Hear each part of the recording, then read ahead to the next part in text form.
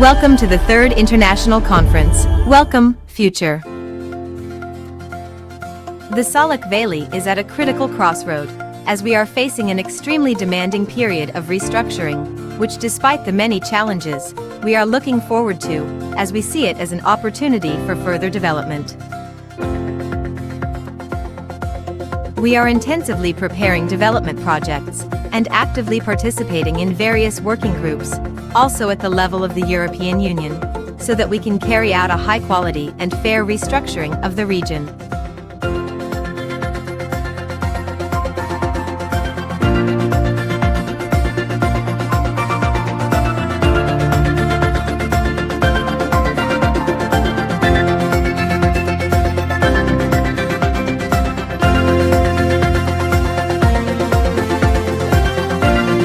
Dear guests, it is time to start our road to the future.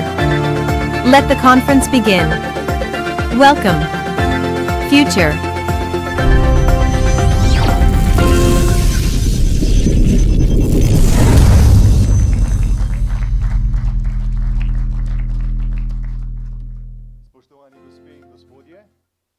Lepo pozdravljeni na tretji mednarodni razvojni konferenci Pozdravljena prihodnost. Konferenca bo potekala v slovenskem in angleškem jeziku, tako da že kar na začetku povemo, da bo konferenca prevajana simultano tudi na 3 kanalih, tako da si lahko izberete pozicijo 1 za slovenski jezik, pozicijo oziroma kanal 2 za angleški jezik in poseben 3. kanal za naše goste iz Črne Gore. Namen te konference, ki jo sedaj že lahko rečemo tradicionalne konference, ki jo v Velenju pripravljamo enkrat na leto in to septembra, ko praznujemo naš občinski praznik, je, da strokovno in usmerjeno razpravo odkrivamo različne vidike prestrukturiranja in razvoja premogovnih regij. Iščemo primere dobrih praks, podpore in razvoj po izstopu iz premoga.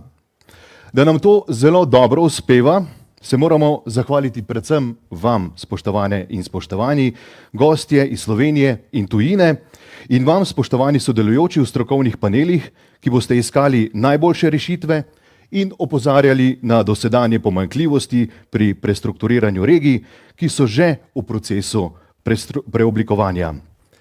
En poseben pozdrav pa namenjamo današnjima gostiteljema, županu mestne občine Velenje, gospodu Petru Dermolu, in županu občine Šoštanj, Borisu Goličniku.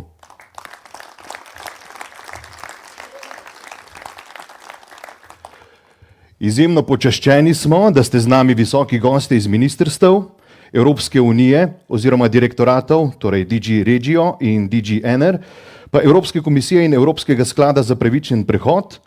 Poseben pozdrav predstavnikom lokalnih skupnosti iz Avstrije, Poljske, Nemčije. Poseben pozdrav direktorjem gospodarskih družb in javnih zavodov, županom sosednjih občin in drugih premogovnih regij ter vsem vam, ki vam proces prestrukturiranja predstavlja osebni ali strokovni izziv. Poseben pozdrav namenjamo danes tudi predstavnikom partnerskih in prijateljskih mest Velenja in partnerjem projekta Exchange, ki v teh dneh delajo in ustvarjajo ter odkrivajo Velenje. Hvala vam za izjemno udeležbo. Pred nami je izjemno pomembno obdobje, ne samo za Velenje, ne samo za Saša regijo, ampak za celotno Slovenijo.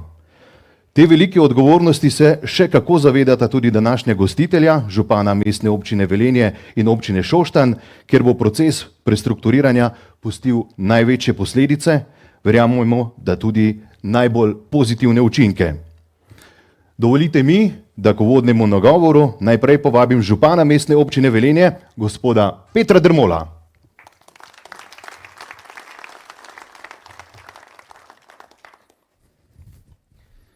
Hvala lepa, spoštovani prisotni.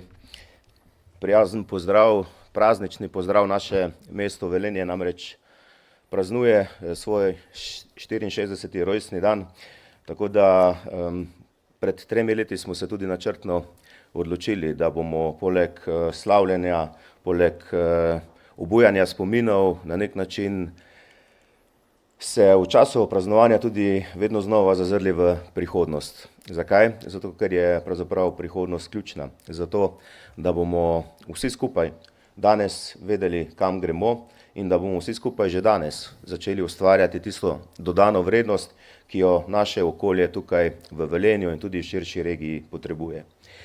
V zadnjih 3 letih se je pravzaprav na vseh konferencah pokazalo, koliko primerov dobrih, pa tudi manj dobrih praks je v Evropi in prav je, da seveda ne samo, da orjemo ledino, ampak da se tudi sproti učimo in da se konec koncev učimo na napakah drugih.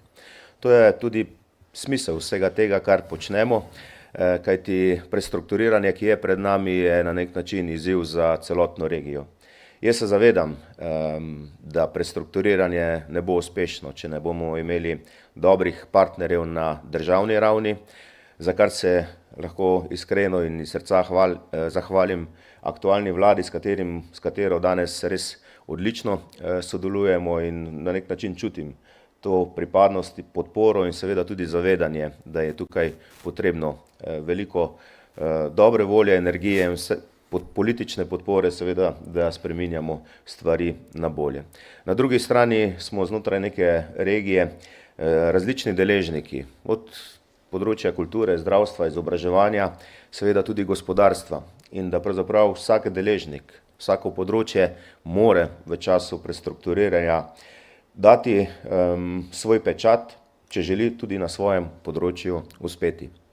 Sam prihajam iz gospodarstva, jaz se zavedam, da močno gospodarstvo je pravzaprav temelj, da lahko neka regija se razvija, da konec koncev lahko imaš tudi potem kvalitetne športne dejavnosti, kulturne dejavnosti in to je povod vsega tega, da gospodarstvo je v naši regiji pred posebnim izzivom.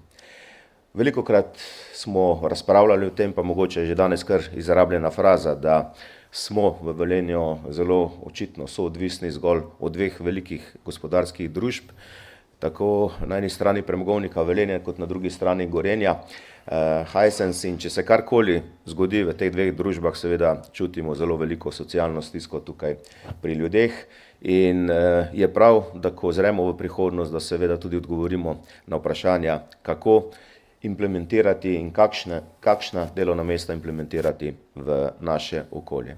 Naša želja, naš cilj je, da gremo v smeri diverzifikacije delovnih mest. V tem uvodnem spotu ste videli, po mojem smo se zazrli kakšno leto v prihodnost, kajti vse, kar ste videli, se danes na nek način, vsaj na papirjih, v določeni meri pa tudi že na samem zemljišču, kaže, da rastejo novi proizvodni objekti in da prihajajo neka nova delovna mesta v naše okolje. And new jobs being created. We wish to use this opportunity so that future generations can continue their lives together with their families. Why am I saying this? The mine will have to be closed. 5,000 jobs are closely linked to this company, and our objective is clear. We wish to open 5,000 new jobs, not only to requalify some groups of workers, but also to create new opportunities for future generations. If there are no jobs created, people won't stay here. And once people are gone, it's difficult to bring them back, to attract them. I would sincerely like to thank all the stakeholders at the EU level, at the national level, in all crucial segments for your cooperation. I believe this is the right path, and I do hope that we will learn from each other as much as possible so that we know what direction to take and how to join efforts. Of course, the development of our region and the city is at the heart of all our efforts made. Thank you. Hvala lepa, gospod župan Mestne občine Velenje, gospod Peter Dermol. Sedaj pa bi lepo prosil za nekaj uvodnih besed, pozdravljeni nagovor še župana sosednje občine, občine Šoštanj, gospoda Borisa Goličnika. Pozdravljeni. Mr. Boris Goličnik, the mayor of municipality of Šoštanj. Vsem skupaj prijazen pozdrav tudi v imenu občine Šoštanj. To all of you also on behalf of the municipality of Šoštanj, and let me use also this opportunity to congratulate our neighboring city for their holiday. It is great to celebrate together. And of course it is the right thing to thank first all of you who organized this event for this exceptional organizational work. Thank you for your hard efforts. Our Šalek Valley is faced with a number of challenges. We are faced with crucial moments when we have to come together and do everything and more to provide our citizens with a beautiful future. When we have to do everything and more to provide relevant conditions for sustainable economy and high-quality jobs, and nevertheless good price of energy sources, for all of us very important heat energy. I truly believe that in our valley we have enough knowledge that can help us approach planning and implementation of high quality and just transition. Bright future can only be greeted through dialogue and effective cooperation of all crucial stakeholders, our citizens as well. I am here in the role of the mayor of Šoštanj municipality as a national coordinator of just transition. I am working hard for future successful development of all the municipalities in the valley. We want to preserve the number of jobs and create opportunities for new jobs, for high quality, well-paid jobs. This is how we can count on successful development and the progress of our valley. This is how we will keep young people in our valley. We can create conditions, but the economy has to use all these conditions. I believe that together we can do it, but only in cooperation. In the Center for Just Transition, we have exceptional team and great partners as well that will play important role in connecting all the stakeholders and providing conditions to use all the funds from the Just Transition Fund. But today, let me also say that we all together have to think what we as individuals and as society can do to reduce carbon footprint, which is globally one of the most topical and important subjects. It is time to act, and our Mother Nature warns us about imminence of the action. We have ruined the nature equilibrium, and we truly have to be aware that we cannot live peacefully as a society, healthy as a society, without investing into the system. We are within EU Week of Mobility. We put a lot of emphasis on sustainable mobility. A lot of us are still driving individually our vehicles. Only 1/10 of Slovene citizens use regularly public transport. All of us can contribute that with a smile we can greet our future. I truly believe that with great cooperation, interconnectivity and being ready every time to learn from good practices from abroad. Thank you again for all the foreign guests to bring in your great practices here and presented them to us. So today we can say welcome to the future, but also greetings to our present day. Thank you all. Hvala lepa, gospod župan občine Šoštanj, gospod Boris Goličnik. Oba župana sta seveda, kot ste omenili v teh dneh, še kako vpeta tudi v sanacijo po neurjih, are ki also je engaged Slovenijo in the in tudi naše kraje remediation prizadela following v the letošnjem poletju. catastrophic floods Tako da je in tudi pri načrtovanju summer. prihodnosti So when potrebno planning the upoštevati future, načela we need odpornosti to consider naše the javne, principles of gospodarske in resilience splošne of infrastrukture. our In tudi public mogoče o and tem se bomo general pogovarjali v infrastructure. nadaljevanju This will be the topic našega of our delovnega dneva. discussions today as well. Danes pa en lep pozdrav. Z velikim veseljem bi ga pozdravili med nami, ampak je zaradi neodložljivih obveznosti odsoten minister za gospodarstvo, turizem in šport, gospod Matjaž Han, ki pa nam je namesto from the Ministry of the Economy, Tourism and Sport, Mr. Matjaž Han. He will join us through the video. Mr. Matjaž Han. Ladies and gentlemen, I would want to address you personally, but unfortunately, due to other obligations, this is not feasible.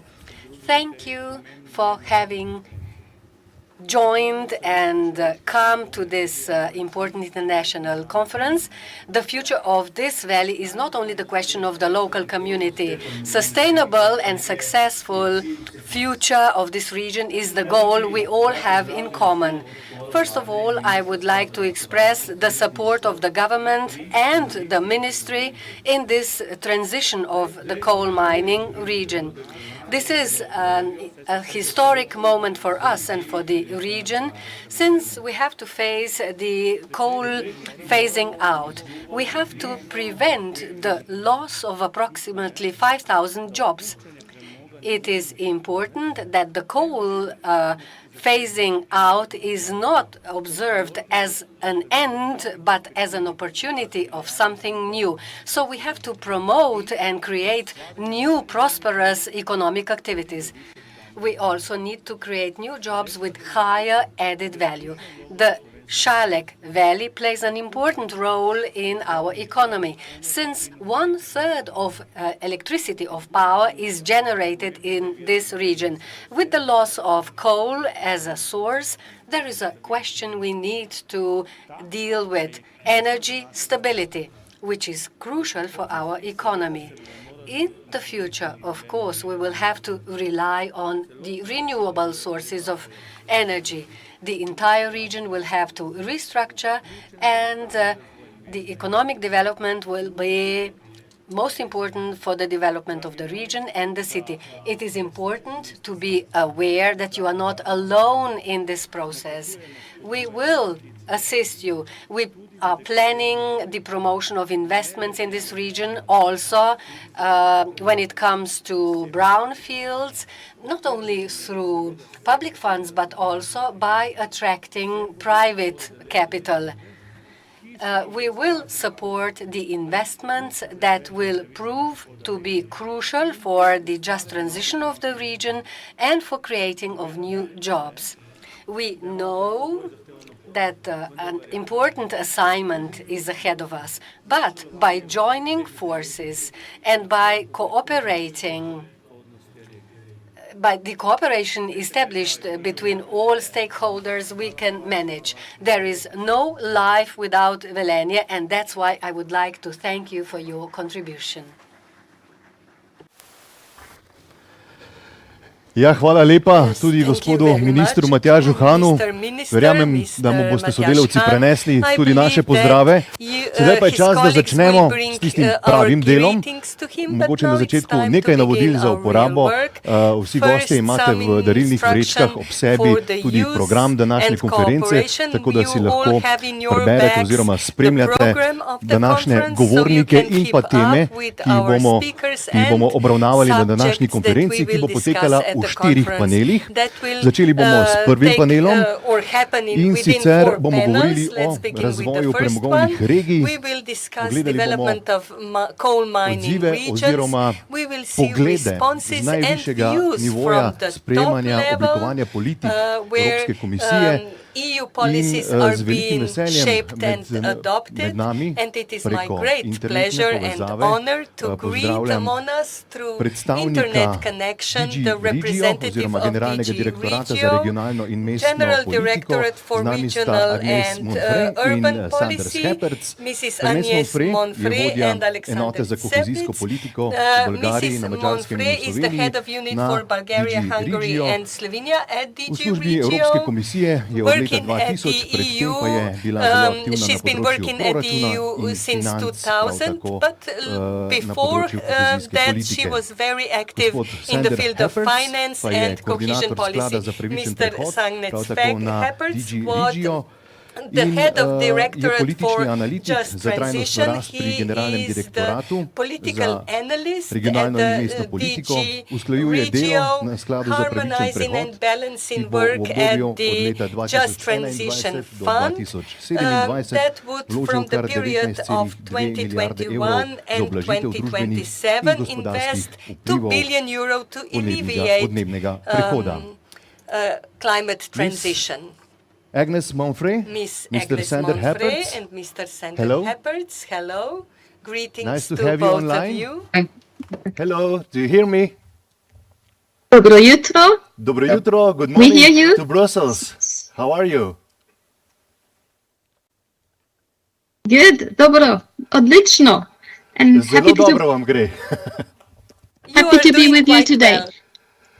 Okay, we are. Can you see us and hear us properly? Yes, we have a nice picture and even better tone. So, without further Okay. delay, I would like to invite you. The air is yours, the stage is yours, and you have all of Thank you. our attention. Please, welcome. Hvala lepa.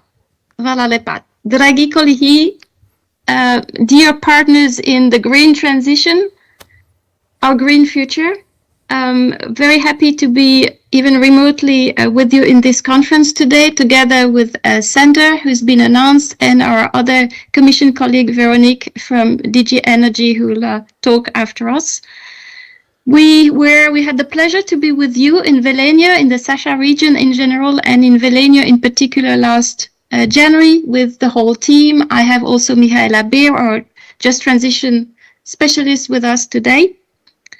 And that was right after the so-called Just Transition plans, or just territorial Just Transition plans, were adopted on the 12th of December 2022, together with the cohesion program for Slovenia for the years ahead, with special effort to restructure the energy mix, to diversify our economy, and of course, to foster new skills and create new jobs for the region.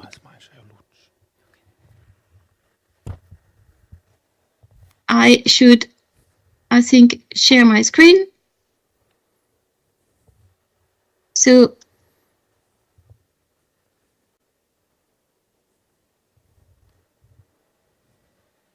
together with Slovene partners, the Ministry of Cohesion Policy, Regional Development in particular, we came to this achievement of adopting the program for the years 21-27, and that includes 258 million for the two Slovene regions that would be most affected, will be most affected by the transition. This is the Zasavje and Sasha region. The idea behind is we want to leave no one behind. This is our DNA, our mission as cohesion policy, to reduce disparities of development, and the fact that you have more challenge as a coal region means you need to receive more help from us. So this is the idea behind these special EU support for Sasha and Zasavje, and with the focus when it comes to the 10 municipalities identified for the funding. And this, as you can show on the left-hand side of the picture, is part of the bigger help to support Slovenia to the green and digital transition. all in all, with all funds, cohesion funds, Slovenia will receive 3.2 billion euros in the years ahead through the European Regional Development Fund, the Cohesion Fund, the European Social Fund, to very much accelerate this green digital transition, to finance research and innovation, to increase employment, improve education, health and social services.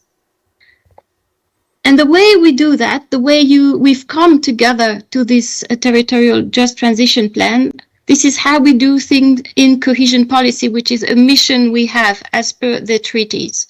It's together, skupaj, vse skupaj, partnership principle. This is the cornerstone of how we do things. And that is also applicable to the Just Transition Fund, which money comes on top to support regions most effective. And I must say that Slovenia has set quite an example for others to follow. Čestitam. We have been very impressed by the creation of the Just Transition Centers to coordinate the local, the regional activities, and we particularly welcome the involvement of all stakeholders, including young people, the Teens for Greens, youth awardees, the NGOs, the local authorities, the trade unions, the economic and social partners, and the academia. It's been a really lovely example, which we don't hesitate to quote. We were discussing this week good examples of citizens' engagement, and even outside just transition matters, Slovenia came to the fore with this very example of yours. So again, congratulations. Now, looking forward, to make this transition happen, we will need three ingredients. Three key ingredients. Pa se to zgodi, potrebujemo tri sestavine. Dobro načrtovanje, zelo dobre projekte in tudi najboljše mostno solidovanje. So when it comes to the planning, clearly we have the program, so all is already ahead of us, clearly there to implement.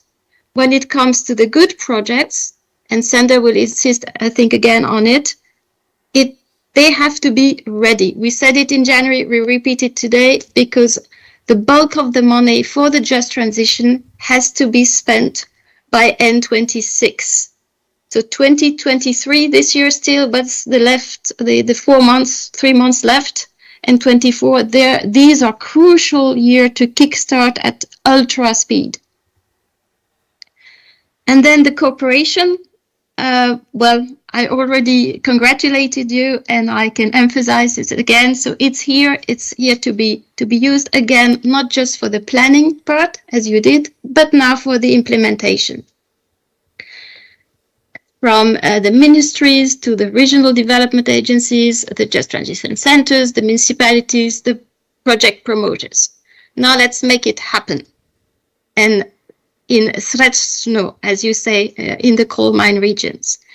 And as always, we as Commission, we are here to help, to support you as much as we can. Sander will take us through all the forms of support available out there.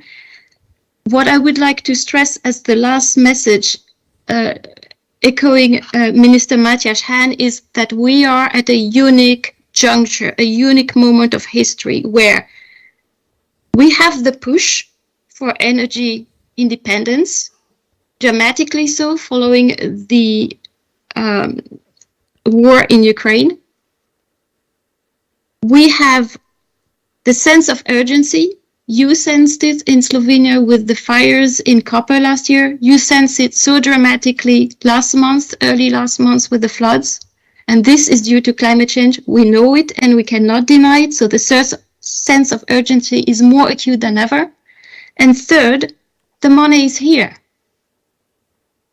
So the push is here, the will is here, the money is here. Let's just make it happen. Hvala za pozornost. And now I hand over back to Sander, who will zoom out, if you wish, out of Slovenia and take you through other examples across Europe of other countries going through the green transition, and also sketching out on the way all sorts of supports you can still resort to. Over to you, Sander.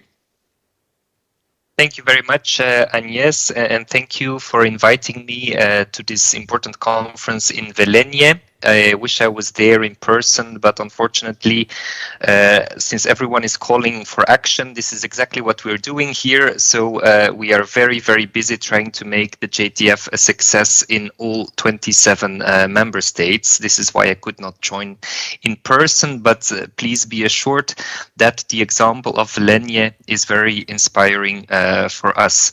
So indeed, I will just follow up on the messages that Agnes has already given, and I will focus really on the broader overview of what is happening with the JTF in the rest of Europe. So here on this map, which you can also find on the website of the Just Transition platform, you see all the regions where we have accepted territorial just transition plans. So this is in all member states apart from Bulgaria. And we hope to receive the plans for Bulgaria also very soon, so that they can join the JTF family.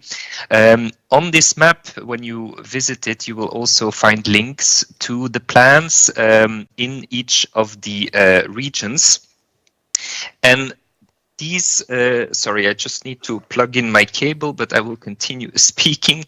All these plans together mobilize more than 25 billion euros of JTF investments. This includes also the national co-financing. They are, of course, for a significant extent meant for coal regions, like the Saša region in Slovenia, but they also cover in several other member states carbon-intensive regions. You can find more info on the links that I provide. So this is the state of play. We accepted all these plans by the end of last year. So we are now in the implementation phase. Now, if you look into those plans and what they actually invest in, and all this information is open to everyone and updated in real time whenever modifications would be made on the open data platform. What do these plans invest in?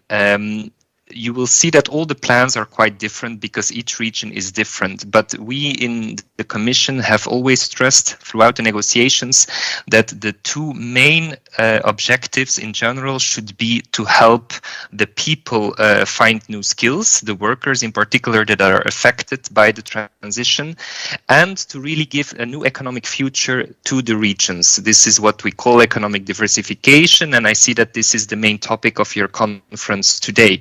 And so you will see in the investments that almost half of the entire JTF allocation is indeed allocated to these two broad objectives. But of course, there are also other investments that the JTF can fund and will fund, in particular for promising and future-proof sectors like energy and circular economy, or to regenerate and rehabilitate the sites that are scarred by the transition in some cases. So this is the broad picture, but all of this is available also if you want to look per member state and in some cases per region as well on the open data platform.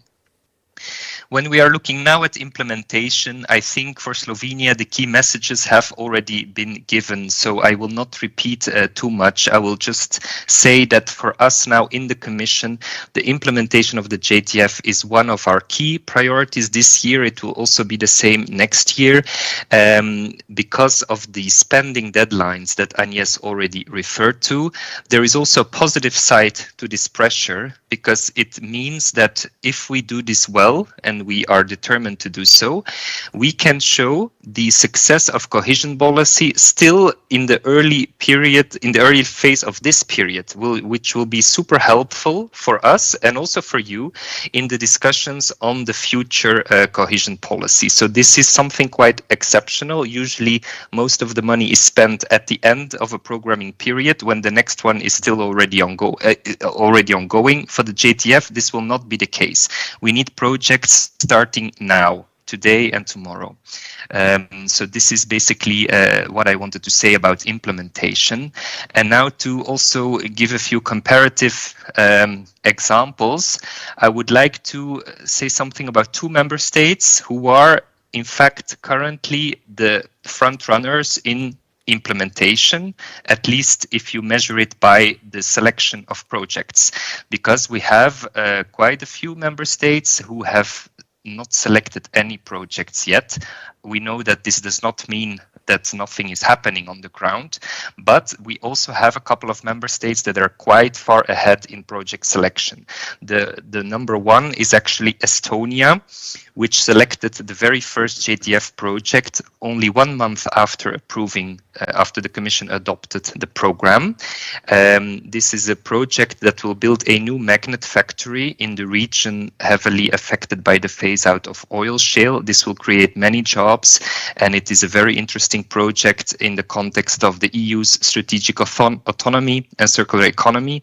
And this first selected project, the construction of it has already started. You see a picture of it here a few months ago. But Estonia has already selected many other projects of around 20% already of the entire allocation. And they would like to select projects for the bulk of the allocation by the end of this year already. And the second one is Sweden, which is aiming to select 100% of the JTF allocation by the end of this year. They are currently at 16%, so 19 projects. Of course, the overall allocation of the JTF in Sweden is relatively small, but still it is very targeted. So we have 3 JTF regions in Sweden. They are carbon-intensive regions focused each on a specific industry. This is steel production, metals production, and cement production. So their projects that they have already selected are about research and innovation for new methods, new technologies in these sectors to reskill the workers that are currently working in those sectors. And also they have a couple of projects in ETS activities, which are aimed to significantly decarbonize the current installations there, which will be a big boost not only for the transition, but also make the transition just, because it is paired with a complete societal transformation in these regions. So these 2 member states are ahead in terms of project selection, and we are very open to receiving more examples from other member states to know also what you are doing in terms of preparing projects, selecting them, and implementing them on the ground. At the EU level, we try to give all the assistance that is needed, and assistance is available from a variety of different sources, including also other DGs like DG Energy or DG Reform. From the side of DG Regio, we organize twice a year, together with the colleagues in DG Energy, the high-level Just Transition Platform conferences. The 8th one is taking place next month, and you can register now. And if you would like to come to Brussels in person for this conference, you should register before the end of this month. But we also have, and this is new, some mechanisms to really help JTF regions to deliver the fund on the ground. These are 2 demand-driven instruments which are aimed at really tackling those specific challenges that the regions have in terms of implementation. And I will just show you very briefly what we are currently doing with JTP Groundwork and with the other instrument, which is called JT Peers. So for JTP Groundwork, we have done a first call. We selected 6 projects, which you can see here. These 6 projects cover 9 different JTF regions across Europe, and each of them deals with a very specific challenge that the regions are facing in terms of implementing the JTF. These challenges are very different. In Romania, it is about really mobilizing the stakeholders in getting on board with the JTF. In Latvia, it is about choosing the right methods to restore the peatlands, which is one of the main interventions of the JTF in Latvia. In Portugal, it is about preparing calls for projects with SMEs so that they can have better projects once the calls are being launched by the managing authorities. So very different challenges specific to each region and really driven by the specific need that regions express to us. And the other instrument is called JT Peers. This is a kind of exchange program where we want to pair JTF regions with each other or with individual experts, again, driven by this very specific needs that regions express. So this is something that is currently being launched for these first 10 regions. So there are 7 exchanges that we have selected. We are very happy that both JTF regions in Slovenia have applied and have been awarded such exchanges. So we are very much looking forward to seeing the results also of this support. What is very important for you, I think, is that this type of support, JT Peers and JTP Groundwork, will remain available throughout the lifetime of the JTF. So next year, and we are aiming to do this early on next year, we will launch new calls for both JT Peers and JTP Groundwork. I cannot share many details yet, but it is a promise that I am making, and you can already think, prepare, discuss with the colleagues of Agnes whether this makes sense for you, whether you could need it, or whether perhaps another kind of tool would be appropriate for you.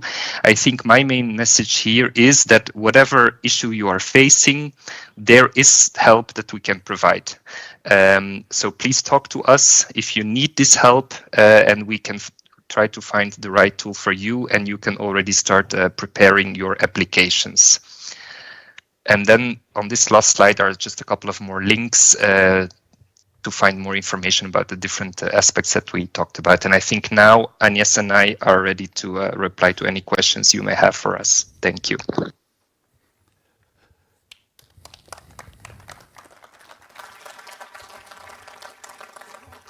Thank you very much for staying online with us. Thank you, Ms. Agnes Monfred and Sander Hepperts. By the way, I have to congratulate you on your perfect Slovene language skills, which is not among the easiest languages in the European Union, but you are doing very well. Congratulations. So, sedaj je čas za vprašanja.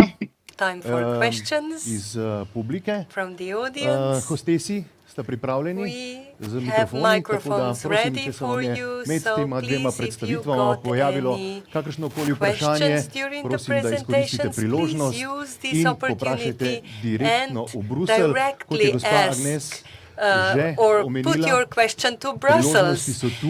As Agnes already mentioned, we have the opportunity ready, hands is offered, and money is on the table. So please use this opportunity also to ask a specific question if you have it. Imamo kakšno vprašanje v publiki? Do we have any question in the audience? If not, I would like to thank you both once again for joining us, for preparing this very interesting and overwhelming interventions for our conference. I'm sure I saw the mayor already taking notes about using all the supporting instruments JTF is preparing for member states. We will be using it, and I think he's already planning the trip to Brussels. So thank you once again for joining us, for your interventions, and please have a nice day.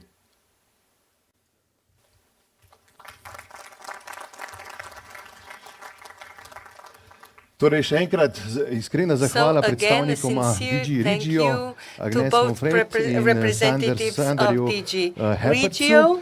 Sedaj pa imamo na povezavi še tretjo sogovornico, ki pa prihaja iz DG Energy. To je gospa Veronique Marx, ki je vodja ekipe Just Transition NRB1 na Generalnem direktoratu za energijo. At the General Directorate for Energy. Do Hello. you hear me? Do you see me?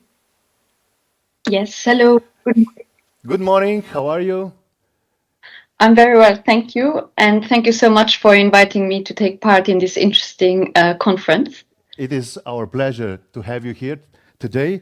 So, Miss gospa Veronique Marx nam bo predstavila, kakšno je trenutno stanje procesa postopnega opuščanja premoga v Evropski uniji out of coal within the European Union and the opportunities and challenges of the future in this Miss field. Veronique Marx, the stage is yours and you have all of our attention. Thank you very much. You. No, it's really a pleasure to be here and that you also invited DG Energy to the conference. As already said, I will explain a little bit on the current state of the coal phase-out in the EU and also address some of the challenges and opportunities that this brings. The EU is very strongly committed to the climate neutrality by 2050, and we know that to achieve this, coal has no place in a climate neutral energy mix. And we also know that the coal power generation will gradually become more expensive and a non-competitive option given the rising price of carbon in the EU emissions trading system and the ambitious EU and national environmental and air quality regulations. And as we have heard already from Agnes and Sanna before, a successful, just and energy transition away from coal, which leaves no one behind, requires the decarbonization and the diversification of the local economy to ensure the creation of quality jobs and improve these regions' resilience to future shocks and transitions. The mining regions and the communities, as already was explained by Agnes, need and are provided support by the European Commission, and they also need the reassurance that the end of the coal brings improvements to the quality of life and can create new green jobs that will bring new opportunities. And as mentioned, the Commission is very committed to continuing supporting these regions in the decarbonization path. So what's the status of the coal phase-out in the EU? Even after going through very difficult months and past 2 years in terms of energy crisis, we know that there's no future for coal in the EU, and this is now largely undisputed. So far, no member state has officially backtracked on its coal phase-out date, and the member states remain bound by the climate law. Despite recent news of new mines opening up in some member states or the postponement of the planned shutdown of coal power plants, even in the framework of this energy crisis that we have lived through in the past years, the need for the decarbonization of the energy system has not been challenged. And so we also very much look forward to member states' updated national energy and climate plans in which they are expected to describe their plans for the decarbonization and the achievements of their climate and energy targets.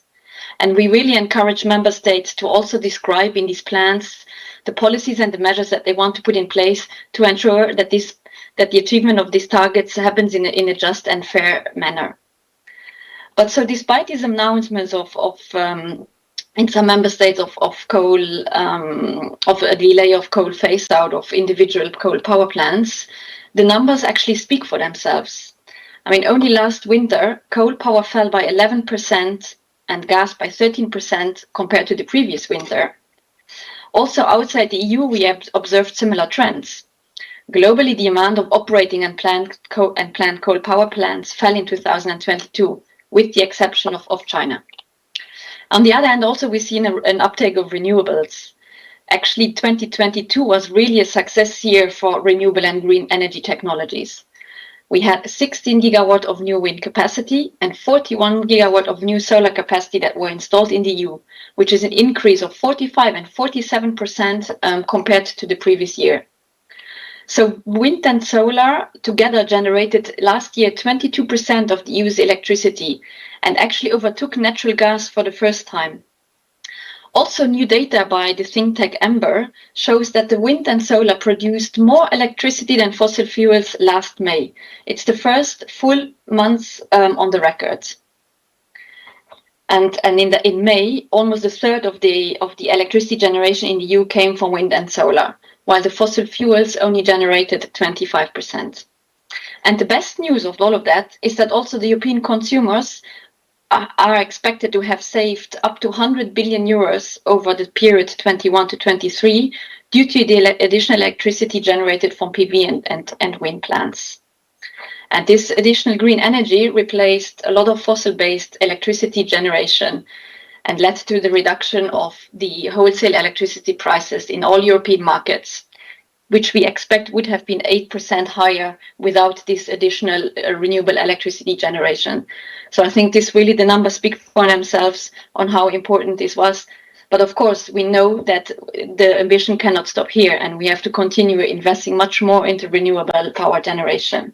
We actually need over 1,000 gigawatt of total wind and solar capacity by 2030, compared to the around 400 gigawatt that we have today. So this is a very big challenge. And this actually leads me again back to the importance of coal and carbon-intensive regions in that respect. And so I want to come back to that here. Because coal regions are well placed to remain the energy powerhouses in the EU. They have the tradition, they have the knowledge, they have the skills, and they have the grid infrastructure to continue generating energy. A study conducted by the JRC in 2018 analyzed the potential of some coal regions for the renewable energy generation. And it identified regions, including, for example, Slovenia, the potential it has for solar power generation. Of course, there's also other technologies. We have the German geothermal heating systems that can also be an attractive business model for the conversion of former mining sites. The uptake of renewables in coal regions can also have a great advantage for the future, because in the context, energy-intensive industries will need to have access to a stable energy supply, not depending on weather or climate divergence. Therefore, we also really believe that coal regions are well suited for testing energy storage options. And this should be really also on the radar of the coal regions for potential investments. With a higher share of the renewables, the demand for a stable energy supply will rise not only among the industries and enterprises, but also by households. In addition to the renewable energy production, coal regions might also have an advantage to produce clean technologies. The Net Zero Industry Act proposed by the Commission recently is exactly trying to achieve that. It aims to attract investments and create better conditions and market access for clean tech in the EU, particularly the net zero technologies that are already commercially available and have a good potential for rapid scale up. Therefore, the EU has put in place, and I think it was very well explained by Sander, it has put in place more funding than ever to support member states in these opportunities. While we are very well aware that, of course, the public EU funding is largely not enough to really achieve the whole energy transition and really make sure that no one is left behind, we nevertheless encourage everyone to grab the opportunity that this available financing presents and to also utilize the technical assistance available provided by EU institutions. I thank you very much, and I'm available for any questions you might have.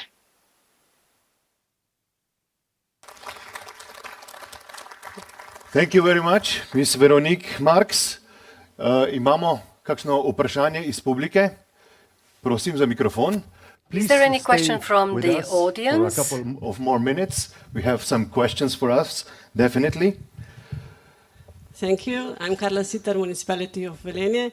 I will bring my question directly to Brussels. I just want to take this opportunity and to thank you, DJ Regio and DJ Ener, for all your support and help and today's intervention, and see you in Brussels. And thank you, Michaela, for helping me organize all the speakers for today's conference from Brussels. So thank you and see you. Well, this was congratulations and expression of gratitude. But do we have any technical questions about maybe new incentives, about new technologies? Gospod?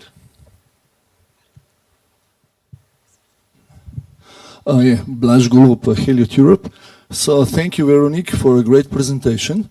Let me ask you, what's your experiences with understanding of your beneficiaries when they prepare projects, that they understand what should be done? Because I remember during my time at GRC, we struggled to translate and at the end beneficiaries to catch what should be done in order that projects can fit into financial objectives. Thank you. Hvala lepa, gospod Gorjup. Thank you, Mr. Gorjup. Golob, se upravičujem. Mr. Golob. Have you received the question? Have you heard, Mr. Golob? Yeah, yes, I did hear it. Okay. You want me to reply straight away, or you want to go for more questions, or? Just please reply. Yeah. In the meantime, Okay. I would like to invite all of others guests to join us with questions. So, please. No, thank you very much for the question. I mean, the question to how member states or how regions can really take the benefit of the assistance and the funding that's available.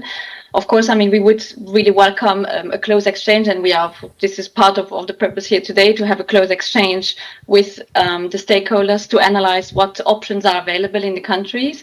There's a lot of technical assistance available to develop such studies, technical studies. For example, the European Investment Bank, and I'm sure my colleagues in Regio can intervene on this also, have available assistance to identify and carry out feasibility studies to see what the technical options are and under what kind of instruments or loans they could be funded.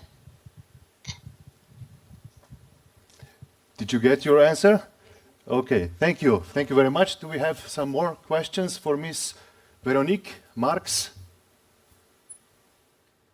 Otherwise, I would like to thank you very much for joining us. Thank you for your excellent intervention, giving us new information about status quo of restructuring. Continue, please, with good work, and we are all very happy for your support on our mission to decarbonization. Thank you very much. Thank you very much. Have a nice day. Bye-bye. Thank you. Tako torej, to je bila predzadnja govornica v našem prvem panelu. Sedaj pa je mogoče malce čas, da si predahnemo od internetnih prenosov in malce uživamo v pristnem kontaktu. Z velikim veseljem bi na oder povabil gospoda Matjaža Hana, namestnika, namestnika Matevža Frangeža, ki je državni sekretar na Ministrstvu za gospodarstvo, šport in turizem. Lep pozdrav, dobrodošli. To je to od pristnega kontakta. So this contact in person. Lepo pozdravljeni, vesel sem, da Ladies and gentlemen, welcome. I'm glad to be able to be with you. Congratulations on the organization of this event. Očitna driving force So this is the driving force for this kind of events. Tovrstne dogodke in nagovore običajno začnem na enak način. Tudi danes se mi zdi to primerno. Dejstvo je, da smo korenito vstopili v obdobje največjih gospodarskih sprememb v človeški zgodovini. Te spremembe poganja cela vrsta dejavnikov, This has been driven by a number of factors, generating mutual effects and intertwined effects. This is often perceived as crisis. What are these changes? On the one hand, the climate crisis and the energy crisis closely related to the first one, geostrategic shifts, changes, safety issues, political issues, social changes. The fact is that new generations are no longer willing to take difficult jobs for low pay, and huge technological shifts. It is the AI entering the scene. And what are the big changes that can be triggered by small technologies, new technologies. So this means new applications, new processes, new user tools that will significantly change the way we live, work and cooperate with each other. Why do I find it so important to share with you at a conference discussing the restructuring of this valley? Because I am of the opinion that for this process to be successful, and the fact is that such huge changes redefine the position of the winners and the losers and all those in between. We need huge transformation energy to do that. Maybe at the national level we are not well aware of this, but the fact is that in Velenje you've been familiar with this for years. You know that the coal phasing out definition predstavlja is zgodovinsko izjemno težko an important momentum, a huge assignment, task that you have taken in a holistic manner, with all the complex efforts. The mechanisms described by previous speakers that are paired with our domestic mechanisms, such as the new act on restructuring of the Sasha region, only represent the source of money, how to get from point A to B, and how to generate the necessary changes. But something else is important, and that's culture. The way, the mindset, how we face the change, how we get organized, how we cooperate, and how we connect with each other. And due to its specific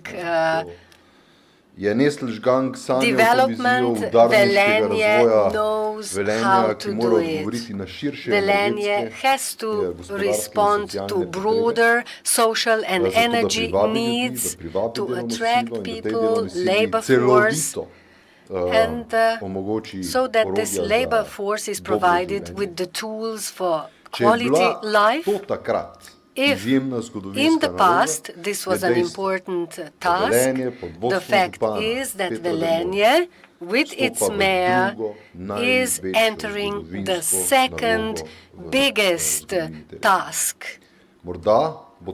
Maybe this task will be even more demanding than in the past, because then it was natural resources that had to be used, and now we are using different glasses. But today, not only this region, but the whole of Slovenia enjoy an important competitive advantage. The result was the development of industry. According to the price of energy, we are ranked third as a country that has developed the energy sector well. Another important message by the representative of Directorate General is that we have to consider in this region how we can develop this energy perspective in the future. I'm happy to see that the mine and the thermal power plant are thinking in this direction. This is important for some other processes in Europe as well. The EU is adopting the Act on Critical Raw Materials because of our dependence on the import of strategic sources, and this concerns all most important technologies of the future. We know that in Europe we will have to excavate more, that we will be searching for precious raw materials we need for the technological development and energy development. You have the knowledge, you have engineering and top knowledge, namely how to extract what we need for this transition. Secondly, of course, we need to focus on the location as well, being the source of energy, with a mix of everything, of all energy forces coming from the earth, geothermal energy, as well as other technologies that, due to good connections of the network, we can still utilize.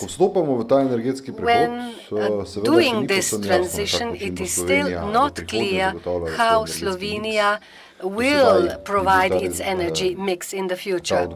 So far, this answer was clear, but now we are searching for proper answers. This will not only lead us to low carbon or decarbonized society, but also to reliable energy supply, so that because this is something we will definitely need. The region and the city have very good plans for the creation of new jobs, how to replace the lost ones.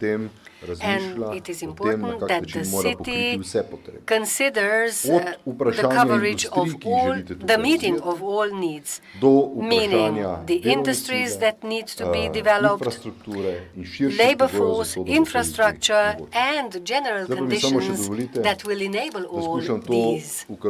Now, let me try to paint a broader picture. On Friday, the Strategic Council for Economy, under the leadership of Mr. Khan. Mr. Boštjan Gorjub is also a member of this team. He's with us today.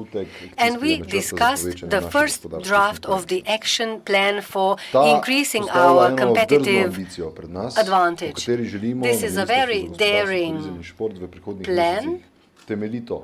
And this is something that will be further discussed with the public. What do we want to become during this transition? If there is no right or clear direction, where to go when taking these steps into the mix,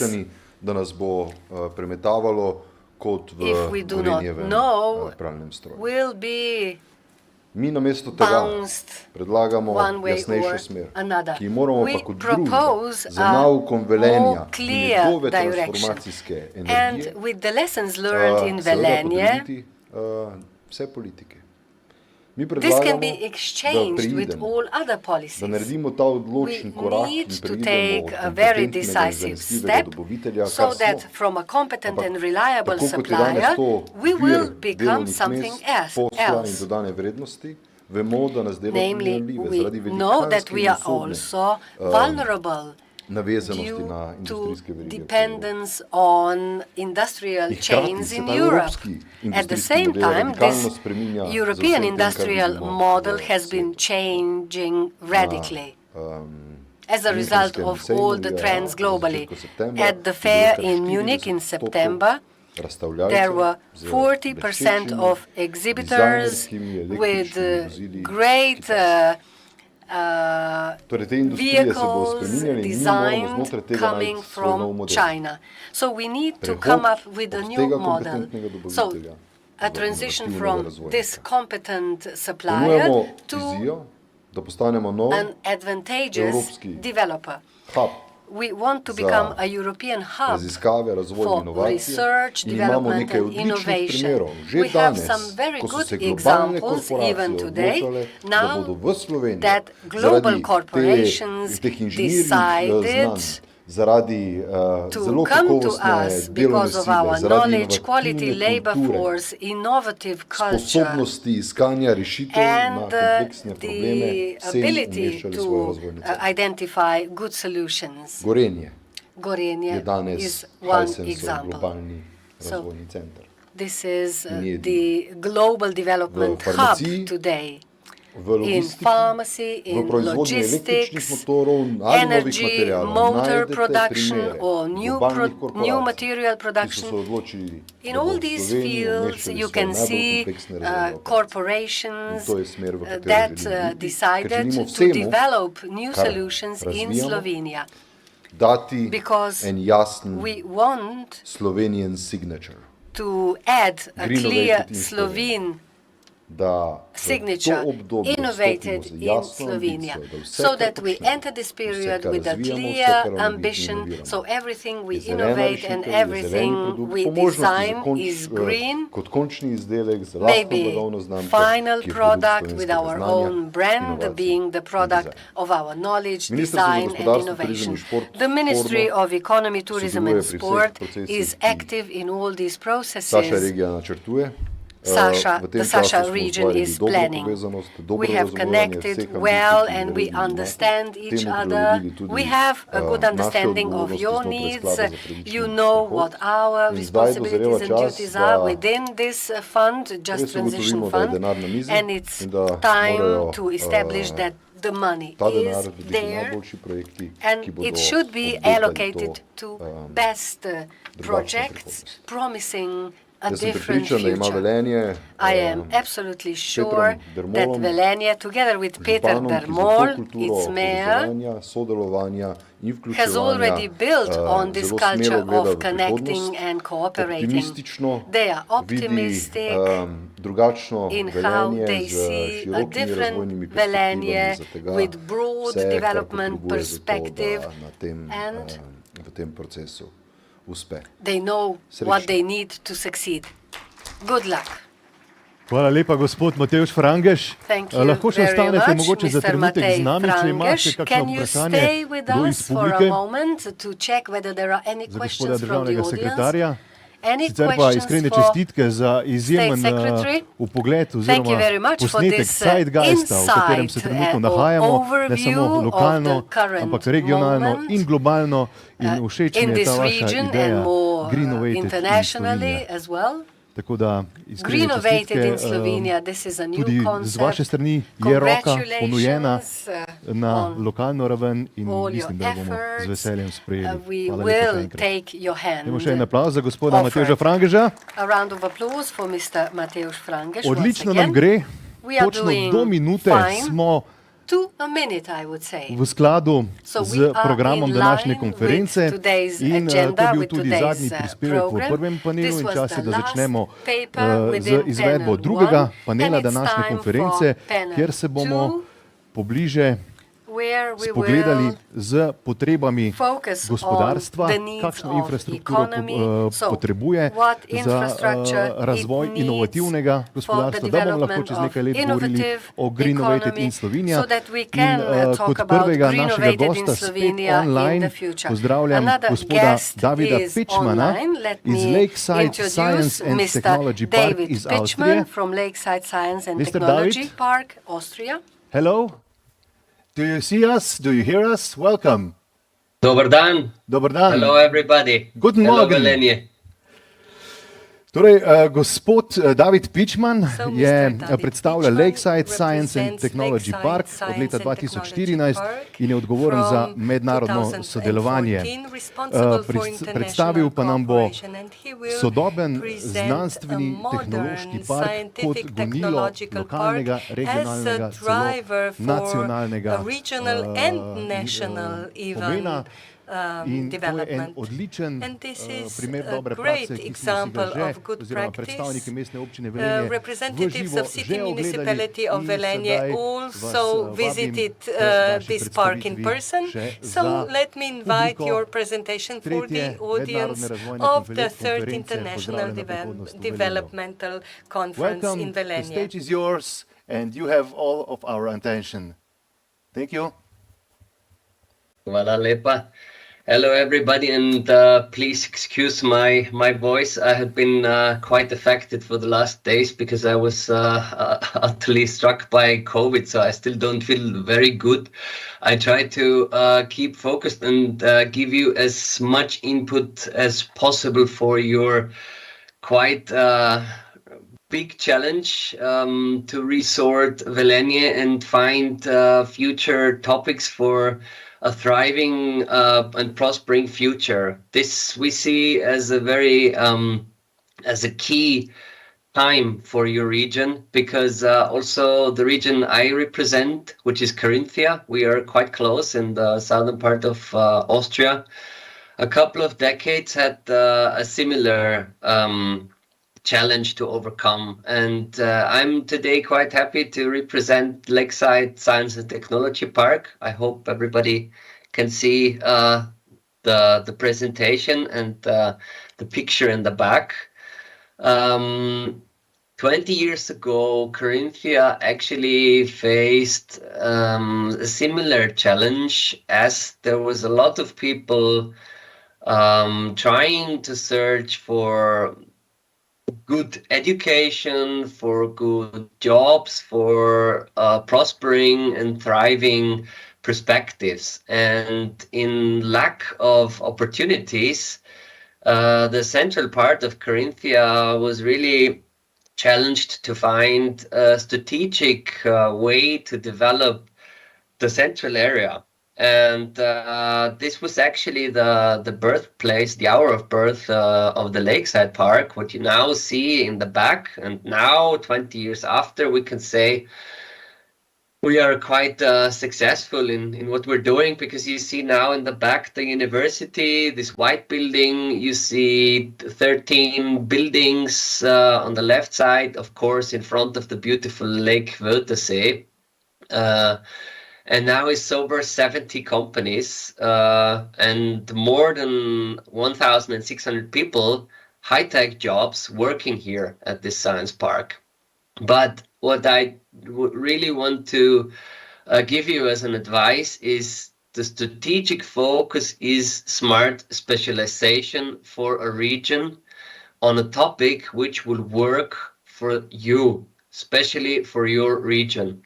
And you have to focus on innovation, and already what you're doing in a very good way already with this conference, focus on the future.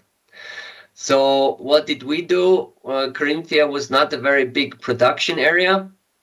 Carinthia had some strength in information and communication technology. There were quite a few small and medium-sized companies and a few multinational companies. And there was the University of Klagenfurt and the opportunity of building, let's say, an infrastructure next to the university. But we strongly understood, influenced by international success models of other innovation parks, that we have to really concentrate on the so-called triple helix model. This means bringing university together with industry and policymakers. And if you're smart enough, you open this to the so-called quadruple helix and open it up to the society and engage with your region and bring the people together. So we're actually focusing in Lakeside, in Klagenfurt, we focused very early on information and communication technology, tried to bring as many companies into the science park, working together with the university, and then coming up with new ways and new forms of education and training for the people which are already here in the region, but also, and more importantly, for people who are not yet here. So we try to make the region attractive, not only for the people who are here so that they don't leave, but also for people who might not yet be here, and in order to attract people to this region. And I would like to just give you a small overview what we were doing, because we started to build in Klagenfurt, what you see on the right part of my slide. This is the Lake Wörthersee, what you see, and very early, this is now in its 8th year, we started to develop another technology park in Villach, Veljak. And this is the high-tech campus in Villach. There, since some of you might be familiar with the company Infineon, we started to specialize on microelectronics and sensorics. So you have to have these fields of strength where you can work strategically with your stakeholders. And what we really understood in the very beginning, and I think as the State Secretary was introducing to the second panel already, we understood that it's crucial having the stakeholders aligned for your future project. So in our case, this is the ministry, the Republic of Austria. This is the regional government of Carinthia, and in the two cases of the cities is both the city municipalities of Klagenfurt and the city municipality of Villach. And of course, with these stakeholders who have a major interest in developing the region, it was possible to not only attract initial fundings, but also to co-develop the region, which is crucial. So you see, I think it goes along without saying that also for Velenje, you will have to reach out to your partners, which are already here, for example, on this fellow event, today, but you will have to strategically cooperate with them. And that's what we're doing from our first hour of birth. We understood that Carinthia is way too small to succeed in the long run on an international scope. So we reached out to partners not only in Slovenia and northern Italy, but especially in the central part of Europe, only just to mention a few. You will have to find strategic positioning, and I just want to mention a few of these points. I said already ICT, so especially self-organized network systems are really strong in Lakeside Park. So when it comes to, for example, drone technology and swarm intelligence, this comes out of nature. And this might be technology where there's no mastermind and actually tasks can be passed on each entity in the swarm, and the swarm coordinates itself. And then we went on with another smart specialization on robotics, but I will get a little bit later on that. The companies, I think, as in Austria, as in Slovenia, are key to success. You will have to address companies in a different way. What we were doing, we wanted to have technology-oriented companies out of our field, which are also open for innovation and cooperation. Because with this mindset, of course, you foster a cooperative culture. This was mentioned also earlier by the State Secretary, which is crucial to the success of a region. But this you cannot stress enough. You are one of the biggest players for developing your region, and you have to bring in the companies which are already there, but also try to reach out to other companies which might not be yet there, but which understand that they can develop something with you in their region, what they cannot do alone. So I mentioned just a few here. Of course, predominantly we have small and medium-sized companies in our park, but also some multinationals who themselves have their innovation and IT development departments here in the park. So they reach out to the companies who are already here in the park and also to the university institutes. We understood that it's really crucial to have not only this mindset, but to develop a so-called unlimited workshop for interdisciplinary development.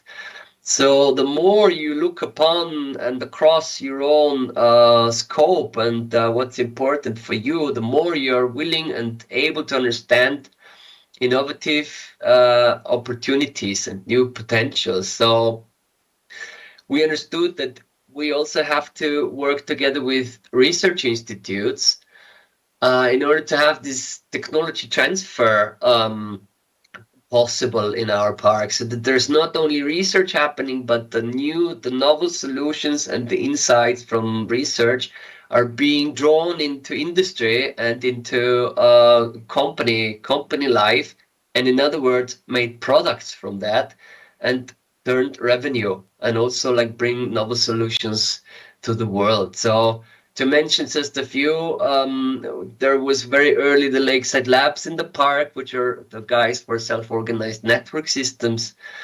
We have a few institutes of the Joanneum Research, which is one of the biggest Styrian research institutes.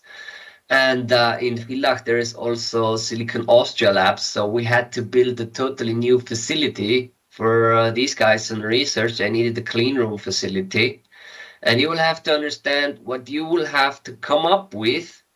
Maybe as a region, you will have to invest beforehand to be attractive to a tenant, to a research company, or to companies in order to have their innovation department here.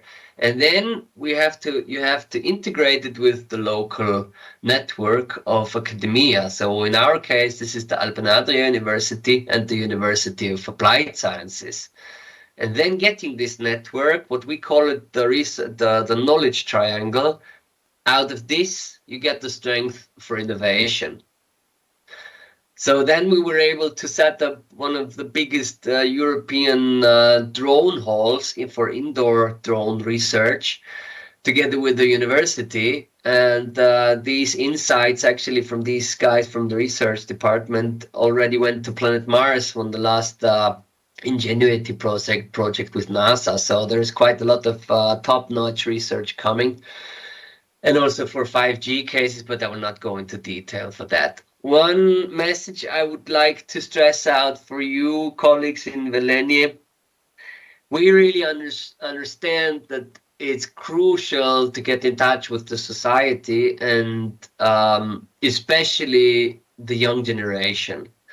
We understood that it's not enough saying that we have kindergartens and the university on our side. We had to come up with a totally new way for education and training. So we gave the space, we brought the stakeholders together and innovated new forms of training for especially the fields we are interested in, namely the STEM fields, entrepreneurship and internationality. And I would like to just show you a quick video that you understand how important not only it is to engage with the young generation, but also how great they are in innovating and being part of your change project.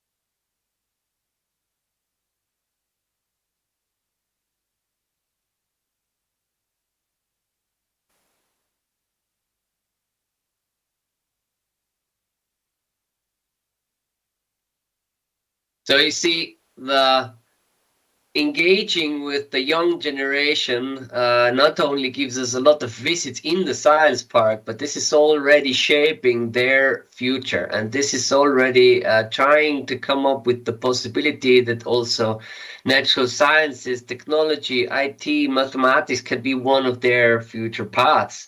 And this led us to a lot of novel solutions, great ideas, and also brought us international awards where we won, for example, the International Association of Science Parks Innovation Challenge 2019 before Shanghai Science Park. So what I want to say is that you can be bringing together all the important stakeholders is crucial because you can deliver a thriving entrepreneurial ecosystem for new ways, also for your region.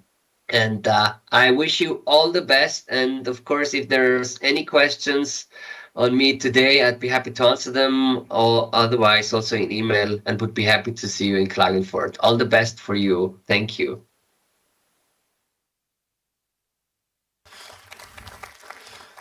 Thank you, Mr. David Pichman. Are you still with us? Yes, you are. Thank you. Yes, I am. Unfortunately, we did not get the audio from the video, but we got a pretty clear picture what the video is about to say. So Sedaj je čas za vprašanje, kar nekaj. Now it's time for our question. We have a number of questions from the audience, so let's give the word to our audience. David, thank you very much for a great presentation of benchmark for Velenje, which is very close, so we can learn a lot from your successful story, especially that you mention how important is education in this process and how important is also housing to attract people from all around the world to Carinthia. Is housing also very important, that they found this as a new place also to live, not just to work. And I have just one question. What is the team behind? Because I think we are pretty much underestimating also that we need resources in people to steer this process, which are mandatory that we are also successful here in Velenje. Yes, absolutely crucial. I mean, of course, due to the time constraints, I did not tell you a lot about our history, and we are still building the science park, so we have a lot of potential still. But predominantly the setting up of the science park was not easy in the beginning. So it needed a strong person which was really convinced of this idea, which had to convince all the authorities, starting from the ministry in Austria and ending in the city of Klagenfurt, because in the beginning, let's say the change of the millennials, there was a lot of odds against that. So many people thought that this would not be possible to set up such a science park in the small country of Carinthia. So not only needs a strong person with a strong idea carrying this idea, it needs a very strong team around this person, and you will have to set up the team with a clear goal. I had the chance to help our colleagues in Nova Gorica a couple of months ago with a strategic focus session, actually, where they wanted to set out for a common goal. So the municipality, the university, the science park, and a few of the companies together with the regional development agency. I think the key message is here: you need one direction where everyone wants to go to, and then it's easier to bring the stakeholders together, align, and then it's only homework who will really do the work and the organizational part. But I hope this is answering your question. Yes, thank you. Thank you very much. Še imamo kakšno vprašanje? Do we have any other questions from the audience?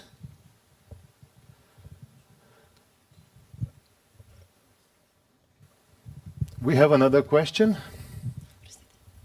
In the meantime, I would like to congratulate you on your presentation and also exceptional results you're showing very nearby. I hope the Velenje will take your steps or have your instructions written down and followed by. And now we have another question. David, hi, it's Carla Sitar. Thank you for your intervention. I just want to ask you how you finance the infrastructure and where you receive the money for operating the whole science park. Thank you, Carla. This is, of course, a crucial question and will be a crucial question for any of your developments, I think. As our case is already, let's say, some 20 years ago, and we set together the ownership of the science park from all public owners. So it's the ministries, the regional government of Carinthia, and it's the municipality of Klagenfurt in the case of Lakeside Park. We run the science park now as a normal company. So nowadays we have to make turnover with rents and from the tenants, so that the companies pay a rental fee in order to make the organization of the science park at the 20 people nowadays work. But in the beginning we had an initiative which was actually a first investment by the Ministry of Innovation in Austria and the country of Carinthia. And now actually we try to finance all our developing the next commencement of the next construction phase. We try to finance it out of our turnover, out of loans, and some investment also from the owners. But predominantly it was in the beginning infrastructure was by the owners. We also had some big ERDF fundings for example, the educational lab. So you will also have to find new ways for financing out of the European Union. But I think there is a lot of fruitful partners also in this conference here. Thank you. Thank you very much. Another question, maybe? Okay, thank you. This will be all for now from our side. Once again, thank you very much for your intervention, for your... Thank you. Yes, I'm sure that we will follow your steps. All the best for you. JTF funds are on the table, as we heard before. So, thank you. And kind regards to Carinthia. Tako, torej je bil naš sogovornik z Lakeside Science and Technology Parka. Our speaker from Lakeside Science and Technology Park. Let us continue with the next presenter. Se nam bo pridružil gospod Marko Schindler, Marko vodja programa za will usklajevanje in join nadzor na us, Ministrstvu head za of regionalni razvoj coordinating and svobodne monitoring dežele body Saške. Torej from še en primer Saxon dobre prakse, State Ministry izkušnje for dežele Regional Saške Development. pri pripravah He na will prehod present iz their premoga, ki je za Nemčijo experience planiran v regarding letu coal phasing out 2038. that is planned Mr. Marko Schindler, hello. by Are we online? 2038. We can see you, but not hear you. Yes, I'm online. Hello. Okay, thank you. Hello, everybody. Welcome among us at the conference Welcome Future in Velenje. Nice to see you, nice to join us, and we are eager for your intervention. So, the title of your intervention is Just Transition Fund Implementation in Saxony, and we are eager to get to know how are you progressing with your restructuring projects, and hopefully we can get some new insights also for our plans in the future. The stage is yours. Thank you.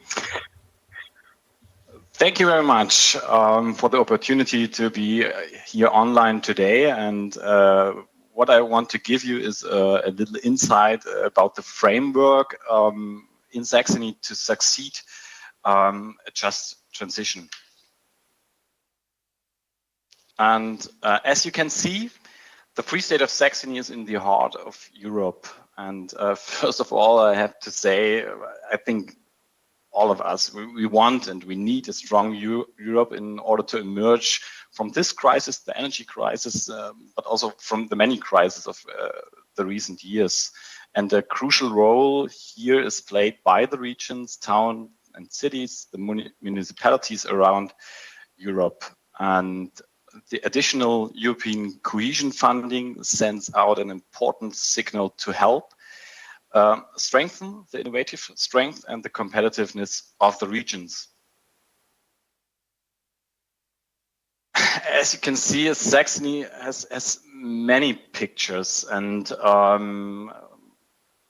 to win a competition, for example, to get a large settlement like TSMC in Dresden, everybody shows one's best side. So on the one hand, you have the digital heart of Saxony beating in Dresden, and on the other hand, you have the traditional heart of Saxony's economy is located in the Chemnitz and Zwickau region, whether it be in mechanical engineering and more than 100 years of Autoland Saxony. To make a good and long story short, I'm convinced that Saxony is a top location for such globally active enterprises, as for example, Volkswagen, BMW, Global Foundries, and many more. But on the other hand, our economy is based over 90% on SMEs. And we have another topic, another issue, and that is the coal phase out. And there's the termination of lignite-fired plants in Saxony by the latest at 2038. And mining leaves moonscapes behind that have to be renatured over a long period. And in terms of average age, our region is one of the oldest regions in Europe.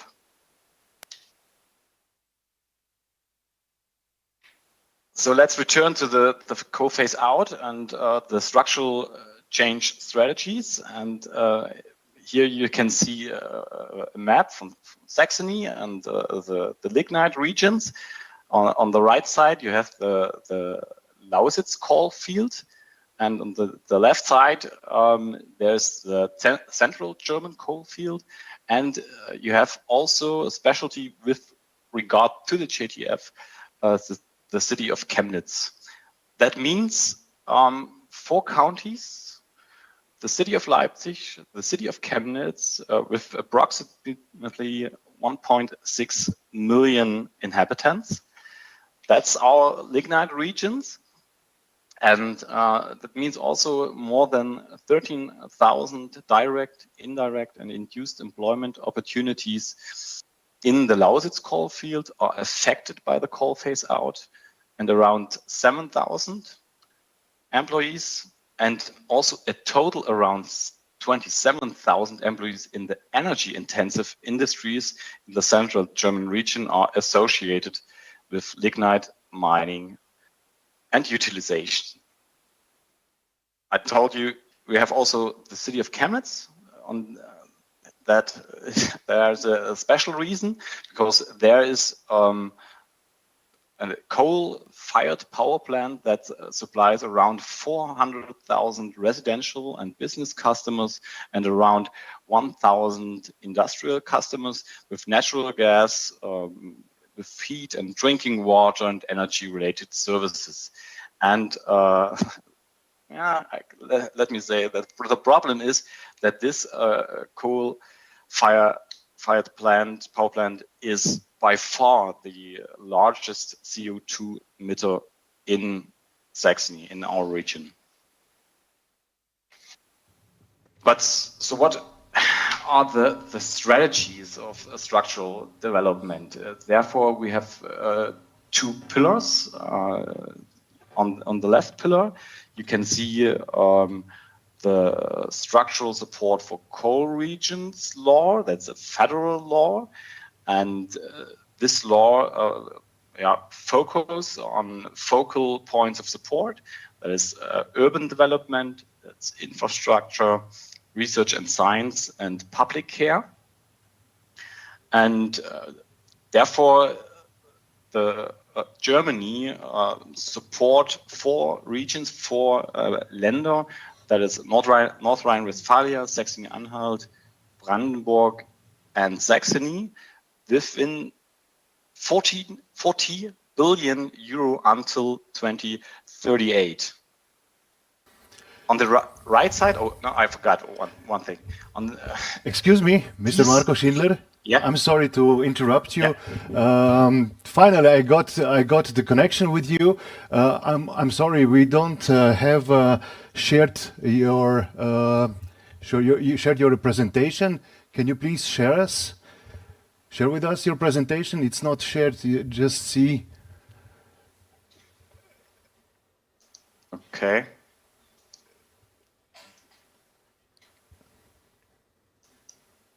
Oh yeah, now I think. Can you see the present? Yes. Okay. Can you? Just please continue from where you are. Okay. Okay, thank you. One thing I forgot on the left pillar. These euro you cannot use for direct support of company or for companies. On the right pillar, you can see the JTF, the Just Transition Fund. And the JTF, or by the JTF, Saxony will receive 645 million. As you can see, we identify the following focal points of support, which means diversification of the economy, energy and raw materials supply, research funding for the transformation of the economy, and still skilled worker development. And around about 440 million euros, or almost 70% of the total funding, is available to support companies. Startups will benefit as well as small and medium-sized companies and selected large companies that want to invest in a sustainable energy supply and circular economy.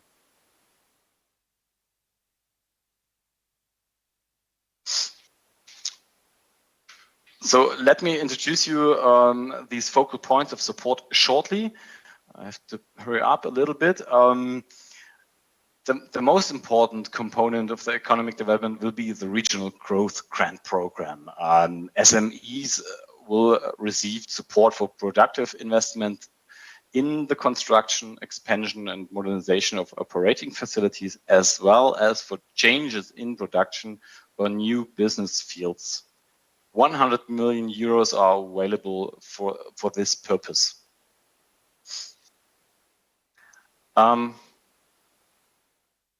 Another measure, the so-called business angel bonus, is used to finance startups in the early stages.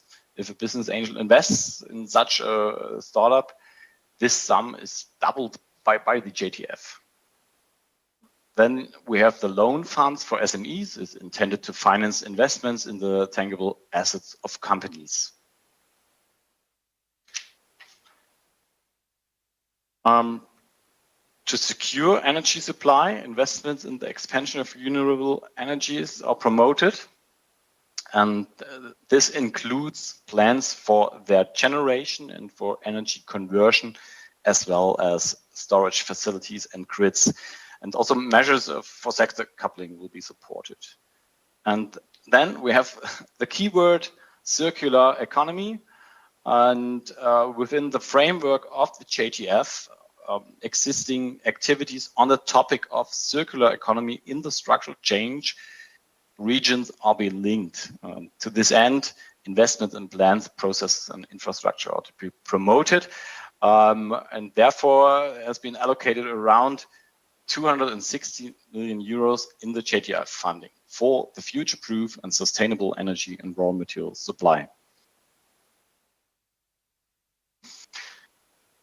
Application-oriented research is a precondition and a guarantor for innovative products and processes. So Saxony's research strength is therefore to be used specifically to transform the lignite regions.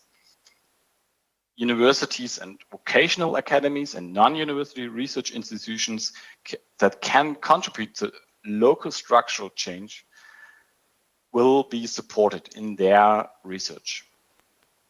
Therefore, a total of 93 million euros are available for this measure, especially in the areas of life science, biomedicines, and decarbonizations. So the next measure is securing skilled workers by strengthening of vocational schools. New products or processes are always the work of the people who work in successful companies. Today, however, small and medium-sized companies in particular have a hard time finding qualified workers. So therefore, we use 32 million from the JTF to provide targeted support for vocational schools in the JTF regions. And this includes especially professions in electrical engineering, energy, and building technology.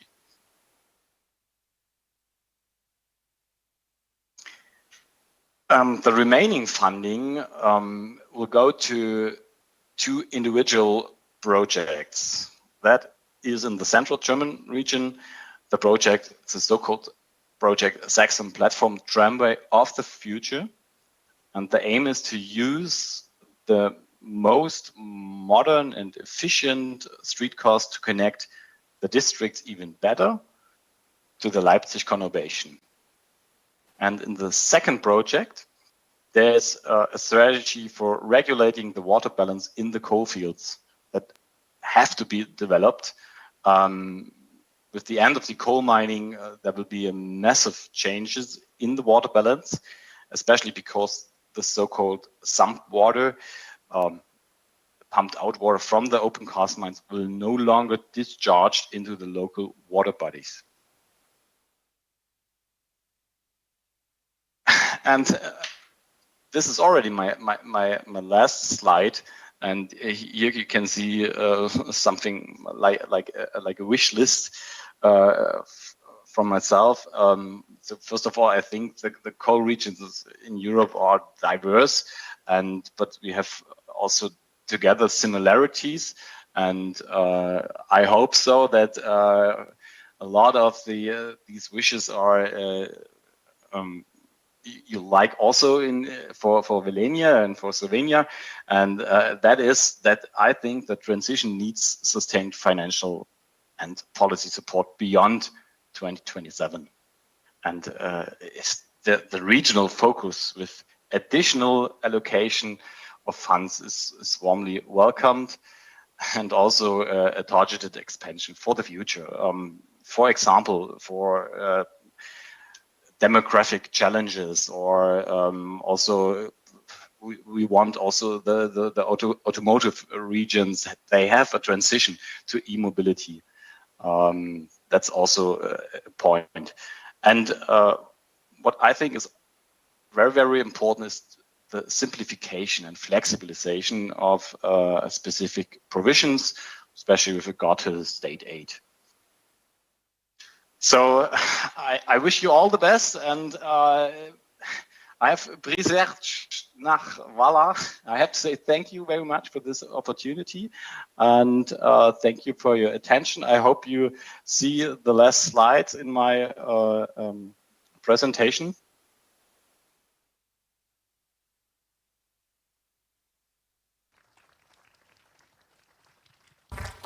Yes, thank you, Mr. Marco Schindler, for your intervention, for your presentation.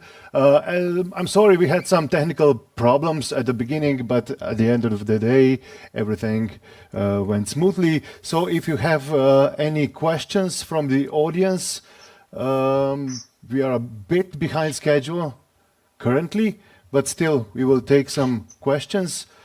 Maybe I will ask you a question.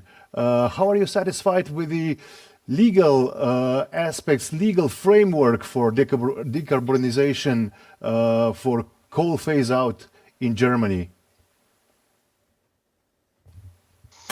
It's a little bit difficult. In general, I would say we are happy that we have this legal framework, but every time you have to say we need a little bit more flexibilization and simplification. That's also for the European fundings and also for our federal framework. You have especially a little time pressure for projects and for funding. That is the main issue. We share the pain with you. We share the same pain with you. Yeah. So, any other aspects you would like to emphasize on the legal framework of coal phasing out in Germany? I mean, national legal framework. National. I have to say a little bit sorry. I'm a freshman to the coal phase out because I have been head of the unit since 3 months. So congratulations. In this time, thank you. In this time, I think the time pressure and the simplification of the rules, of the guidelines, that's the main issue. I totally understand you. So for now, thank you very much for your presentation. Thank you for being with us, sharing your story with us. All the success to you, to your region in future projects. And please, we will be happy if you stay online with us on the conference. Thank you. Please thank you very much and good luck. One last warm applause for Mr. Marko Schindler from Saxony. Mi pa nadaljujemo naš panel z gostom, ki pa je v naši družbi, dr. Jan Bondaruk, namestnik direktorja za okoljsko inženirstvo iz Centralnega rudarskega inštituta, the so-called GIG, Glavni Institut Gornictva from Katowice. He is also the facilitator of the exchange project and our guest here today. So please welcome. Gospod Dr. Jan Bondaruk will have the presentation on Polish experience from the restructuring process, namely how to use the funds and existing structure that remain after the coal phase out for economic infrastructure. The theme of your intervention, and the stage is now all yours. Thank you. Thank you. Thank you, organizers, dear mayors, dear distinguished guests. It's a pleasure to be here. There is a lot of positive aspects of being here. One of them is that if my intervention will be too long, it will be easier to say stop to my intervention. So anyway, I'm going to give you a flavor of what's going on in Poland and also maybe some insights, because this is the role of the future conference, to find out some solutions that can be shared. And this is, by the way, our role as a part of the secretariat that is dedicated for the successful and just transition in the Ukraine and Balkan countries. So there is, as a Central Mining Institute, we are supporting this initiative and trying to be useful. My presentation is trying to maybe underline something that is maybe obvious for all of you, that post-mining assets might be useful, might build a new economy, and therefore the infrastructure should be first analyzed, known, and also dedicated to new business models. But before that, let me just present briefly the Institute, which is quite unusual element. Within the previous presentation, there was often mentioned that one of the pillars of the successful story is the R&D background. So we are giving this background to our region, but we are collaborating worldwide, I would say. This is a brief information about what was our achievement within the 2022.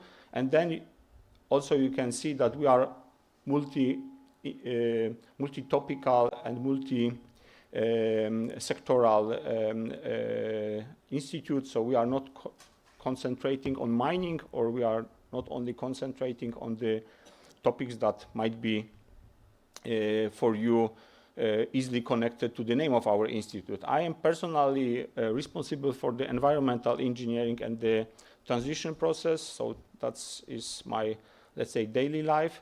And during the collaboration within Polish and other regions, we are trying to implement the solutions and technologies that might be applicable in different conditions. According to Poland, we are at this moment finishing the whole process in Europe, because as you can see on the graph, our phase-out plan is 2049.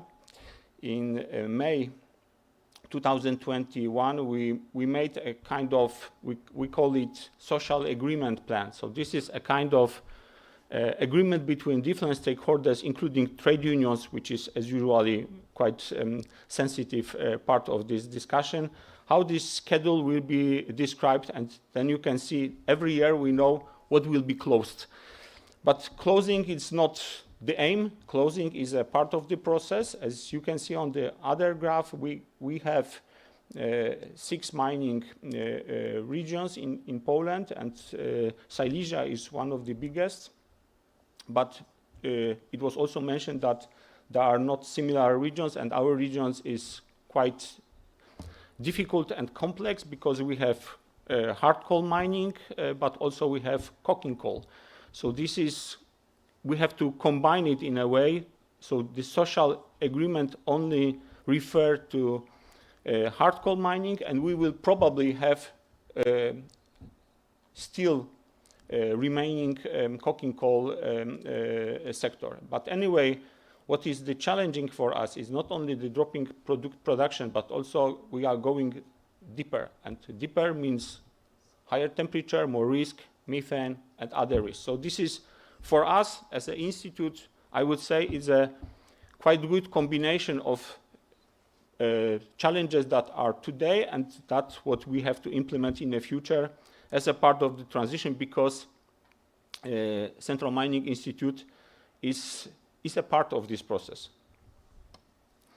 Just give you something like maybe understanding of the situation that we are in a permanent transition process since late 80s. So this is not like act or one step of the process. It's a connecting process, and we are going towards 2049. The question marks means that we probably know what will be the results, but we still have to prepare ourselves and our economy for that. One of the important issue is that up to, let's say, 2016, 2015, the main reason why we transformed our mining sector was the economic reason. Now we are more shifted toward connecting to the environmental and climate goals. So this is more complex, more also sensitive for the local economies and for local societies. It was also mentioned today that one of the mechanisms to find out the right way is the just transition plans. We have elaborated all together with other partners those just transition fund for 6 regions in Poland. 5 of them are eligible to get funding. You can see there is a significant stroke of money that we have. I hope it is available for you. But money is not the only aspect which is challenging, because money is good to have, but you have to not only to spend it. It was mentioned today that we have to spend it. No, in our region we are looking for how to invest them. Spend it is, I would say, if you go by the rules, you can spend it more or less effectively. In Silesia region, one of the main challenge at this moment is the amount of areas that are not occupied. There are left. There are resources that were not used for the new economy. And as you can see on those pictures, there are different types of areas which are on a different stage of degradation. And this is something that we would like to put into the process and gain some benefits of that. But if you would like to get the results, you have to understand that mining is not a separate sector. And even today it was mentioned that there is 2,000 or 3,000 people working in one place, but the value chain usually contains with many more. So therefore in Silesia we got some success stories how to change post-mining areas into areas of success, but never, and I have to underline, you never get in the same place the same amount of places that it was in mining or the energy sector. So this is more challenging to build not only or change the one sector, but you have to adjust other sectors to this as a value chain. Therefore, in our region, we have something like it's very simplified presentation of what we are going to achieve, how to shift from black to green, as a kind of sustainable transformation of the Silesia region. And we are going to use 4 ingredients for this: reindustrialization and revitalization of post-industrial areas, cooperation, and make this collaboration more efficient between administration, industry, and science. It was the different HELIPS that we also use the same pronunciation. Of course, finance and new business models. It's very important in this process to merge different kind of fundings, public and private. This is one of the challenges, not only probably in Poland, in many countries, that people are not able to get through this kind of project. And of course, to generate innovative solution and integration of knowledge. Our role as institute is to support this process, but this is not only R&D activities. We are trying to be a source of good solution. One of them, I will briefly give you a flavor of this project, is OPTPP. This project was also recommended by the European Commission as a good practice for the regions in transition. This project now is in place, and we are working on the next phase of this OPTPP. It will be financed by the Just Transition Fund, and also we are on the very tough and painful discussion with our government to make this OPTPP a system for the whole country. And in the ability of getting some research fund, we made a number of different projects. There is some groups of like a Recover or Potentials, RECP, TextMe. If you would like to know a little bit more about those projects, please welcome our website. There is, most of them are described briefly, and also you can get contact to the leaders of those projects. But coming back to the assets, we are building our own approach to mining assets. This is not only area, voids, mining voids, heap dumps, post-mining infrastructure, methane, and other assets can be transferred into the new economy. In this case, as you can see, there are some general direction that can be implemented: environmental, including water safety, green energy, green economy, adaptation to climate change, and of course, heritage and education. We had yesterday opportunity to visit also the Velenie Museum, and that was very impressive. But if you do not want to lose those assets, you have to understand that destroying mining have to be prioritized in a way that you know what kind of asset you need for a future. Therefore, we are promoting, and we are trying to implement it in Polish and other mining sectors. We call it smart closure procedure. So before you destroy, just think what you have, what you can save, because after that, normally you will have to pay double or triple for the same results. In Polish conditions, you can see we are at this moment quite deep. So this is not only what we have on the surface, but we have to also assure all elements which is underground. There is very simple description what kind of issue can be taken under consideration in the pre-closure phase. You have to analyze the legal status of the underground waters, scenario, what kind of scenario you are going to use, and compare those scenarios. Also, what kind of monitoring system you will need, and also ventilation, methane, if you would like to extract. There is a lot of technical aspects, but if you neglect them, you will lose it, and probably you will have to put a lot of effort to keep stable areas, and also to invite investors or other group of interest to those areas. In one of those mentioned project potentials, we made a kind of set of available scenario for post-mining areas with action and micro-action. I'm not going to go through, but within this project, you can see there is much more interesting combination of activities that can be implemented, and also you can merge them into the area. And this project was made by the group of experts from Spain, from Germany, Poland, and other countries. And that was a kind of project to European Commission. It is a project, we call it supportive project for the European Commission, that they can take these results of a project as a recommendation for the new requirements and conditions for the just transition. So maybe some of them will you will find in the future regulations. Coming back to the scenarios, I have mentioned that scenarios, this is not only description that I would like to get this or this. Scenario is a quite detailed analysis of the area, the potential, what kind of value we have to keep, and also to mix them and to see what will be the best result. This is one of the example of the study we did for the former coal mine in our region. And the OPTPP, the system, I have a movie, but I'm scaring to click on it because it might cause some problems. But if technical, after maybe my presentation, they can check it out. It's very short. It's give you a understanding how we work with this data and how we collect them into one.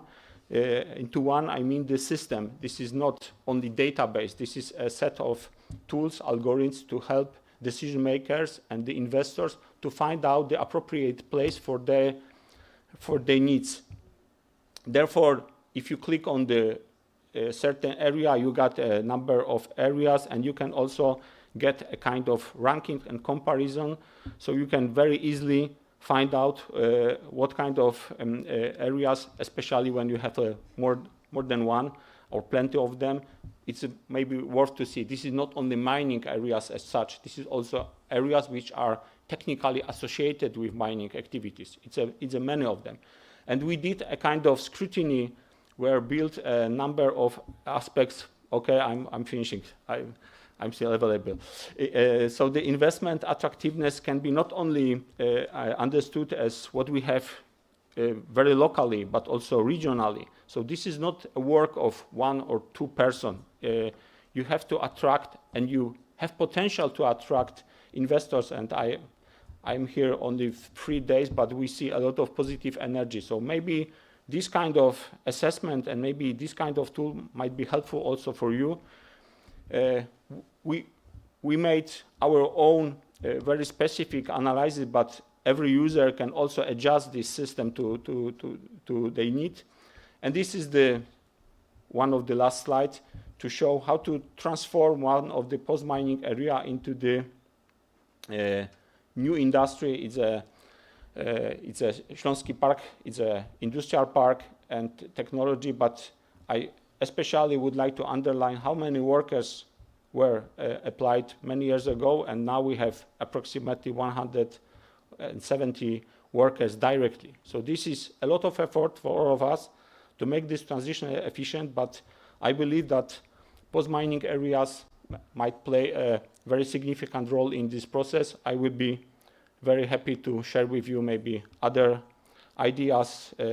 We are staying till today, but fortunately we got wonderful collaboration with the Volhynia administration and also the representatives of Volhynia visiting our region, so I think it will be beginning of the very fruitful collaboration. Thank you for your time and thank you for your attention. Thank you, Dr. Jan Bondaruk, for your excellent presentation. If there is somebody to have some questions for Dr. Bondaruk, otherwise I would like to thank you once again for the intervention and kindly invite the last speaker on the panel, Ms. Carla Sitar. No? Ms. Carla Sitar? Okay, then I have some problems too. So, Mr. Istok Mori, Director of Municipal Administration, welcome to the stage. I will not exquisitely introduce you, ne bom te posebno predstavljal, ampak je to eden izmed ekipe velenjske administracije, ki nosi tisto pozitivno transformacijsko energijo. Istok, izvoli. Hvala, Marko. S tabo vedno zanimivo, kako na potovanjih, kako v dvoranah. We spent quite some time together. I hope that this event will be successful as well. I would like to welcome you on behalf of our municipal administration. Welcome, dear guests. those being here with us in the hall as well as those online. Creating conditions for economic development. This is what I will touch upon during my presentation. I will start with what I usually do in recent years. So what is the path trodden so far and what is the current state and our wishes for the future. This is an image 30, 40 years ago. It speaks for itself. If we take a look today, this is what we get. In 3 decades, miracles can happen. These 2 awards make us proud.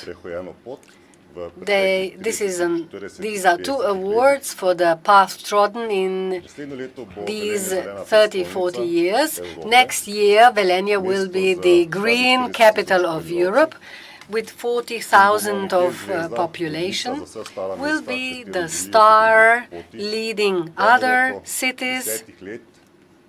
In 10 years, we want to become green neutral, so we want to set up foundations for a very beautiful European city. So, EU missions, we have been selected together. We applied with Ljubljana and Kranj. So, our main challenges on Y slide. New highway, this is what we want, together with stable jobs, new apartments, crucial, I will explain why. Then we need to transform our biggest district heating system, and we need the act regulating the gradual closure of our mine, and then another act on restructuring the region. Another emphasis to share with you, we would like to ask the ministry, the government, to speed up the construction of this highway through our region. New apartments, we are preparing documentation so that the construction can begin. So again, we are asking the Ministry of Public Administration and our organizational administrative units to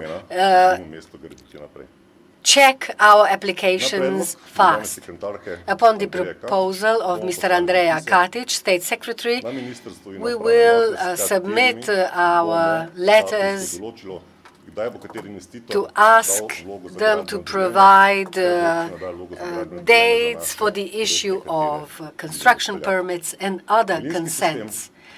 Transformation of the district heating system. We are starting with a new approach. Our director of the mine is with us today. So speed up your activities. We need conditions to change our spatial acts to get ready for new green sources of energy. We know what direction we'll take. We need that this system has to be refurbished. We already received the funds from the Eco Fund to create conditions for economic development. This is specified in Article 21 of the Local Self-Governance Act. So our municipality is one of 24, but we are one of the most important regions, not the only one though. What does this imply? In 20-30 years, a lot has changed. And our approach, the approach by municipalities has been changing. And such conferences as it is the one we are attending today can support the exchange of views and opinions. Now some figures. In our municipality, we have 16,000 jobs. we have some 8,000 workers coming from other municipalities. These are important indicators confirming that Velenje is an economic center. The population is approximately the same in this period of 6 years, but the number of workers coming from other municipalities has increased. If we add the municipality of Šoštanj, we can talk about 50,000 people with 800 companies and more than 1,300 entrepreneurs. What is being done? Communal tax for investors. So we had to limit these taxes. So if somebody comes from the outside of our municipality, they receive reduced communal tax. And then we need to network, we exchange opinions at events such as this one. It can relate to tourism, sports, economy, because sports, as we have already heard, is an important factor. We invest into business zones. We started some years ago. My colleague will present the amounts invested and plans in the future. One-stop shop for investors. The mayor and Carla, who is the head of the department, and other co-workers together with me, and we do everything we can to support the investors with all the information we can ask them, because some of them are present today. Still, the main barriers are deadlines for obtaining various permits and consents. So this is an appeal to those in charge to speed up the processes, the procedures. What has already been done for SMEs, almost €1 million was granted to startups. We helped to establish 175 companies and 202 new jobs were created. Still, it's about free traders, entrepreneurs, small and medium-sized companies. In the past, we only had Gorenje and the mine, but now there are many other smaller players as well.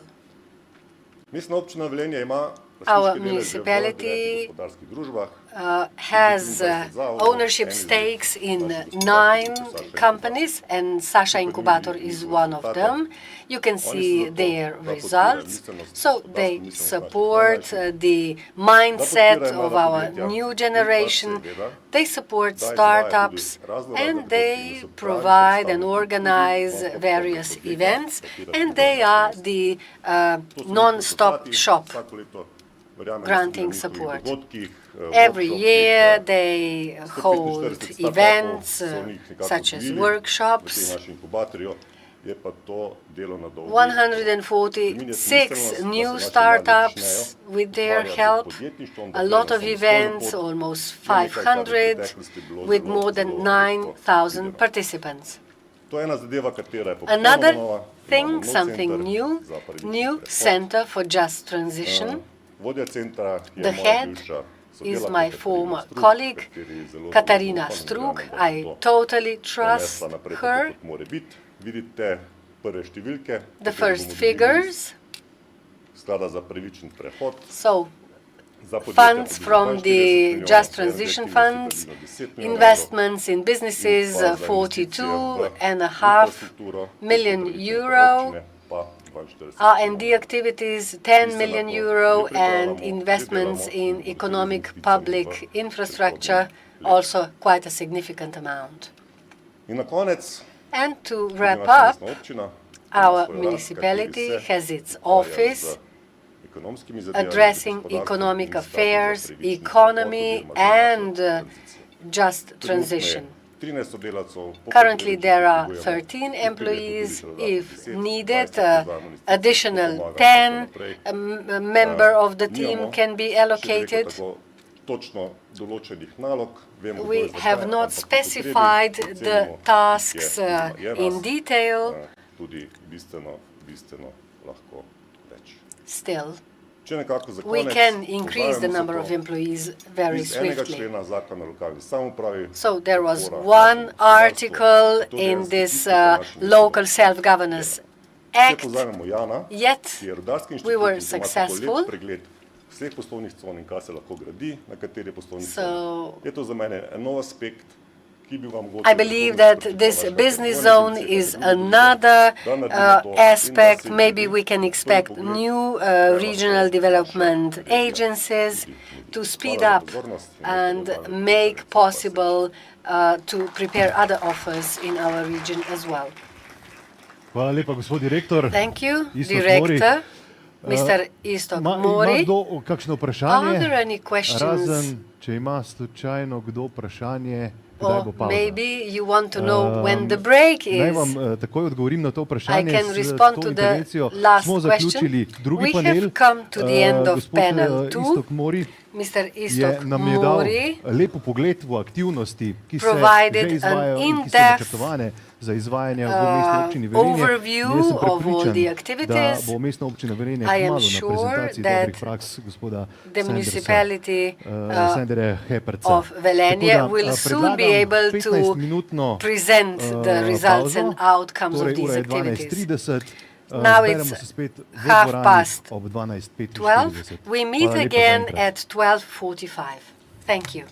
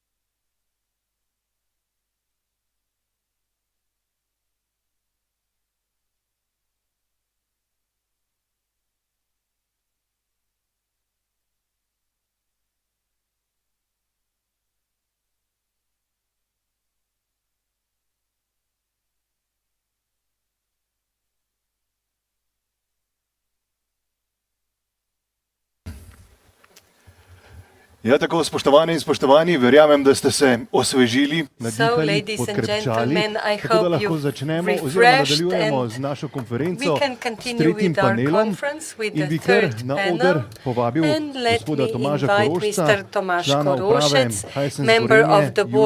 Hisense Gorenje Europe DOO. Njegova funkcija je izvršni podpredsednik Hisense Europe, responsible for procurement and production. As we already heard today, please take the floor. Welcome. As we heard today, Hisense Gorenje is one of the foundation not only of Sasha economy, but also one of the biggest exporters of the Republic of Slovenia. So we are happy that Hisense is growing, developing. Congratulations to the successful presentation at IPA in Berlin. Last week, a number of new appliances, new tools for entertainment, electronics. So we love it now already. And looking forward to what you would present. Thank you. If the video can play first. Or, yes, we do have a video presentation. We're Hisense. It all began more than 50 years ago from a small radio factory along the coast of China. But today, we are proud to be a global company present on all continents. More than 100,000 employees around the world create a yearly revenue of over $27.5 billion with 66 overseas companies, 32 R&D centers, and 31 major production bases. We become familiar with the local life and cultures. With industry groups ranging from home appliances, consumer electronics and multimedia, real estate, and modern services to IT smart systems, we aim to become the most trusted everyday partner to our consumers and business partners, as well as our employees. We never stop to innovate. We always strive to meet the consumers' needs and expectations by delivering technologically advanced yet sustainable solutions. We are passionate about delivering great design and quality, recognized continuously by industrial design experts and satisfied customers.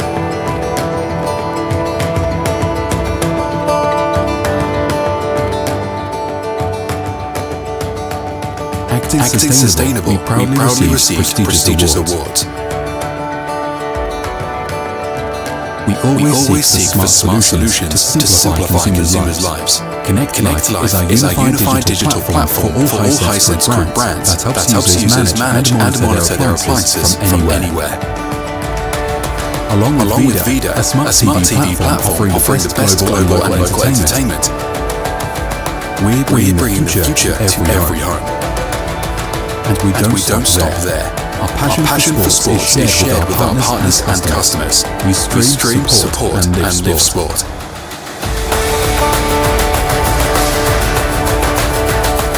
With 27 business units, over 10,000 employees, 3 European production hubs, and 4 R&D centers, Hisense Europe is a strong, reliable partner for all expectations and needs. 3 established international brands are the core of our multi-brand strategy to reach different target customers and cover all price segments. Hisense brand is a reliable, high-quality and high-tech provider of home appliances and consumer electronics that brings positive changes to life through smart home solutions. Gorenje is a European brand with more than 70 years of tradition, focusing on thoughtfully designed home appliances that simplify consumers' everyday life by eliminating complexity. Asco is a premium brand representing high-quality craftsmanship through seamlessly integrated advanced technology, minimalist Scandinavian design, and problem-solving functionality.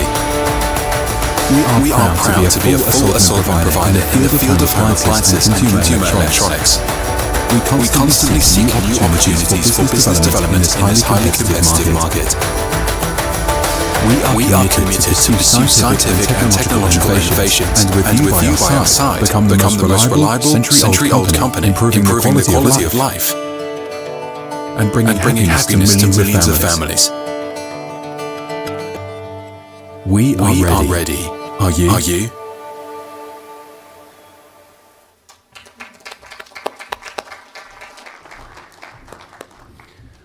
Hvala lepa. Thank you very Hvala much.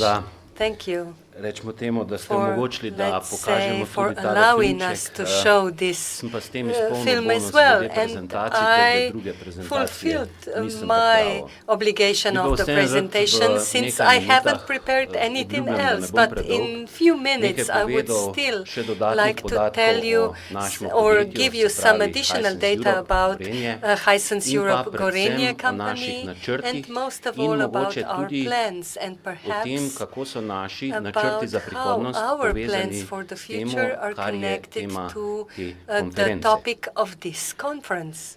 Cilj Hisense Europe The goal je, of kot ste Hisense mogoče Europe, videli iz as you prezentacije, might see priti from the na prihodke presentation, z to lanskoletnih come to the 3,4 revenue milijarde from evrov last na year's 5 milijard evrov v letu 3.4 billion euro to 2025 in 5 doseči billion tržni euro to delež 10% 2025 tako na and področju velikih achieve gospodinjskih 10% aparatov, market kot tudi share na in področju the televizije, household rjave appliances tehnike. and To je television. izjemno zahteven cilj, to je This is 20% highly povprečna demanding letna rast goal, in 20% veliko vlogo pri tem bodo annual igrale growth, evropske and a operacije. Z huge evropskimi operacijami role mislim here is played nabavo, by the European proizvodnjo in operations. seveda razvoj. Here I talk about Zakaj? production, procurement and Oskrbne verige development, so of se v course. minulih nekaj Why? letih Because najprej zaradi supply COVID-a, chain pa in the potem last zaradi year, first during najrazličnejših COVID and then teh due geopolitičnih to trend, different pa tudi geopolitical zaradi problems and akutnega due to pomankanja the teh acute polprevodnikov, lack of skratka so se začele semiconductors, spreminjati, se the transformirajo. situation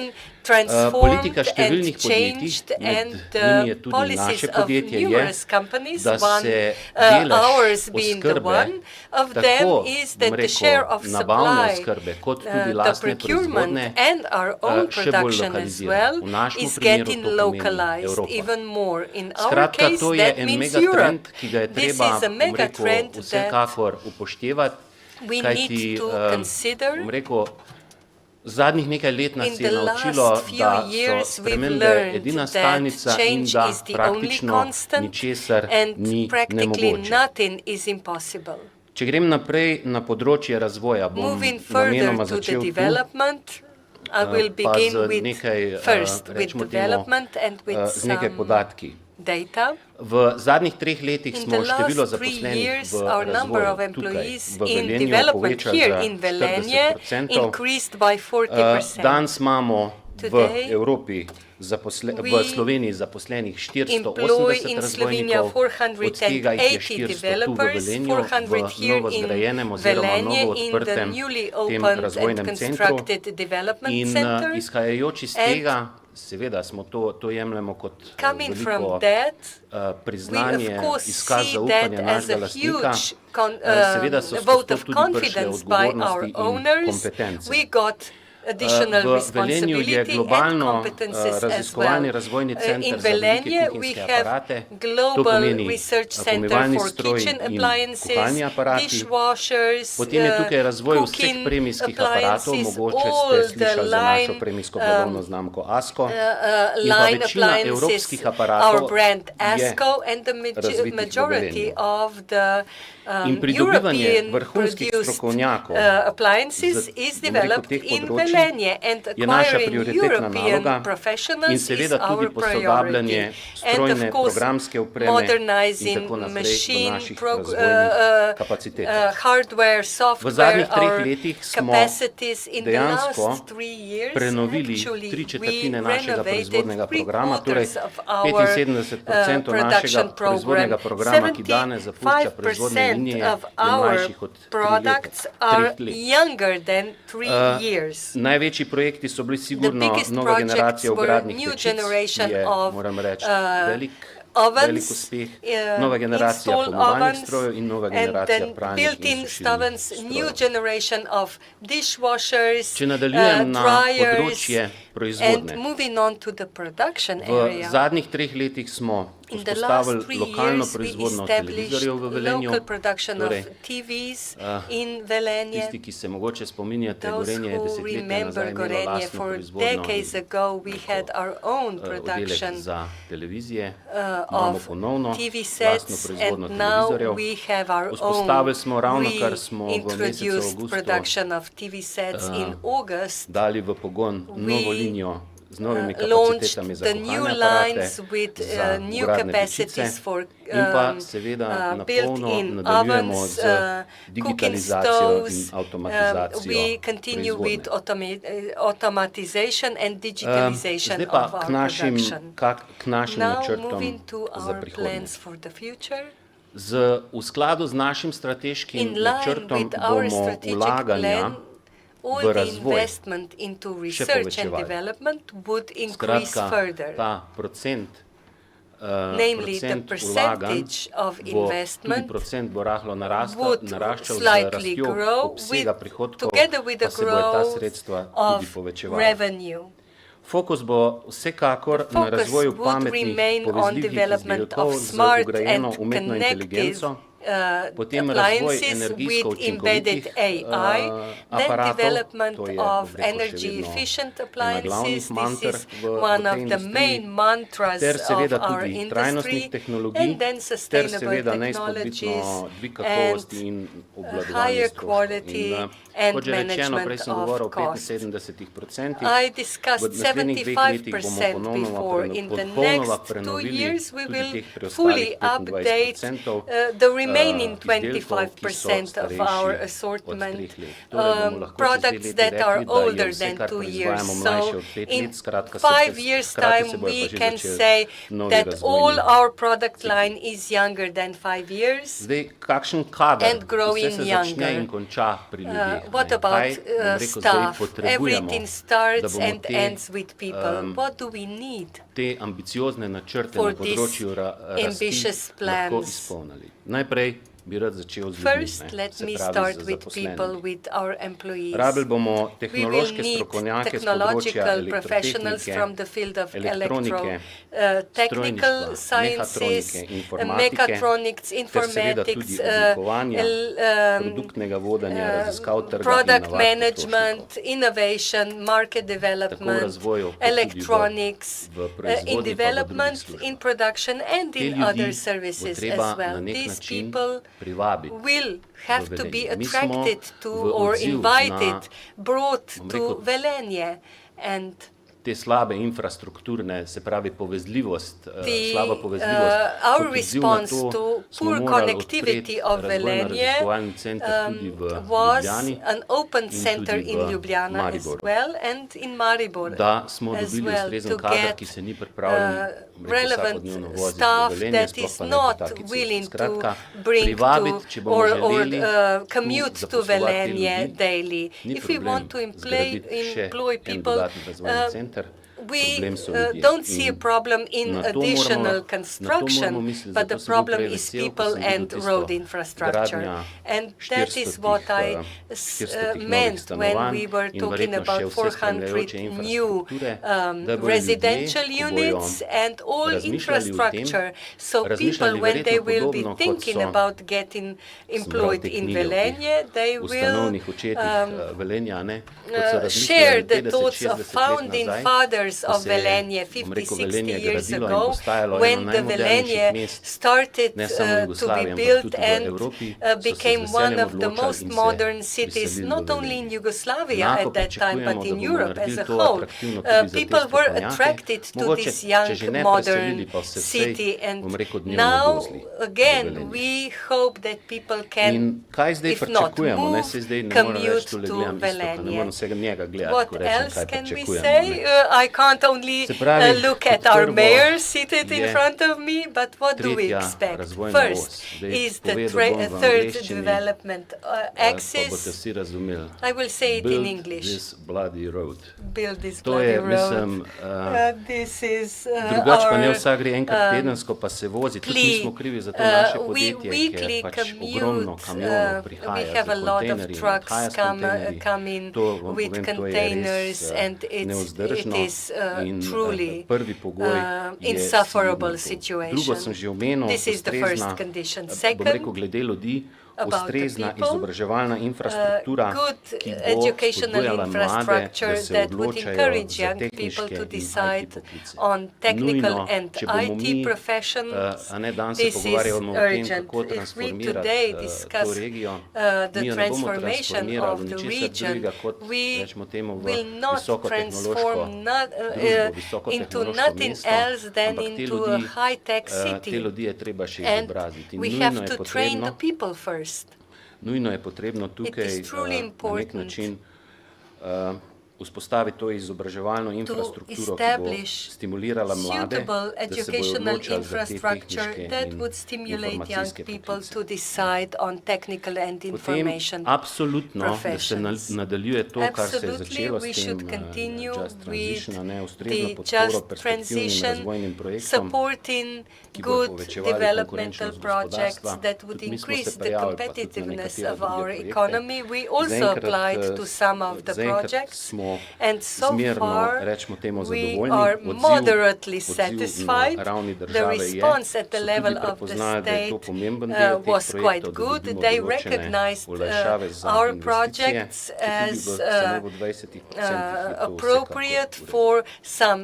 in pa zdaj tretja stvar, ki bi jo rad poudaril, pa je tudi lokalno vzpostavitev ustreznega spodbudnega okolja za morebitno priselitev dobaviteljev. Prej sem govoril o teh oskrbnih verigah, jaz sem zelo vesel, ko gospod Mori prej rekel, da je zadovoljen zaenkrat z razvojem na tej poslovni coni. Jaz upam, da se bo sčasoma tudi kateri od naših dobaviteljev odločil, da bo prišel bliže nam in da bomo tudi na ta način po eni strani zagotovili delovna mesta, po drugi strani pa tudi zmanjšali stroške logistike in povečali preko varnost oskrbne verige. O tem sem malo govoril tudi prej. In zdaj, kaj si obetamo od tega prestrukturiranja te regije? Predvsem bi rad tukaj povedal, da gospodarstvo se vedno ravna, kot smo pregovorili, pa bom segel besednjak naših bivših sodržavljanov, uzdaj se use iz svoje klise. Absolutno, vedno pa bom rekel, vedno pa pride prav, da je tudi okolje spodbudno in mogoče za konec, samo kratka misel. Evropsko gospodarstvo tekmuje na tem, bom rekel, svetovnem odru z ostalimi velikimi področji. Ena je Amerika, drugo je Kitajska, Indija pa jugovzhodna Azija. Malo več vpogleda imam mogoče v razmere na Kitajskem in povem vam, da je Kitajska v minulih, recimo 2 letih postala dosti, sploh v zadnjem letu, bolj konkurenčna glede na Evropo. Uživajo v tem trenutku kitajsko gospodarstvo nizke cene transportov v Evropo. Economy has low transport prices of energy sources thanks to their Russian partners. They have very low energy cost. There is no major pressure on salaries, low inflation, low unemployment, so they are fully, highly competitive. And with the European part of our operations, we do fight for our competitive edge. That is our daily job. But we do expect that this act on just transition would support good projects in the field of developmental infrastructure, in the field of different services and products, projects that would bring restructuring and improve competitiveness of this region. This is my conclusion, perhaps.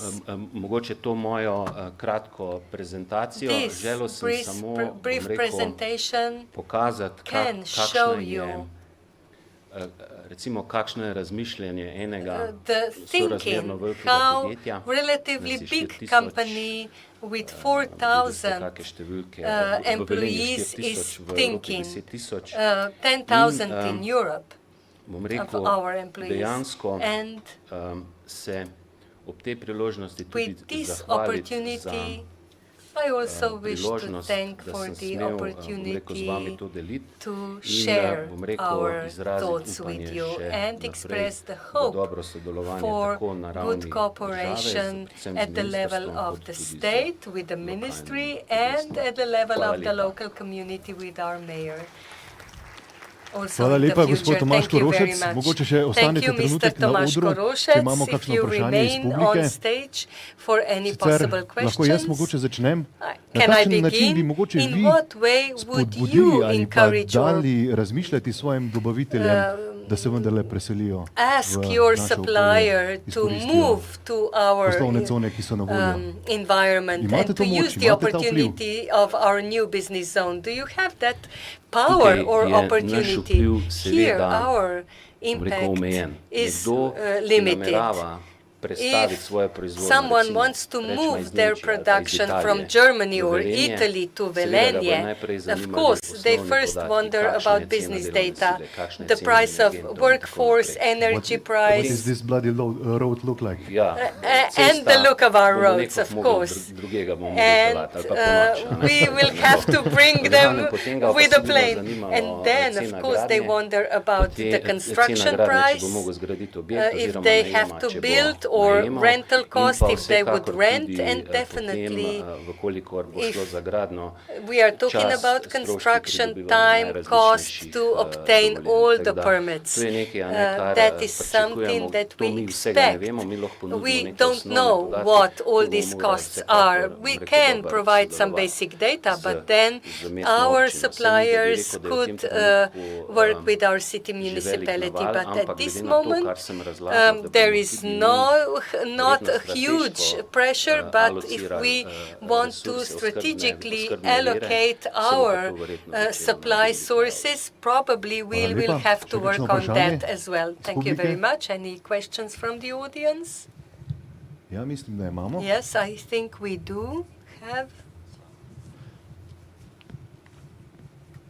Ne? A Hvala question. lepa If za vašo not, prezentacijo, za thank you krasen for film. your presentation, In for pa the seveda great obilo movie uspeha. that you have shown us, and a lot of success. Obilo uspehov v prihodnosti, vidva success konkurenta in se the pa le future. pomenita. Ja. And you two Okej, competitors, nadaljujemo you naš should talk panel to z each other. naslednjo Okay. prezentacijo. Lepo vabim na naš oder magistra Now, let me Marka invite Mavca, Mr. generalnega Marko direktorja Mavec, Premogovnika Velenje, ki nam bo General predstavil Manager prezentacijo of z the naslovom coal mine From Velenje. Black to Green, His Enabling the presentation Transition. is entitled Sicer From pa Black to Green. bo ta prezentacija This predstavila, kaj premogovnik Velenje pomeni, je pomenil za našo regijo, pomeni v tem trenutku in bo pomenil v prihodnosti, ter s kakšnimi projekti se zahtevate. Tudi za vas je to najbolj zahtevno obdobje v življenju nekega podjetja, ta tranzicija, opuščanje osnovne dejavnosti in diversifikacija v druge. Tako da, oder je vaš, izvolite. The floor is yours. Hvala lepa. Thank you very much. Spoštovane, spoštovani. Ladies and gentlemen, Moji sodelavci, my rudari, colleagues, so me naročili, miners, naj vam povem, asked me to tell you da vam that želijo, da they nam vsem skupaj želijo zelo want uspešno us konferenco, all a very da budno successful, spremljajo fruitful vsako conference. potezo tranzicije They are monitoring in da each naj vas ne samo v step svojem, of this ampak tudi v transition. njihovem imenu pozdravim And, z they tradicionalnim rudarskim wanted srečo. me to greet you with our srečno. Good Tukaj luck. smo trenutno. This is where we Premogovniku currently Letnica are. 2034 vam je zagotovo 2033 vsem this dovolj year dobro poznana. is something you are all Velikokrat se v familiar medijih with. govori, da je to It is konec often in pointed out in prenehanje the media vsega v premogovniku as Velenje, the vendar date naj when popravim ni tako. everything Leto will come to an 2033 end. je tisto, ko je planirana 2033 is the zaustavitev year proizvodnje when we premoga v plan premogovniku Velenje. the stop of our production, coal production. But in order for the coal mine to be what it should be, we will need additional 15 or even 20 years of work so that all underground corridors will be closed. In our mine, what we obtain is directly used, utilized in the thermal power plant. This is an image of the current situation. Today, there are 50 kilometers of underground spaces, and this will have to be closed in the future, and we'll need to make sure that all water sources will be closed,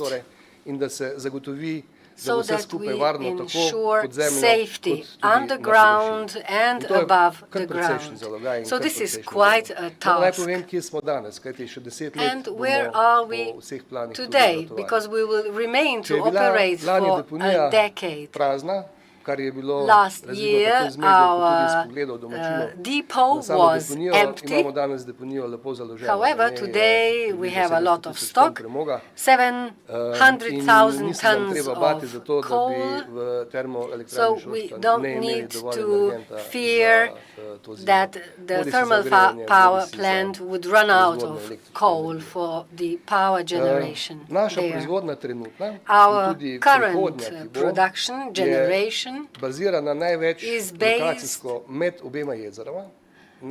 the location between the two lakes and the western part, north of the Shalek Lake. This is where coal will be excavated in the future. Now, let me remind you of the question. Local people often ask us, aren't you afraid of the water that could come down to the mine? The black part on this top image is 168 meters thick. Therefore, we have designed and developed a special method, and we excavated coal in several layers. So this black part is what we still have to excavate, and the gray part is what we have already excavated.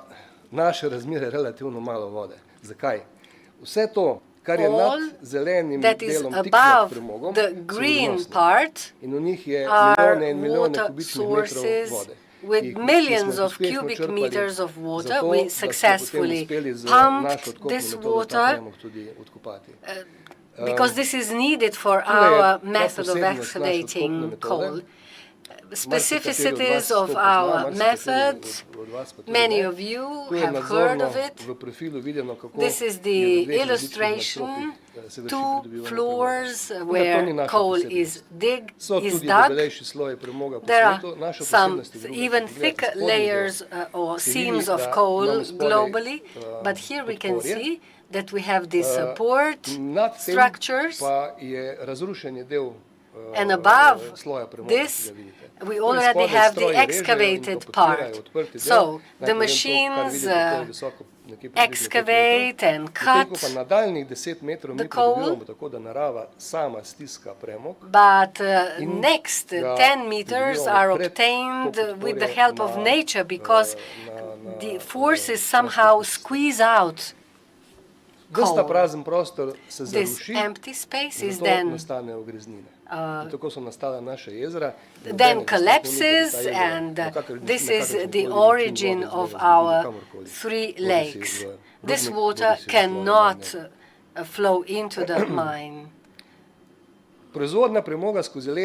Coal production by year, the green part is the prognosis till the end of our operations. We used to have a double of today's production. In energy most demanding times in the 80s of the previous century, when in our valley we provided 40% of electricity for Slovenia. It was 5 million tons of annual production, and there were almost 4,000 people employed, sometimes even more than 4,000. The picture today is slightly different. 2.5 million of tons annually, and fewer people still. We employ 2,000 people. It's a significant number.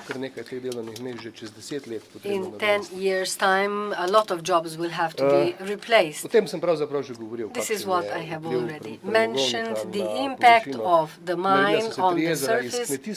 3 lakes formed on agricultural land, and we have remediated brownfield used for tourism now. No areas intended for agriculture, but we can utilize these pieces of land differently. And we have prepared plans and projects already. What is ahead of us in the near future? As mentioned by Istok, there are 2 important acts. The act on the mine closure. This relates to us directly. So this is the act regulating the gradual closure of the Velenje coal mine. We decided that gradual closure by 2033 would not make sense. The best concept is to produce maximum amounts till the end of this deadline, the end of this period. Tish, the thermal power plant, remains. And after this deadline, we would keep part of the production that would provide product to the plant, to the thermal power plant, especially during high consumption of electricity, during the peaks. We all want to change the situation as soon as possible. After the production will end, we will still need miners. If we close by keeping maximum production until 2033, and then we move to the closing processes, this means that 1,500 people will no longer be needed, which is an exceptionally high number for Slovenia, for the valley. Something that we cannot digest easily. In particularly, if we see how the mine impacts the macroeconomic and social picture of the valley, of this region. 12% of local companies generate revenue in relation or depending on the mine. 12% of all revenue is generated by the mine together with its suppliers. In Šoštanj, the figure is slightly lower. Now, if we look at dependence of individual cities, 12% people work in the mine and 1/3 less, 8% in the municipality of Šoštanj, meaning that this impact is considerable. This is an illustration of the number of employees, reducing it. In the past, we tried to replace them. We were successful through some subsidiaries, but At the beginning of this century, when we still believed that we would operate until 2050 and more, this job replacement somehow slowed down. But now we have intensified our thinking concerning what direction our projects should go. So we should know exactly what to do once the coal is no longer excavated. What we tackled first is to go through the programs internally that can be successful on the market. We have a lot of mechanical engineers, electrical engineers, geologists, geodesists, mapping experts. Therefore, for the HTZ company, we are preparing our focuses,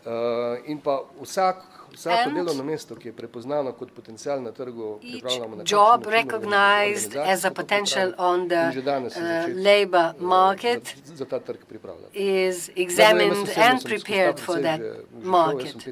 I have gone through this process once already. I was in charge of the LICO company, in charge of the remediation of the Šaleška Valley. It entered the market after this process and has interesting activities in its portfolio. Our major asset, in addition to the knowledge of people for the further development, is this industrial space.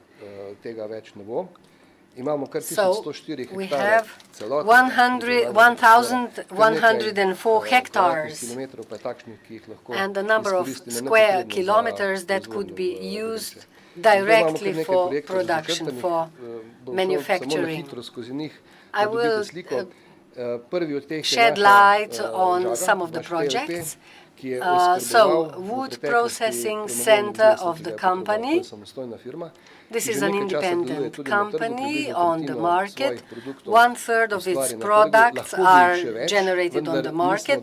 We could increase this percentage, but we haven't invested so far. So this is the first project running already. It has been approved. We are obtaining the construction permit and we will expand our capacities, as well as we will expand our portfolio with more products with higher added value. Another project with external investors is plastics recycling, recovery. This is the special segment of plastics. This can be used by industry in various processes. Then Sipotech. This is a company working for us. Mechanical structures, transporters. That's what they provide. Support constructions as well, and much more. Currently, we also connect with the Chinese, with one of the biggest companies globally providing mining machines, equipment. Poland is also active still in this segment. But we know that Turkey is also a mining-intensive country. But this mining equipment production in Europe is somehow disappearing. It's also about special machinery in construction business, transporters, mills. And I believe this is very promising. this project is promising in cooperation with HTZ.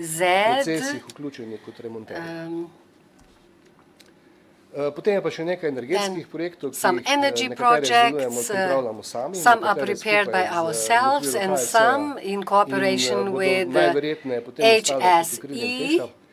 Probably this will remain under the umbrella of TEŠ, of the thermal power plant. One of the projects is high temperature heat pump to warm the air in the pit. In winter it becomes too cold. If we get below 8 degrees Celsius, the working conditions are not appropriate.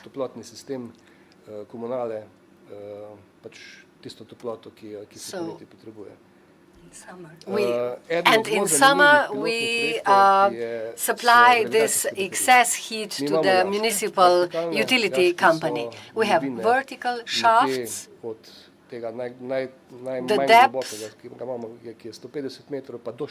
can be from 150 to 400 meters. So when there is excess energy, we can supply to the grid, and when there is when electricity is cheap, we store it in gravity batteries. So occasionally users can purchase it at lower prices.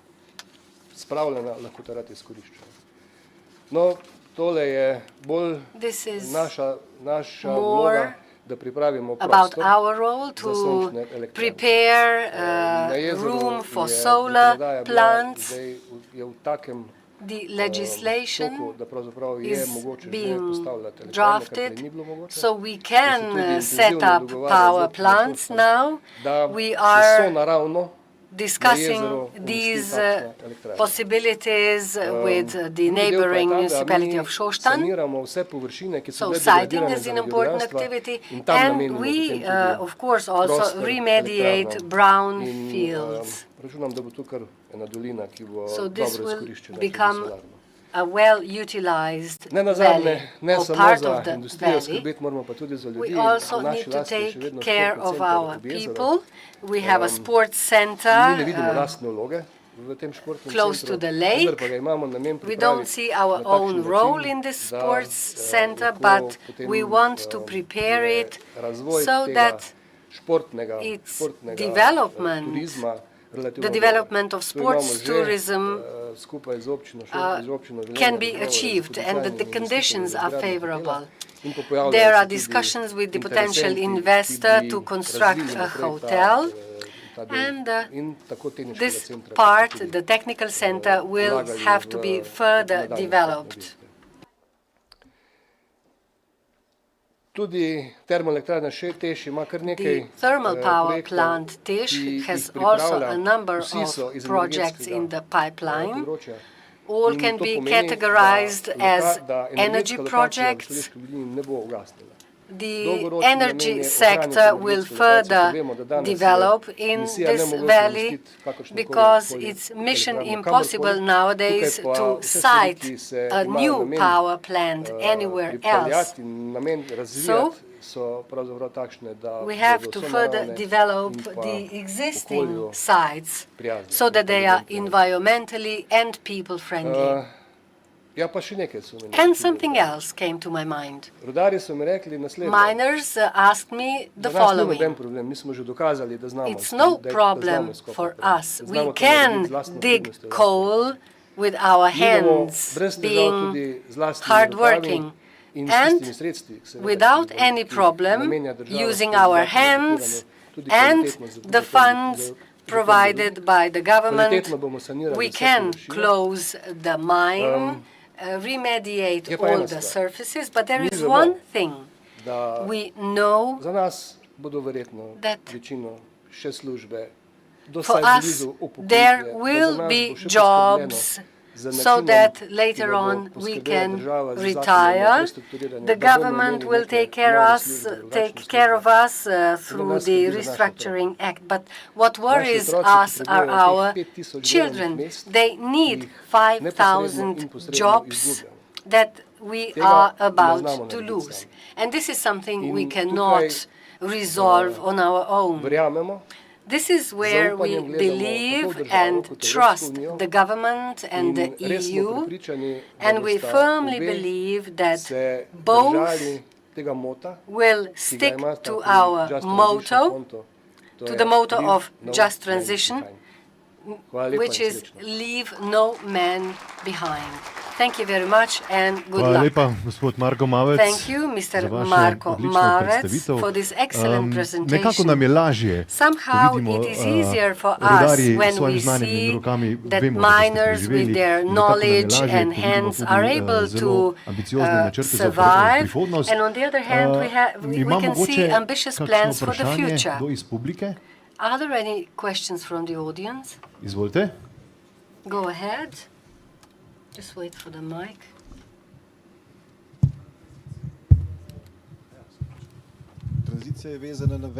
Transition is related to excavations in other parts of the world. Do you wish to maintain some knowledge and apply it where it is needed?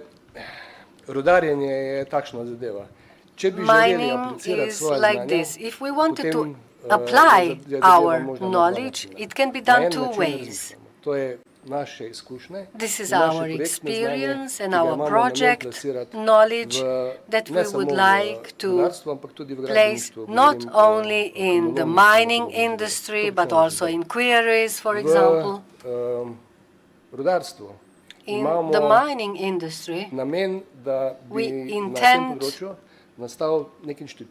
to set up a kind of an institute who would deal with geotechnics. It does not cover only mining activities. So we can place our knowledge and help others dealing with mining activities.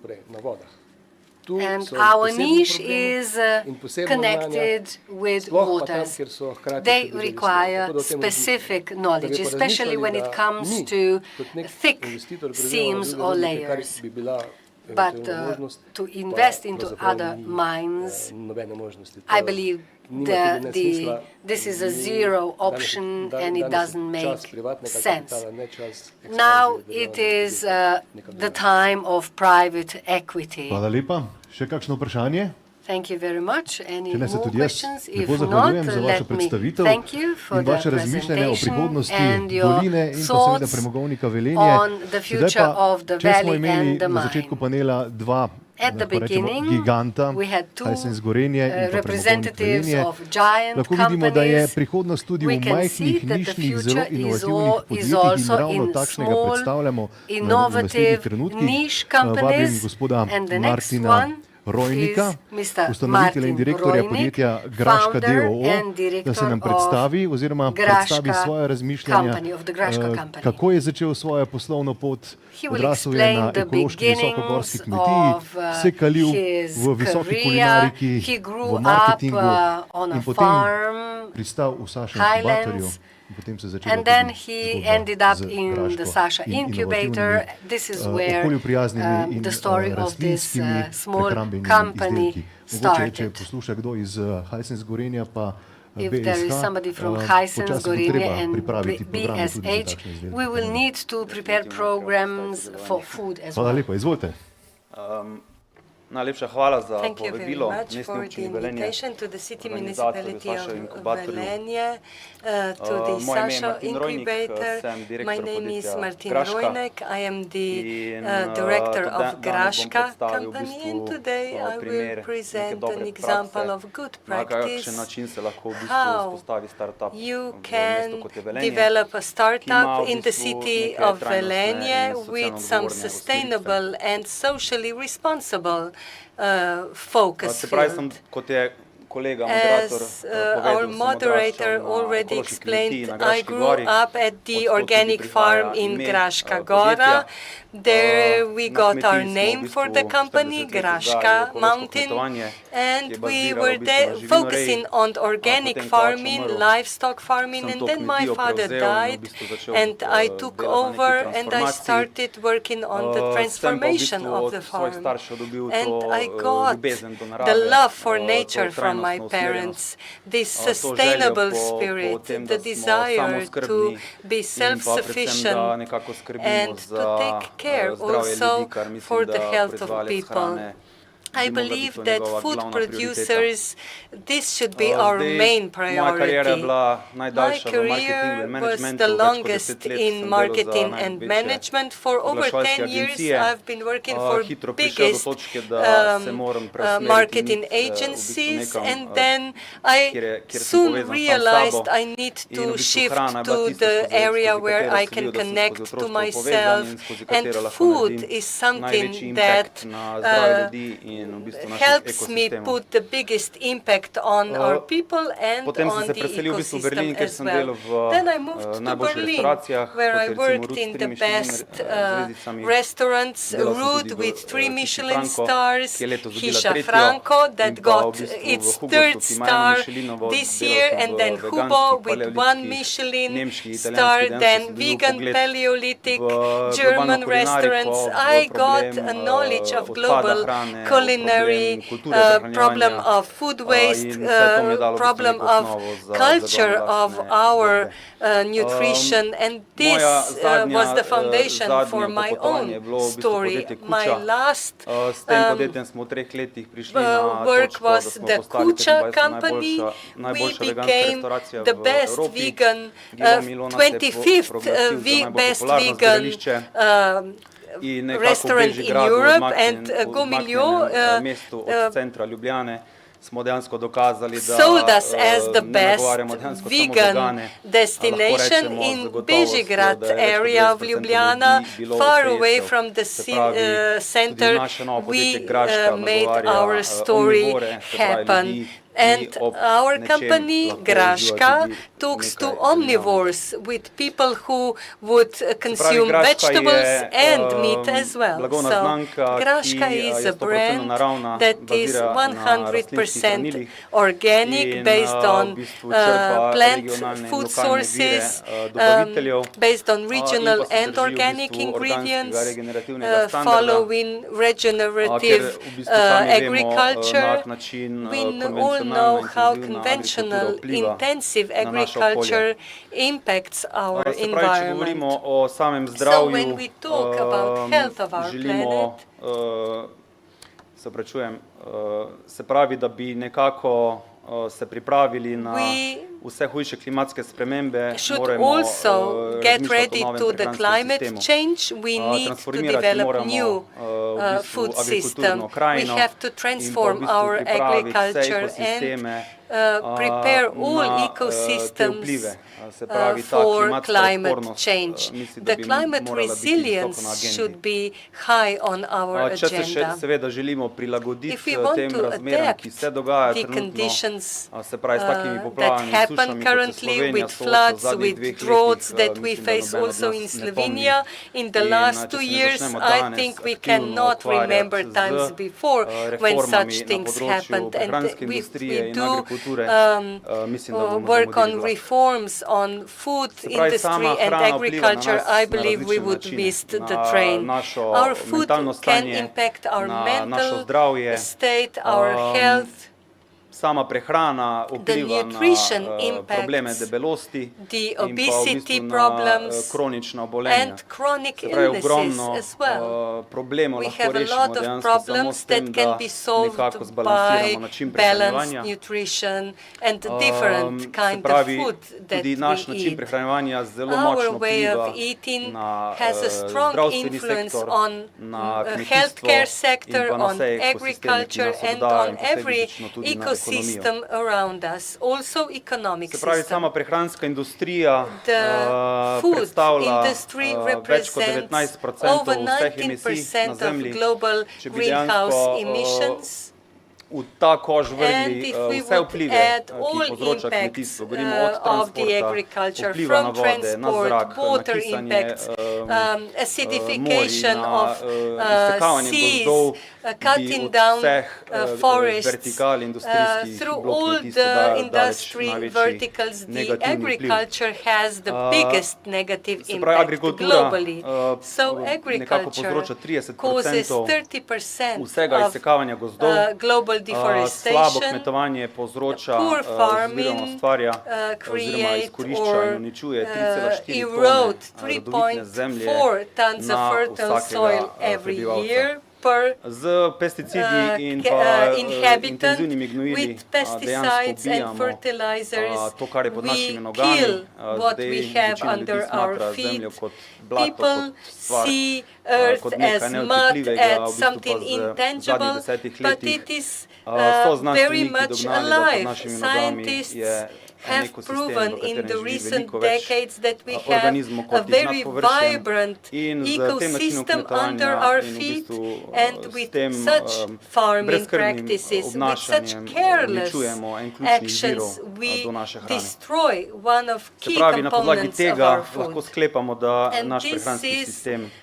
ne the deluje. reasoning how we can still Slovenija firmly je praktično claim that our food odvisna system od doesn't globalnih function dobaviteljev, well. Slovenia ki is v also Slovenijo dependent on global dobavljajo suppliers that poceni supply in slabo cheap kakovostno and hrano. poor quality food. Že samo pri zelenjavi, sadju With uvažamo več kot vegetables, with fruit, 70% we import over teh 70% nutrientov, of the kar pomeni, da nutrients. smo popolnoma neoskrbni. And we Ko bo are prišlo do kriz, ko se bo far Slovenija from države v Evropi self-sufficiency. ali globalno začele Once we zapirati, vas to have the pomeni, da bomo crisis, once najverjetneje the ostali samo borders še close na down, živalskih beljakovinah. we probably only have Sama enough veriga je animal pod velikim protein udarom, kar se for tiče our vojn nutrition. in ekonomskih And kriz. To se considering kaže skozi wars, ukrajinsko economic vojno, crisis, to se kaže tudi skozi interese Ukraine Kitajske, crisis, kjer Chinese se zaveda, da mora interests, nahraniti where svojo they are hitro aware rastočo that they populacijo. have to feed their own In mi fast-growing se moramo začeti population. ukvarjati, We se pravi have Slovenija, to regija, Evropa, na nek način work bomo postali within our samooskrbni, regions, na nek način within bomo povezali te potenciale Slovenia to be agrikulturne, ali so to self-sufficient, pridelovalni ali to predelovalni ali connect all the distribucijski prodajni, system, production, da vzpostavimo neko distribution, mrežo, ki bo odporna na vse to, kar supply prihaja. systems to create a Se pravi, self-sustaining sama network. kategorija mlečne in mesne The industrije je category najbolj of subvencionirana. milk and meat Lahko povem na lastnem primeru, industry ko smo is šli most tranzicijo iz subsidized živinoreske one. na When we transitioned rastlinsko bazirano on our kmetijo, own farm ko smo delali from animal kalkulacije, husbandry to subvencij, dejansko plant bi dobili production, 7 we tisoč would evrov, lose mogoče par from sto evrov za našo dejavnost, ki bi 7,000 bila euros, z vidika investicij we would veliko bolj lose the potratna. majority of our Se pravi, dokler teh subsidies. We would subvencij ne only have preusmerimo, few hundred razporedimo, dokler subsidies se ne until začnemo v we bistvu držati tega, kar je tudi transform Green Deal our zapisal, agriculture da and se follow pač the Green morajo Deal v bistvu članice Evropske obligations začeti and preusmerjati commitments. v pretežno The rastlinsko prehrano in national začeti spodbujati states in should podpirati focus on projekte, plant-based ki nutrition, proizvajajo zelene promote proteine, production bomo of enostavno green težko sledili tem protein, trendom, ki se na and Zahodu že dogajajo. that is how we can Se follow pravi, the pomembno je, da Western vzamemo trends. It is situacijo v svoje important roke in step up, da take postanemo matters samooskrbni into our own z hrano. hands, become Veliko je govora o self-sufficient in samooskrbi food z production. elektrifikacijo, We ampak talk about kot sem povedal, če pogledamo, kakšen self-sufficiency in problem je energy agrikultura za sources, naše but if we preživetje na tej consider zemlji, agriculture bi se and its istočasno importance z for enako mero survival, morali ukvarjati we z should work on samooskrbo s hrano food in pa s self-sufficiency transformacijo as well teh sistemov v and bolj trajnostno smer. transforming these systems into a Sama more rastlinska prehrana v sustainable bistvu predstavlja direction. 5% Plant-based celotnega trga, nutrition kar je represents mali procent only še vedno, ampak 5% vsako of leto the market. skokovito raste. It is growing, but 75% still vseh nemških gospodinjstev with si želi 75% več of all rastlinskih German produktov, households would kar like to je see zelo a dober larger pokazatelj. variety Naredili so of analizo tudi na vegetarian ameriškem trgu, products, 70% vseh also nakupov veganskih izdelkov analysis of prihaja iz strani American omnivorov, market se pravi shows rastlinojedcev. that In tam je v bistvu the naša ciljna skupina. omnivores Želimo v are bistvu the biggest predstavljati growing rešitve target group. za v bistvu nek prehod These are na the bolj people that pretežno we rastlinsko want to prehrano introduce in the zaradi tega v solutions bistvu for the se transition to ukvarjamo z plant-based z foods, razvojem zelo širokega and programa. we are developing a very Naš cilj wide je v bistvu program. Our zmanjšati goal porabo is to živalskih reduce beljakovin the use of animal za protein 80 do 90%. by 80 or To se nam zdi, 90%. da je v bistvu We neko find razmerje, this ki a so ga v good bistvu tudi ratio naši dedje in and babice the nutrition uživali that in our to razmerje pomeni v grandfathers bistvu ate. trajnostno in zdravo This prehrano. is sustainable nutrition.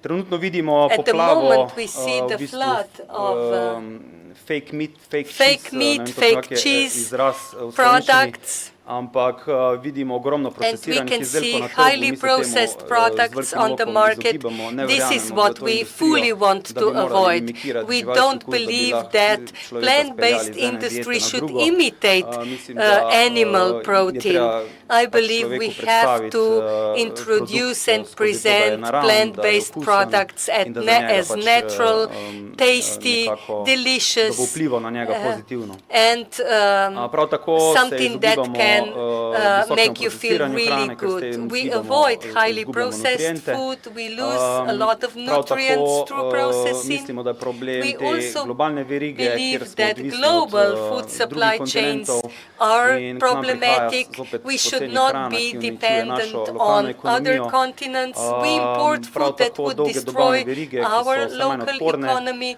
in long pa food prevelika uporaba supply umetnih chains, aditivov, kar pač v use bistvu of artificial podaljša rok, additives that would ustvari produkt bolj prolong poceni in vse to shelf zelo life. negativno This vpliva nas, all has a kar se negative kaže v bistvu impact poplavi on our nutrition, kroničnih obolenj. which results To ni in v bistvu chronic hrana, illness ki bi jo as mi well. zagovarjali This in is ki not bi jo food that we našim would otrokom advocate dali for. na This is krožnik. not that something we Zato smo v would bistvu put razvili on koncept the plate of our plant-based children. delikatese, That is why ki we je regionalno developed a orientirana in concept stremi of k organski pridelavi, plant-based ki je delicacies, naravno procesirana plant-based in ne vsebuje deli, nobenih aditivov. natural, Se pravi, non-additive uporabljamo food. tehnike, ki We so use techniques tisočletja mogoče prisotne, to that je have been present fermentacija, for tretma z millennia, miceli, dehidracija, dimljenje, fermentation, in vse to v bistvu smoking, nadgrajujemo seveda z we moderno tehnologijo. upgrade this with Kaj s modern tem pridobimo je v technologies. bistvu, da What do we podaljšamo rok obtain? We uporabnosti, prolong the izboljšamo shelf okus, life, kompleksnost okusa improve the in pa tudi taste, samo the hranilnost, flavor, lažje prebavljivost, complexity, ker zopet v nutrition, našem črevesju imamo mikrobioto, ki jo and moramo uspešno hraniti, we zato have da smo to odporni. also provide food for our Stremimo k temu, da uporabljamo microbiome. malo sestavin, če si We preberete use naše low deklaracije, bo number vsak of razumel, kaj bere. components. To mislim, da bi We mogel have biti very short smisel hrane. declarations on our In v food bistvu naša items, hrana je and bogata z our food beljakovinami, is rich vlakninami, on mikronutrienti. protein, In prav tako v fiber, bistvu želimo ustvariti neko micronutrients. novo We paradigmo want to v create a plant-based new industriji, če paradigm rečemo, in da je plant-based speljal nek vlak tega industry. fake meat, fake If cheese, fake meat, fake cheese zgodbe, mislim, da bo train to kratkotrajen is rok a short-term trajanja. story, I Na drugi hope strani at se bo least. pa oblikovala On neka the celica, other side, we kjer should bodo ljudje develop a želeli nekaj cell naravnega, where nekaj okusnega, people nekaj would bogato look for hranilnega, kar jim something bo nadomestilo nutritious, potencialno živalske beljakovine. natural, and still replacing Zelo stremimo animal k regionalizaciji protein. prehranskega sistema. Want to prav tako v rationalize, bistvu we oblikovati want to odporne rationalize food dobavne verige, system, create s tem, da resilient povezujemo regije, supply ne samo chains. slovenskih, ampak We tudi connect the regions not sosednjih. only within Slovenia but In through v bistvu to across the mrežo borders povezamo med pridelovalci and in proizvodnjami, se increase pravi the prostimi networks kapacitetami širiti na celotnem between evropskem trgu. producers, processors throughout the European market. Sodelujemo direktno z organskimi in regenerativnimi kmetovalci, gremo do njih, spoznamo, vidimo, na kak način pridelujejo in na ta način tudi angažiramo in pa v bistvu uporabljamo klimatsko odporne poljščine, kot so recimo konoplja, čičerika, ajda, vse te rastline dejansko ne potrebujejo gnojil, ne potrebujejo nobenih pesticidov, rastejo zelo sušnem območju in v nepreveč dobri zemlji. Prav tako pa zdaj zelo intenzivno delamo na izdelkih na bazi gob in micelijev, ki seveda rastejo v zaprtih sistemih in temu bomo posvečali še večjo pozornost, zato da This se will v be our bistvu tudi focus zaščitimo on the proti future zunanjim also vplivom. to protect ourselves against Se external pravi, gradnja vertikalnih sources. dobavnih verig in pa integracija Building z a vertical lokalnimi supply proizvajalci chain, je integrating v with bistvu the te community of local dobave producers, resursov supply resources. We want to sustain the quality through these local producers and build global network of short supply chains, connect plant-based food potentials that no one is currently working on. In Slovenia, our agricultural plant-based production is in decline. Since 1970s, what is the recipe using climate-resilient crops? We want to source our supply within the 1,000-kilometer distance. We want to protect the soil health. We want to show the quality of food that can be created with organic production. We need no soy from Amazon area, no coconut oil. We offer nutritious products. So far we developed deli products, frozen products, sweet and savory snacks, fast food program, fermented drinks. Here quickly some examples of our frozen products, chilled products. I have to hurry up just to get the impression what we are all about. Do zdaj smo se povezali že s 6 proizvodnimi partnerji v 5 državah in imamo že 3 v pipelineu. Oblikujemo v bistvu dolgoročna partnerstva in pa pripravljamo v bistvu tudi agrikulturne projekte za Šaleško dolino. Zdaj smo v bistvu v neki rasti, kjer smo v bistvu v Spar Slovenija vzpostavili zelo kvalitetno sodelovanje in v bistvu nadaljujemo sedaj širitvijo tudi na skandinavski trg, angleški trg in pa DACH regijo. V Avstriji imamo že partnerstvo in na Hrvaškem. To je v bistvu naš nov projekt, ki ga v oktobru odpiramo na ekskluzivni lokaciji v centru Rog. To bo v bistvu naš modul Graška plant-based deli, ki bo v bistvu retail in bistro koncept, ki ga želimo širiti v večja evropska mesta.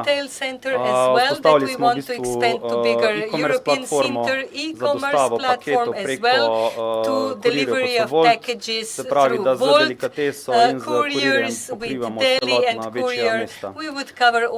Horeka je v bistvu program, ki ga razvijamo trenutno in ga bomo nadalje tudi ponujali večjim partnerjem v tujini, v Sloveniji že sodelujemo z največjimi. We also already have these partnerships well established.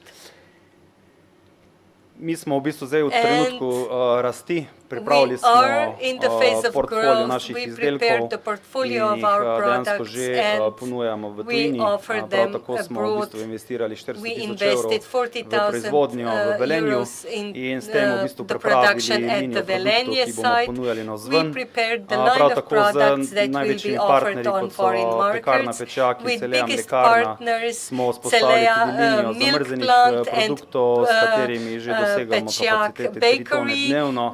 Cover the capacity up to 3 tons daily, and we will expand this Horeca program through major retailers. Zdaj, kar se tiče samih projektov v As far Velenju, as the kot zadnji Velenje projects are mi concerned, smo že my govorili last z slide, premogovnikom we Velenje discussed glede with Velenje postavitve coal farme mine za gobe in on micelje. development of the mushroom farm at the location. This is what we see as a great opportunity. We had a testing project on mushroom growth in the abandoned mines, and we have some good examples abroad of mushroom growth in phased out miles, and we will start our project project on surface tunnels, and we want to connect other partners in Slovenia into a closed loop, so we would have our own mushroom substrate and mushroom farm, so Velenje could become one of the main mushroom suppliers and vegetable suppliers to Slovenia. I hope here we can get the support and understanding for our application to the European projects. So we can proceed with this tender. We also invested into the upgrading the production facilities in the beginning of the next year. We will have to move or plan the move by 2025 to catch up with our 100% annual growth. And we will also develop the fermentation and incubation department that would help us with highly precise fermentation techniques, which is our main innovation. And we also have to establish R&D Center for Sustainable Plant-Based System that can provide products for the export into EU members and on the American market. This is it from my side. Thank you. Hvala lepa, gospod Martin Rojnik. Thank you. Izjemna zgodba. Exceptional Leta story. 2021 ste registrirali blagovno znamko Graška registered the in Graška takšna brand. rast. Kdo bi And si mislil, da such bo a Velenje huge nekoč growth. Who postalo would imagine oskrbnica, that Velenje za would become a preskrbo main s hrano supplier, za Slovenijo. food supplier for Rudarjenje je vzelo Slovenia. ogromno kmetijskih površin, kot smo Mining slišali v prejšnji took a prezentaciji. lot of Sedaj pa agricultural imate surfaces, 50 and kilometrov now novih you have 50 kilometers of rovov new tunnels for the za mushroom proizvodnjo production. vaših programov. Čestitke. Kakšno vprašanje imate, smo na Are there any questions? We are fully pressed on time, but still. Če imamo kakšno vprašanje If there is a za question gospoda Rojnika, for Mr. Rojnik, če ne, hvala if lepa, not, thank you gremo very dalje. much, and let's Na move oder on. vabim gospod Let Alenko me invite Kikec, Mrs. Alenka Kikec, direktorica Zavoda za turizem Director of the Šaleške doline. Tourism Turizem Institute of Šalek Valley. pa je druga Tourism tista is the naša second primerjalna prednost, comparative advantage ki vsako leto bolj postaja that ena is takšna vodilna becoming gospodarska a sila driving tukaj economic v force naši here lepi in savinjsko-šaleški our regiji. beautiful Savinja Čujemo. Šalek Valley. So Tako. let's hear. Izvolite, Odre vaš. Ja, spoštovani vsi, dobrodošli. They're all welcome to Velenje, to the Šaleška Valley. Our valley is not a classical tourist destination, yet with the activities carried out in the field of tourist product development and promotion, we have become more and more recognized in Slovenia and abroad. In our valley, mining is what is the typical activity. It has somehow become the DNA of our valley. If I go back to the past, in Šoštanj, a tannery was also active. And these two elements are very important for the development of tourism. The fact is that coal mine regions can be very important for the development of tourism also in the future. But of course, the precondition is money.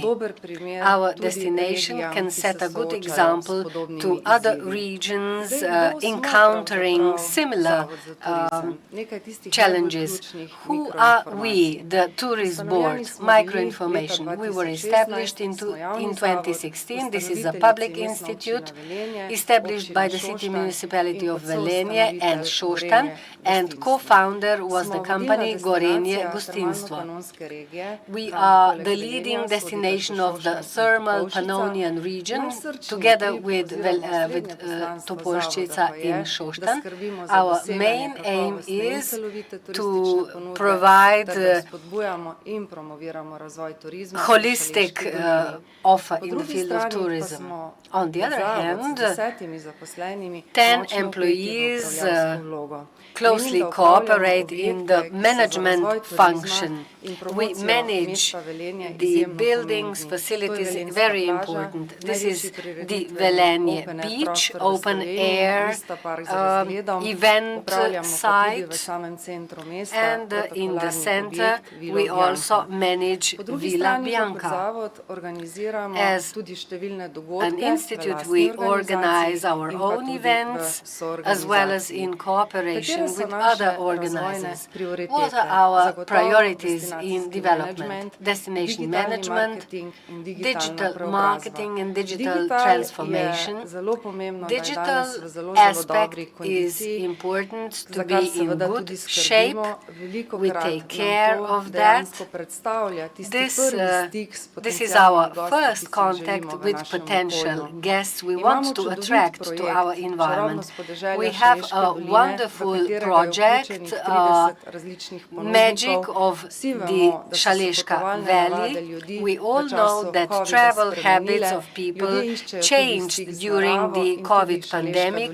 People tend to search for a genuine contact with nature. Since last year, we've been the only destination with 3 5-star products. I will explain and present them later on.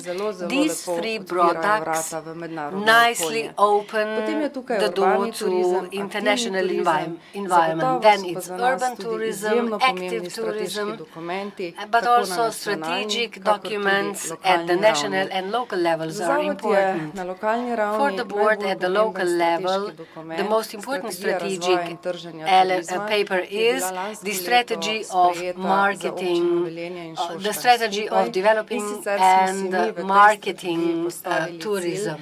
Our goal is to become the most family-friendly destination by 2027. The fact is that we often talk about mining activities. In my introduction, I said that we've been developing such products, but not many know the story of the mining activities in our valley. So guests who opt for this product can see this video presentation. So we often show it to our guests. You are kindly invited to take a look.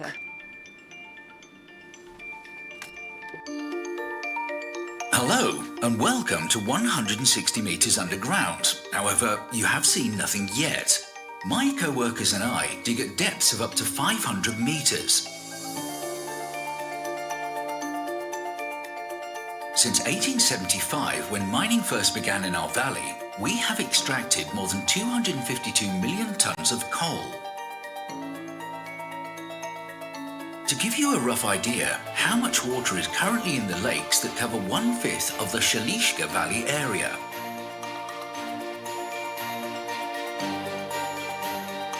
There were no lakes in our area before the start of mining. The land on the plain was cultivated by the farmers. The lakes were formed on the ground surface as a result of lignite mining. Due to the clay composition of the soil, the resulting sinkholes were filled with water. In the Šaleška Valley, lignite was mined in 3 main areas, the eastern, middle and western sides. As a result, there are 3 lakes and a variety of sinkholes. The beginning of mining in the Šaleška Valley is regarded as April the 11th, 1875, when Franz Margis discovered a high-quality 37.42-meter thick layer of lignite. The first to be formed were the water puddles, known as taichti. The taichti eventually became lakes, As a result, some Šaleška Valley residents were forced to flee their homes. Levo, desno, sama voda. Nekoč tega v Škalah ni bilo, tu so bila polja, travniki, kmetije, danes pa seveda voda. Če pogledamo proti severozahodu, bi pa nekoč videli naš čudovit Škalski grič, to je bilo središče vasi. 1948. leta so bile vse stavbe zaradi rudarjenja toliko porušene, da niso bile več uporabne. Po noči so nas prebujali močni poki v jamah, ko so rudarji streljali. In tako se je moralo ogromno, preko 35 hiš in kmetij, posloviti iz Škal, iskati novo prebivališče, kar je bilo za ljudi strašno hudo. The inhabitants of Piershire were known to leave due to the rising lakes. V letih 75 in 76 se je jezero naši hiši približalo na 50 metrov. Kot posledica miniranja je nastala razpoka v betonskih tleh v kleti, ki je od takrat večkrat poplavljala. Naša hiša se je v celoti pogrezala. Ker smo bili vajeni miniranja, nas odpadanje ometa se stropa ni strašilo. Šele kasneje sem se zavedala, da je preselitev mamo zelo prizadela, saj je hišo v Pesju gradila in v njej živela celo življenje. Umrla je leta 1984, stara 64 let. Veliko krajanov si je zgradilo hiše v Pesju, nekateri v okoliških vaseh, pa tudi v Savinjski dolini in Mislinjski dolini. Mining also began at the richest lignite deposits in the valley. Lignite excavations have submerged the valleys of Prelogje and Družmirje in 2 decades. Podkopavanje se je začelo pod vasjo Družmirje, tu na levo, pod cerkvijo. Tam okoli leta 70 se je pojavili prvi zametki jezera, potem pa se je v roku 10 let, tam do leta 82-83, skoraj celotna vas, središče vasi, bilo razrušeno, potopljeno in razseljeno. Bilo je grozno, kajti takrat so bili drugačni časi kot danes. Živeli smo v hišah razpokanih, da si videl ven na plano. Hiše so bile podprte z lesenimi tramovi, stebri, tudi hlevi, in ko so streljali po noči, ko so razpoke, ko si se zjutraj zbudil, ko si stresel odejo, se je s tebe usul umet. Razselili smo se po celotnem območju Šaleške doline, zgornje, spodnje Savinjske, Velenja, tudi do Koroške.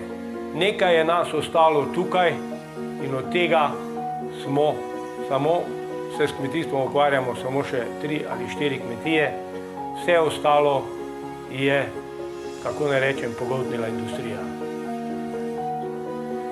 Today's image of the lakes is more or less final, as fossil fuels are slowly being phased out. When we stop digging, the lakes will remain and tell the story of the mining past, allowing for further tourism development in the Šaleška Valley. Thank you for being such good listeners. Continue to enjoy our mining tales, and I wish you luck in your search for the buried treasure. Best wishes.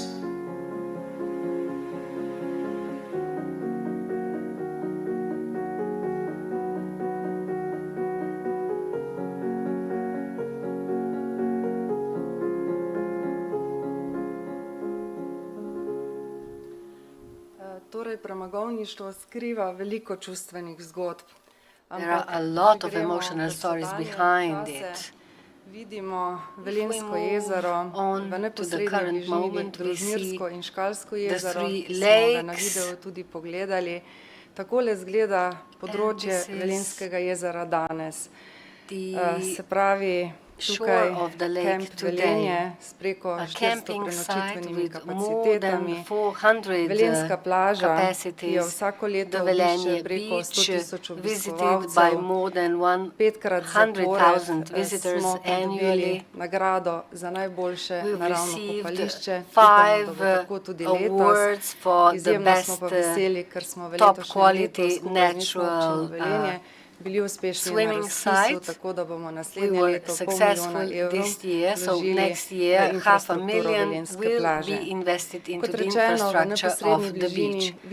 In the immediate vicinity there is a Vista Park with a view, 44,000 visitors last year, 20 different events with different contents.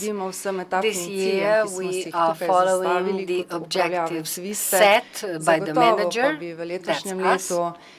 And this year I would like to expose the Metal Days Festival, an important added value for the development of tourism in this valley. 7 days, 5,000 to 6,000 participants from 43 different countries,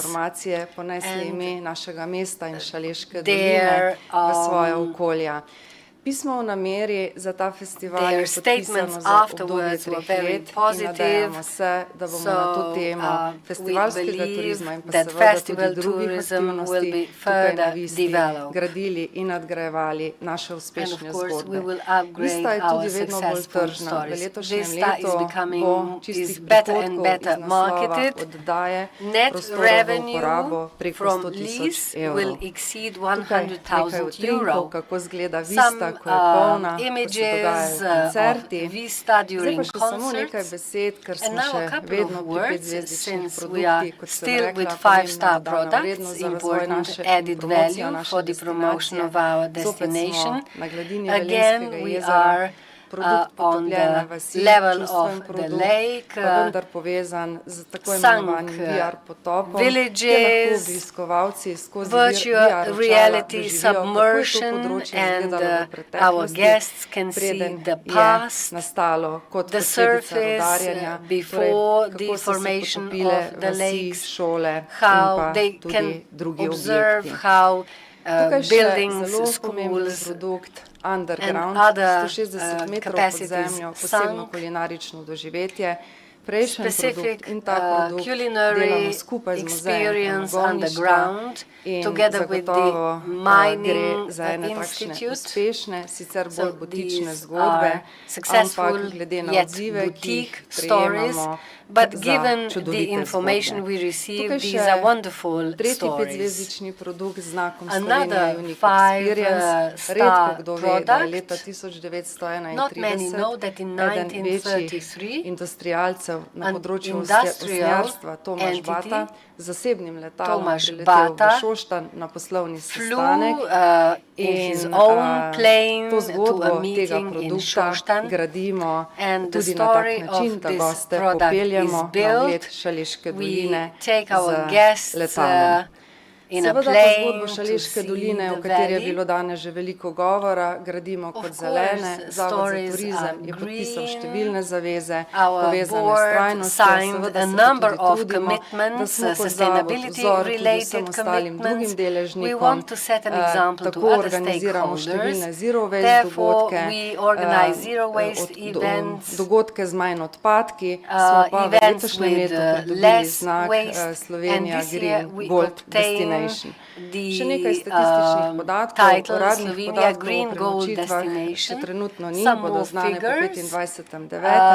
The figure on overnight stays will be provided soon, but we expect a 20% increase compared to last year, the same period. In our strategy, we also envisaged indicators important for our development, and we are doing our best to Končujem z zadnjo fotografijo, kot rečeno, poudarek na produktih v povezavi z omenjeno industrijsko panogo. Znamo delati in promoviramo naše okolje tudi z drugačnimi zgodbami. Tukaj je čudovito prenovljeno staro mestno jedro v Velenju. Organizirali smo dolgo mizo za 130 obiskovalcev. S takšnimi dogodki oživljamo tudi staro mestno jedro. Kaj pa želimo v bistvu povedati? Dejstvo je, da se v Zavodu za turizem trudimo, da bi zgodbo, turistično zgodbo Šaleške doline čim bolje približali lokalnemu prebivalstvu. Izjemno pomembno nam je, da bi se v našem okolju dobro počutili tudi prebivalci našega mesta, ker če temu bo tako ali če je tako, so prebivalci mesta Velenje in pa Šaleške doline zagotovo odlični promotorji turizma tudi navzven. Najlepše se vam zahvaljujem za pozornost. Hvala lepa, gospa Alenka Kikac, za vašo krasno predstavitev. Žal nam je časa za dodatno vprašanje zmanjkalo, prav gotovo pa se bo debata razvila še po koncu naše konference v času kosila, tako da bi brez zavlačevanja na oder kar povabil našega naslednjega panelista, gospoda Mitjo Repšeta, direktorja financ in prava v podjetju Farma Linea d.o.o. iz elektronike, rudarstva, čisto specifične nišne start-up iniciative preko turizma je končno v Velenje prišla tudi farmacija. Pharmacy also came to Velenje, pharmaceutical industry. I will try to be brief as possible. Dear ladies and gentlemen, distinguished guests, representatives of Velenje municipality and the government of the Republic of Slovenia. On behalf of our company, we would like to express our gratitude for the invitation. We are genuinely excited to participate in this conference and contribute to the collective pursuit of transformation, diversification, and progress to the region. Our company, Ergo Pharma, which is presented here today, is part of a larger group under umbrella of company called ACG Holding. In addition to Ergo Pharma, which serves as our manufacturing site, our group consists of two more companies. Hermes Consilium. This company specializes in sourcing and distributing high-end, clinically proven branded ingredients, and Farma Linea, company which is dedicated to develop, marketing and sale of food supplement products. Question, what we do? Well, in one sentence, it sounds like follows. We are developing, manufacturing and supplying clinically supported private label food supplement product. Our diverse portfolio covers over 25 therapeutic areas, allowing us to produce a wide range of over 170 different products. We are selling our products in more than 40 different markets, spanning from Canada to South Korea, reaching customers in far corners of the world. As mentioned earlier, our primary focus today will be on Ergo Pharma, our manufacturing facility. Currently, our main manufacturing site in Slovenia is located in Celje. In early 2021, we made the decision to explore additional production locations. After considering several options, we ultimately chose Velenje as our main choice. This decision was driven by favorable geographical location, as Tomasz mentioned, including the road, proactive and, of course, proactive support of the local government, for which we are very thankful. Now, let me share some key facts about Ergo Pharma's performance. They will not be so impressive as Hisense Group, but anyway. Ergo Pharma is experiencing rapid growth, with turnover set to more than double between 2020 and 2023. This year, company is projected to achieve a turnover of approximately 16 million euros. We currently employ 66 people in Ergo Pharma, and the added value per employee stands at 43,000 euros, a value that continues to grow.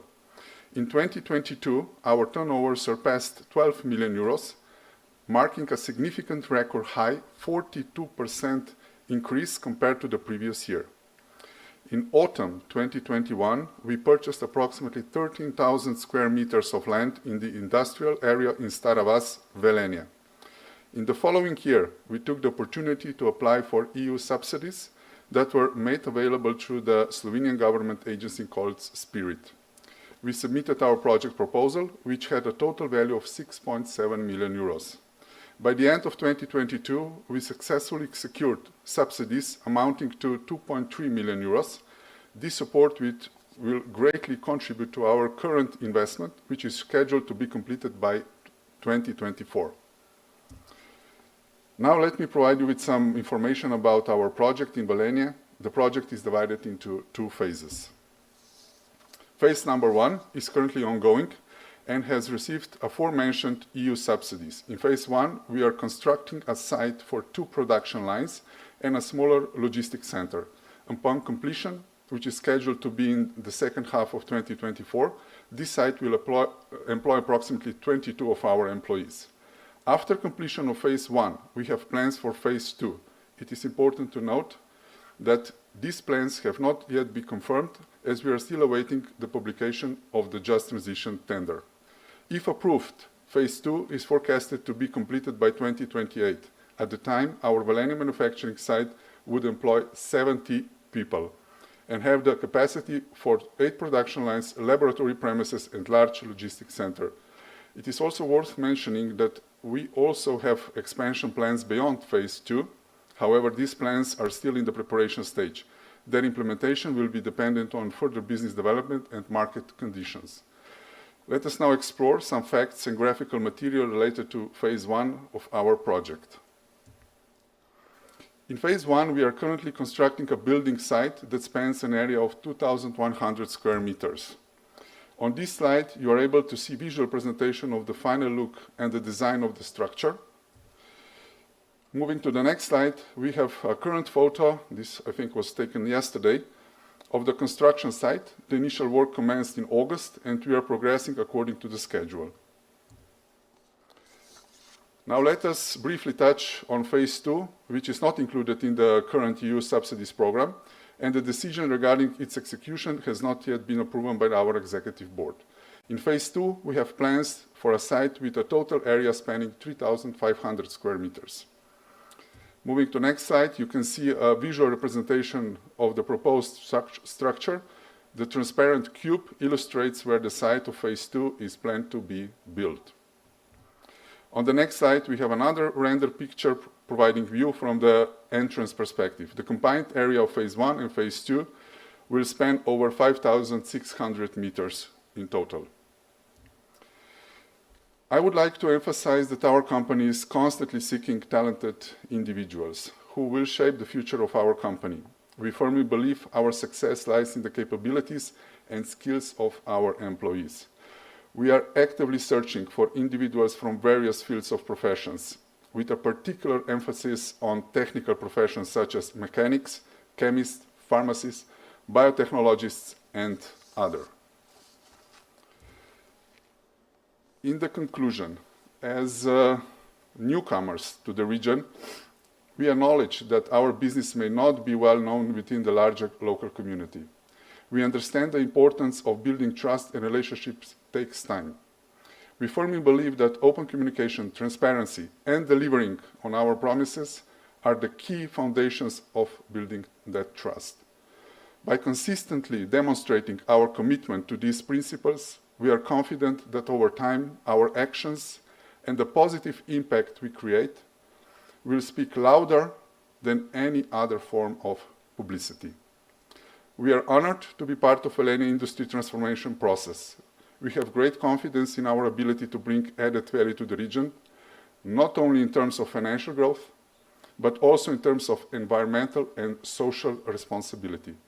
We look forward to work hand in hand with the community, local business, and other stakeholders to create prosperity and sustainable, greener future.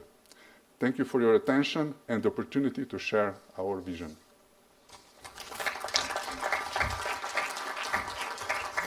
Thank you very much. I'm expressing warm welcome, dobrodošlico v Velenju. Verjamem, da se boste počutili. I believe you will feel good.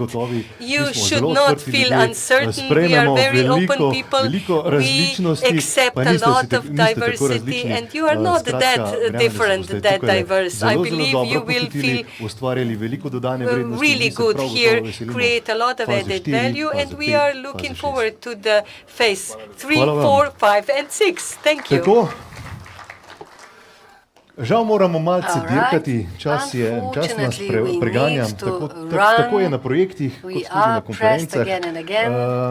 Roki so kratki in dela je veliko. Nadaljujemo z zadnjim panelom pred našo okroglo mizo, s panelom številka 4, ki ima naslov Spodbude za gospodarstvo. Skratka, gremo nekako čez zeleno nit naše konference in zanima nas sedaj v tem primeru v naslednjih predstavitvah, s kakšnimi spodbudami lahko računajo gospodarska podjetja, pa tudi startupi, ki se šele začenjajo odločati za gospodarsko dejavnost oziroma za podjetništvo.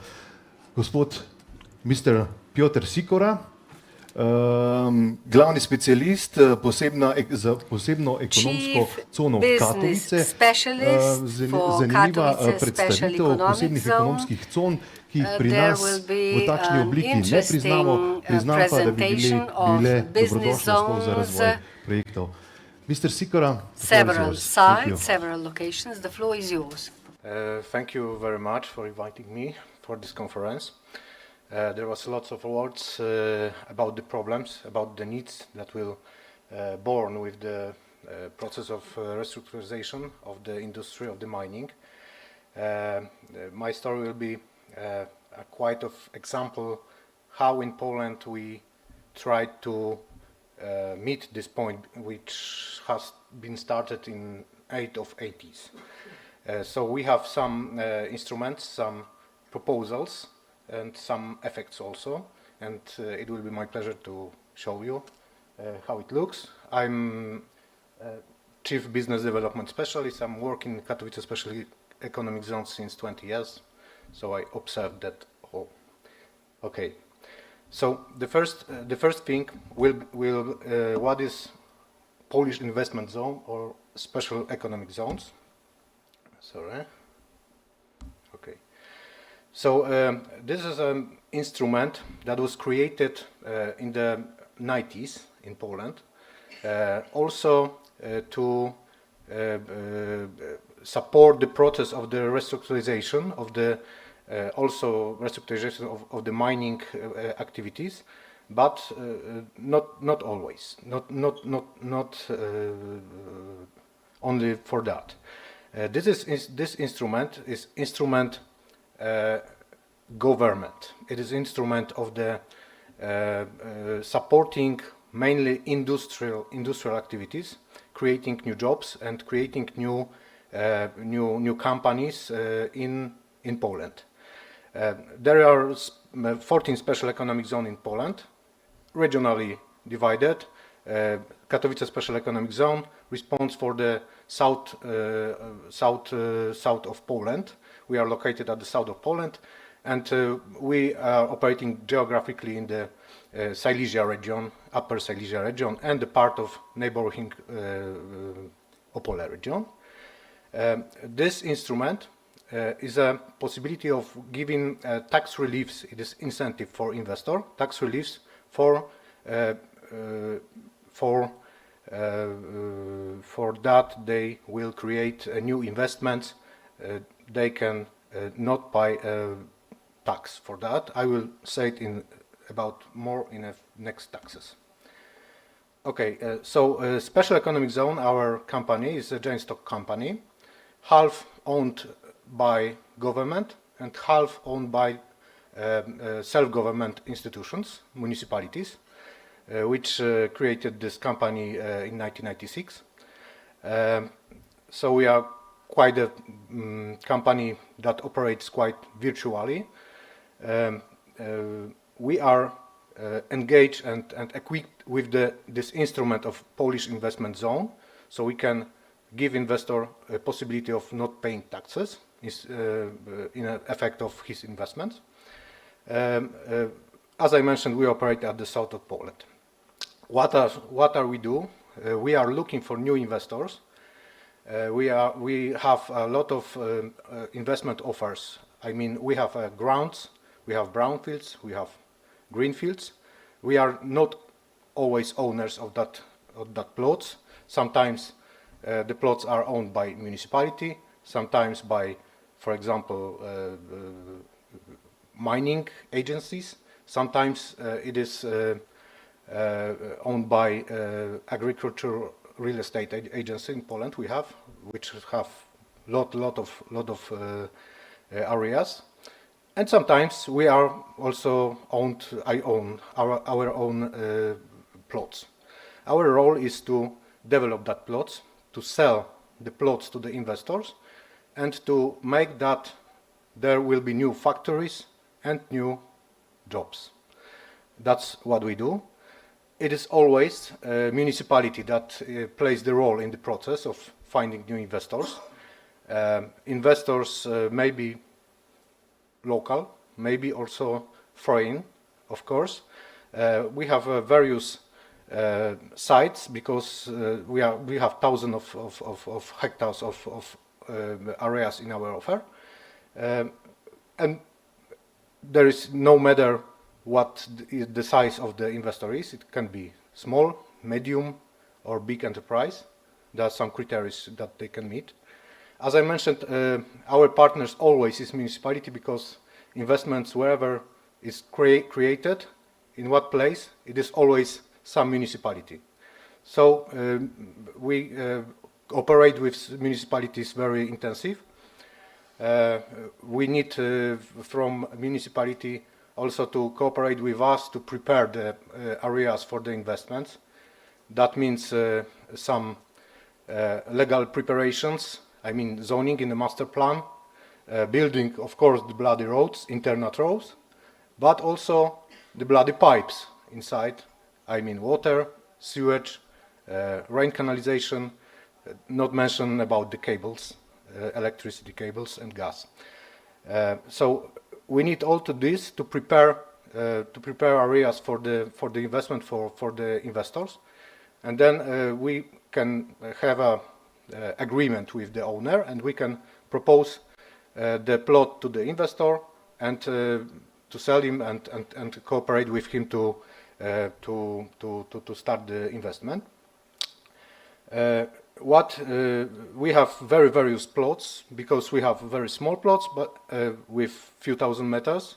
In industrial needed, it is not big plots. We have also hectares. Sometimes investors need even 10 hectares, 15 hectares, and so how it goes. Our role is to find the investor, to present him the plot, to give him decisional support that gives possibility of not paying taxes. According to taxes, I have to say that it is corporate income tax, because real estate tax in Poland stays and goes to municipality every year. We have a system in Poland that we don't have a cadastral real estate tax. We have, for now, fixed real estate tax. Every investor pays real estate tax basing on the coverage buildings, and every square meter is about 5 euros, which goes strictly to the municipality and stays at the place. So the creating of the roads, internal roads, by municipality is real investment, because the money spent will come back in the form of real estate tax and goes straight to the budget of the municipality. What I do also, we are cooperating. I will show you our second idea, accelerator, business accelerator Xenon, is cooperating with educational systems. We are also making a networking work with new clusters, energy clusters, or the some subject clusters, automotive clusters, for example, at more. I mentioned that what is important is location and the network system of the roads. We have the privilege that we have a most developed road network system in Poland. Also with rail communication and air communication with airports in Katowice, large education center, because we have lots of universities also in Upper Silesia, and very highly qualified workforce. Our region, Silesia, Upper Silesia, has about 4.5 million inhabitants, so it's quite big. We have dozens of mines that were closed, are closed, and will be closed also. There are some which will stay. So there's a lot to do for us. The instrument, I said, the corporate income tax is regional. It is a state aid tax. Investor can get this instrument, this tax relief incentive, basing on his own pre-assumptions about the scale of the investments and the number of people he will create, and also he must fulfill some criteria. It is named qualitative criteria that are basing on the quality of the new jobs and the quality of the type of the investment. Decision is given to the investor for 12 or 15 years. So it is quite a long period to can get back. The money is starting to make big. The money that are not necessary at the start. We don't have to give investor any grant, anything. We just giving him a promise to stop his money and not paying to the tax office. The money are quite big because for now the big enterprises have the percentage of 30%, medium enterprises 40%, and small enterprises 50% of the capital invested. Industrial activities means that there are a big money always.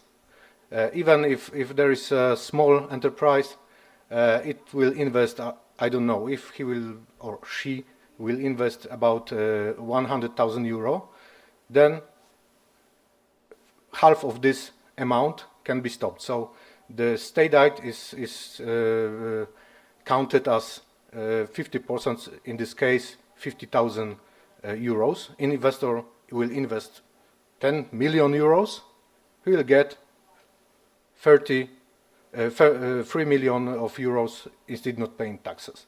The level of the tax for now in Poland is about 90%. So depending on how company is growing, expanding, the scale of the return of investment is different, but it is always profitable. The company can show his full profit, and that also gives the possibility to keep the creditability in the bank, because full profit can be shown, there is no consequences.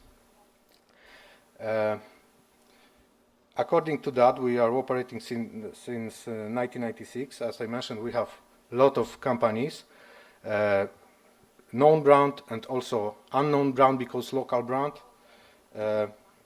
We created, our investor created over 19,000 new jobs, new workplaces in the about 25 years.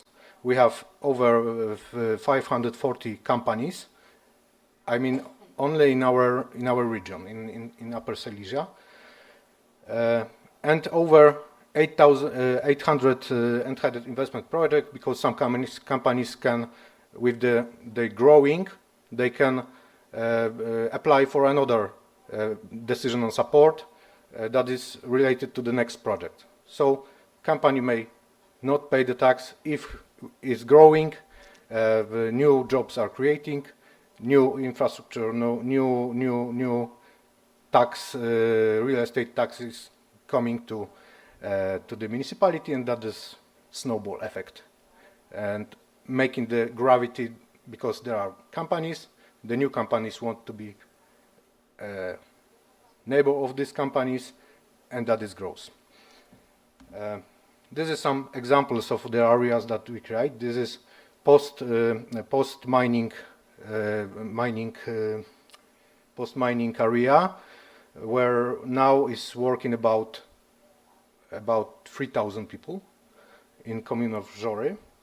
There is another area where it's about 2,000, and third area about 1,000. So we have 6,000 new jobs created by our investors in one community, for example. We have another examples, because this is one of the community. We have dozens of such places, bigger, smaller. Our new regulations gives a possibility to give the chance of taking the advantage of decision on support also now for investors in their own place. They doesn't have to invest in the specific place, but there are such and such investors. New investments are also very welcome, and investors, there are investors, and process of investing never ends. So we have lots to do with this tool. Okay, so according to this, our company also were growing since 1996. We dealt with the earlier with the possibility of giving tax reliefs only, but we since a few years ago we had an idea to create a new instrument of supporting, not basing on state aid, but instrument that was never available at the market. We named it Xenon, is business accelerator, from our name of our company. This project is co-financed by European Union in the amount of about 8,650,000 euro. We located this project in the city of Żory. It is a building construction, but not only. The main goals is to support the development of the ecosystem of innovation in Upper Silesia, extend our offer, because as I mentioned, we have only land, but now we have also other infrastructure. It leads to the professionalization of the small and medium enterprises, and to integrate few environments in one place. I will talk about, and to get an effect of the synergy that will lead to the next steps growth. Idea is based, it is accelerator, not incubator. It is a building for the existing companies. Sometimes it is for the companies that are growing but doesn't have infrastructure to grow more faster. And we offer a small industrial park. The accelerator is created consists from 4 buildings.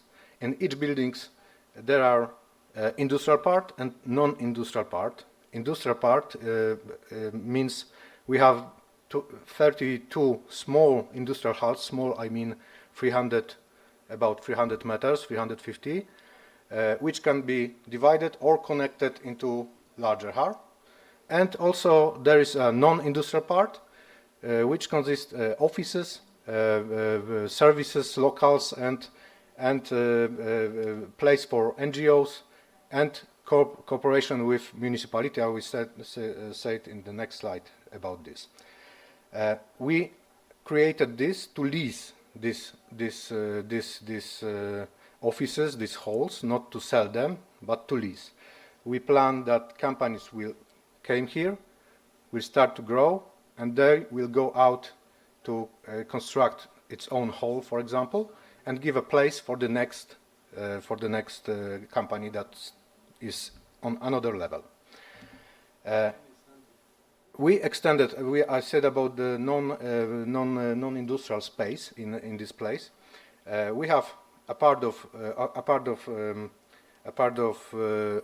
classic offices. We create two spaces. One space is a co-working center for the freelancers of the city and surroundings, of course, and competence centers. We, as a special economic zone, giving infrastructure to the that means place for the training. We have also agreement with the municipality that municipality is using for training these peoples in schools at the technical schools. We have a computer rooms. We have workshop offices for the cabling, this tight, and one industrial hall is also prepared for the making some kind of sample of the factory.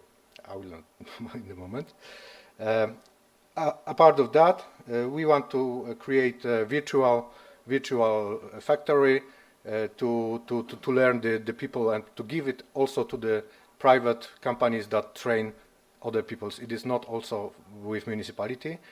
A part of that, there is a bistro, post agency, nursery kids, offices, vehicle charging station, electrical, and lots of other.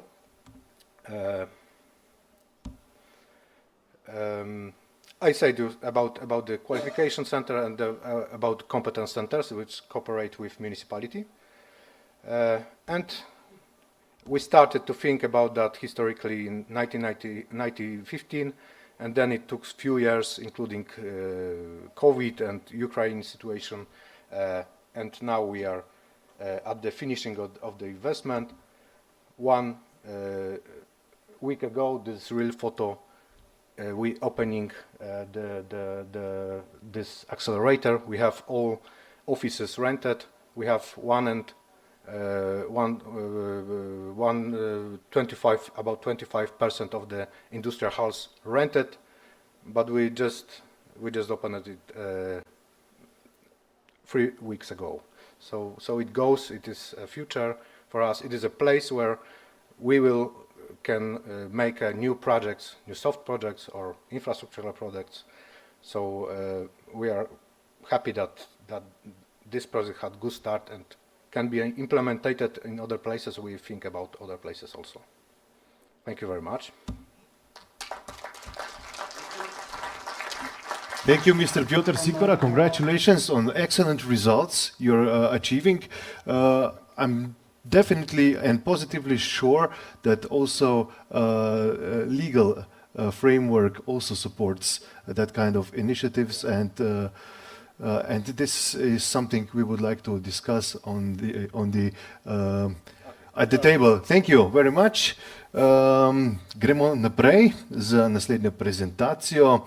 Heliot Europe. Continuing with the next presentation, Heliot Europe, let me invite Mr. Blaž Golob to the stage, director of the Heliot Slovenia company. The company is, of course, part of the Heliot Europe group that operates also in Germany, Switzerland, Liechtenstein, and Austria. So the floor is yours. Thank you very much. Dear international guests, warm welcome, and it's a really great pleasure to learn about experiences. About good experiences of the regions. But now, spoštovane Velenjčanke in Velenjčani, and dear Velenje residents, I want to thank to the mayor. I actually meet him in his own environment. We met when he was still a deputy mayor within the urban forum, and he was representing the Velenje city in different environments. And of course, I want to thank the international team that is highly active active at the international level. The Velenje team, namely Karla for positioning Velenje in the European circles. This is truly important for the projects to be created here in the Šalek Valley with key stakeholders, and you have to see what can be your successful points and what were your falls and learn from your troubles. And I am here in the role of the director of the company, bringing the data on transition, on the green transition and smart transition, development of smart regions, smart cities, digital transformation, and this is what I want to share with you. We are a new player in this field in Slovenia. Slovenia is the 7th among the countries after Germany, Austria, Switzerland, UK, Denmark. Now Slovenia has this new network, and what this new network brings into the practice, how we can realize the projects of digital and green transformation. This is the topic of my presentation today. The company operates in 7 European countries.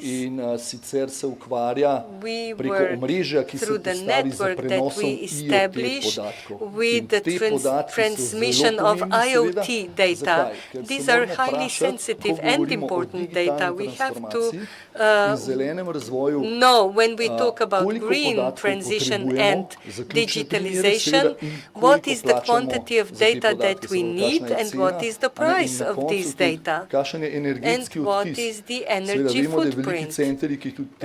Big centers set up by telecoms, with all respect.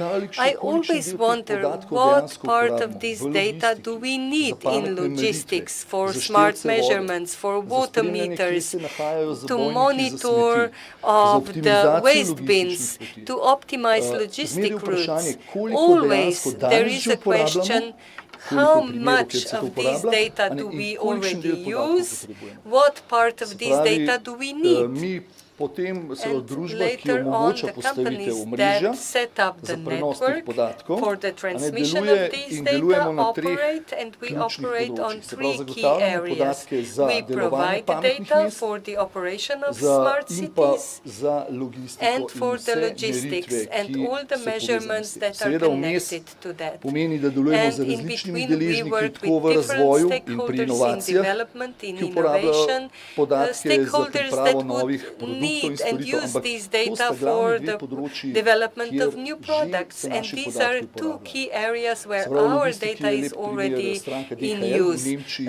Logistics, great example is Slovenian Post Office or DHL, a company, and smart cities, water utility companies that monitor the consumption of water through smart water meters. When we talk about investment environment for new companies, development of new economy, we always wonder how this Velenje region, in what way it would provide or attract new companies. We mentioned one-stop shop before. An important part is how you can register your company, all the paperwork, but then next step is how do I operate, whom do I connect with, and how smart city, we know that in Slovenia we have smart cities in implementation. How we can provide data to economy, to companies in the field, and these are the questions that we solve together with our clients. How? With partnerships. Here I want to mention a number of areas where data is applied or used: the data economy, digital transformation, monitoring things where they are, development of smart factory, the management of resources within the company, monitoring the logistic routes, and different measurements, water, gas consumptions, and so on. For smart city, it is well known monitoring of environmental parameters, the dust particles and other pollutions. And moving on, looking s partnerstvom z različnimi strankami. No, zdaj bi se pa malo dotaknil samo izziva, ki se nanaša na kaj so naslednji koraki lahko in za regijo. Here in the region, what could be interesting steps forward. Here I want to touch on the concept above the smart city already in place. A great example of Bilbao, San Sebastian city. We were that lucky to get the presenters from Bilbao city who presented how a coherent city where the technology can provide the implementation of projects for sustainable development and provide support to all stakeholders and all projects. And when we meet financial means, when we have resources, when we go from paperwork to specific project, how we color the project with digitalization and what is the cost of that. And now, if we have a look, we heard today, triple helix model, quadruple helix model, who are the stakeholders. I have to commend the organizers, how they set up the conference. They first invited this quadruple helix government, city, region, companies, NGOs. Great example of Peter, who exposed this part in cooperation with business. They come from business, but they involve government, voivodstva, and NGOs as well, and research sphere, research institution, and academia education. And in that part we could see how important that is and what is provided through data transfer and knowledge transfer. In case of mining, how we can package the data and sell the product. We can provide not only the new jobs, but in the background we create added value as well. And here I want to mention three crucial segments that we have met in companies, some were more or less successful, and where things happen quickly, where the region and city had a long-term strategy, a foresight like a Bilbao city with a strategy for the development of the city, and there the projects follow, and it was a joy to work there. We connected with the smaller part and provided data whenever it was necessary. On our example, here we combine the strategy, projects, and funding.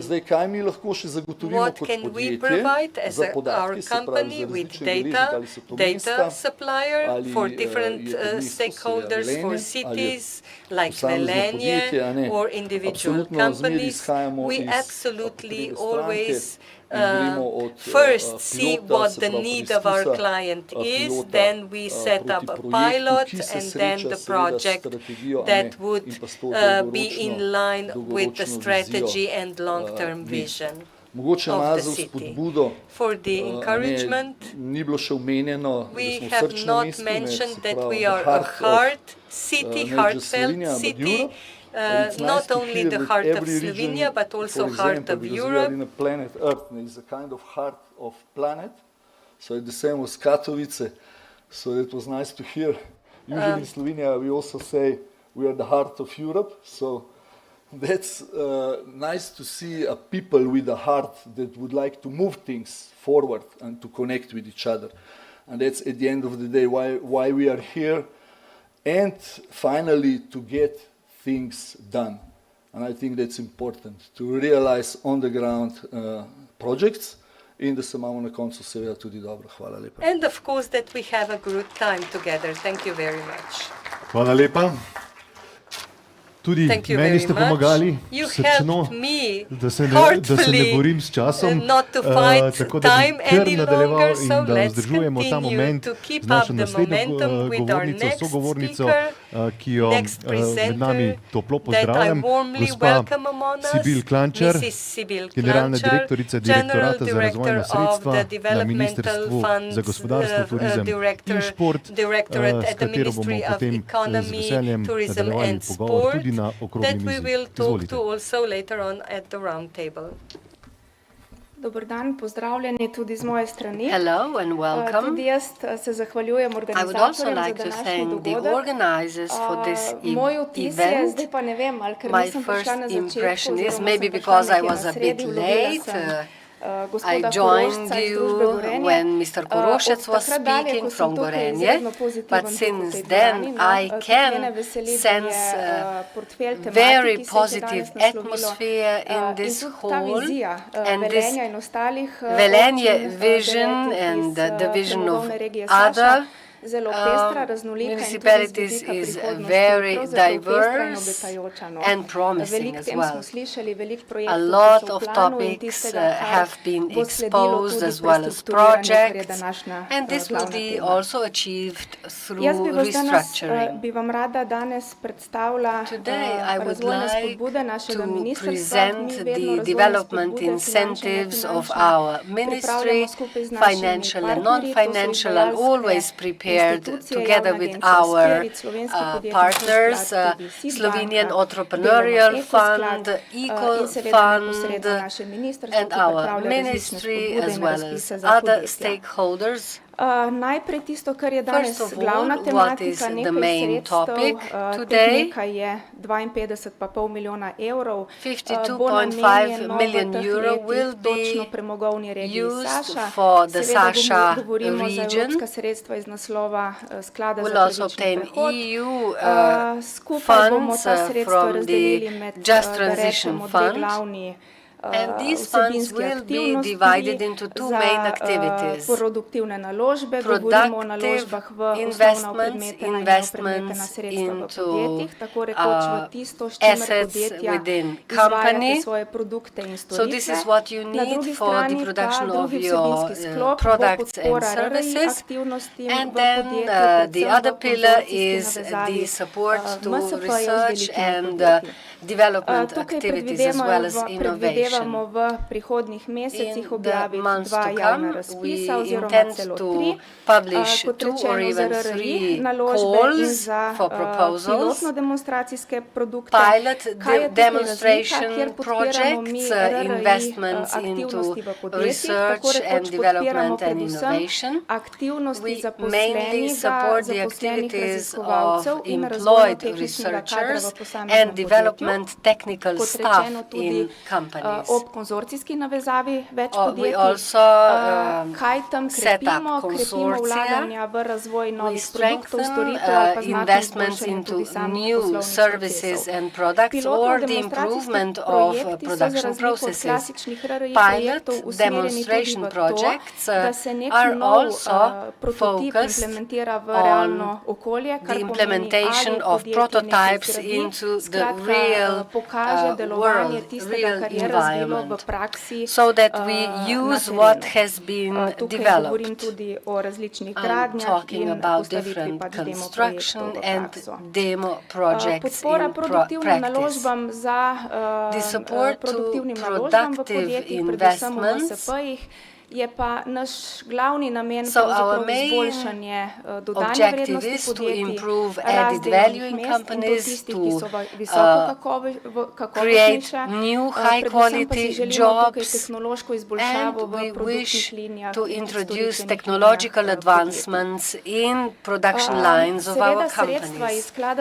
Of course, funds will also be available from the Just Transition Fund.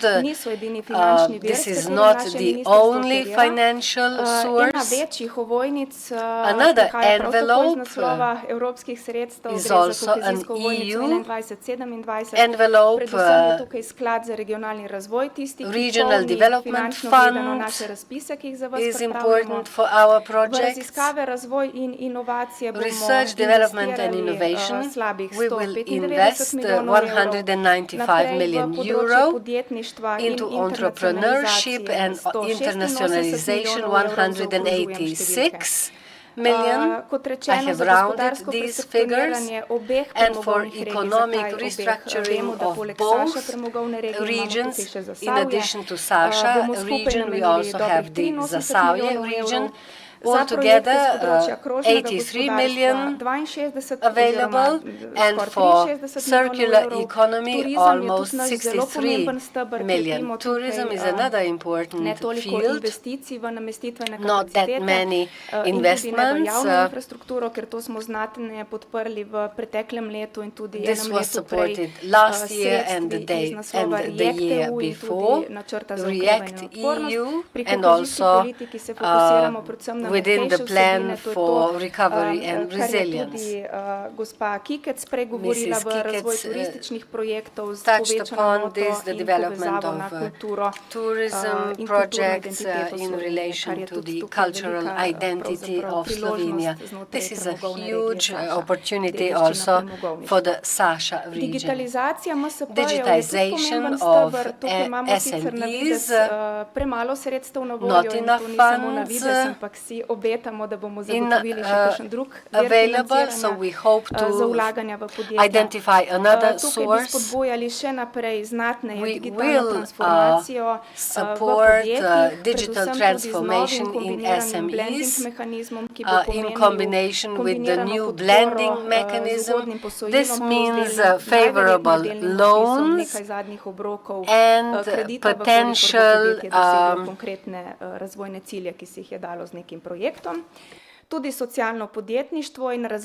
write-off of some final investments. We want to take care of more vulnerable parts of the economy, female companies, and sports also. This is also under our umbrella. Now, sports, before it was mentioned, so the sports center development was mentioned in Velenje, and sports can generate unique economic effects. Therefore, we support the development of the Saša region in this segment as well. Before I start presenting our investments, I have to say that some changes have been introduced due to the catastrophic floods in August. Let me share something that is not in the slides because it hasn't been approved by the European Commission yet. We are counting on the amended Recovery and Resilience Plan. This means additional funds to invest into this energy transition of companies, to improve energy efficiency and to restructure companies. We hope this will be officially approved by the European Commission, hopefully this fall. So this measure will also be available in 2024. Mainly, it will cover the restructuring of industry. This has a significant impact on our GDP. It impacts our supply chains. Therefore, it should be invested into this industry. Let me also mention two reforms that are part of the forthcoming changes of the Recovery and Resilience Plan. We wish to set up the digital identity of companies. This will enable not our ministry but other entities publishing calls for proposals. So we want to gather data. We need to assess the quality of an application for a project. This will help us accelerate the procedures so that companies will receive the feedback earlier. feedback on whether the application has been approved or not. And second field, improving energy efficiency. We will electrolyze and digitize the reporting system of particularly the large companies, because they have to report to the energy agency, and we wish to build a business environment more favorable for energy audits to identify some savings. And of course we will collect this information, evaluate, and this will result in more focused preparation of development policies. Why talking about energy efficiency? We know that energy efficiency is very important during crisis because we depend on global value chains and supply chains. We were strongly hit by the energy crisis in terms of solvency. Politik, ki bo pomagala graditi konkurenčnost in večjo dodano vrednost v gospodarstvu. Zdaj pa še nekaj besed, bom tudi jaz skušala biti kratka, da če lahko kakšno minuto prihranimo ali pa ulovimo tajnik nazaj. Žal vemo samo poletele poplave meseca avgusta, posledice so izjemno negativne. Had very negative consequences. Our ministry visited a number of companies. We were also volunteers as natural persons, and when you see the situation, it gives you the shivers.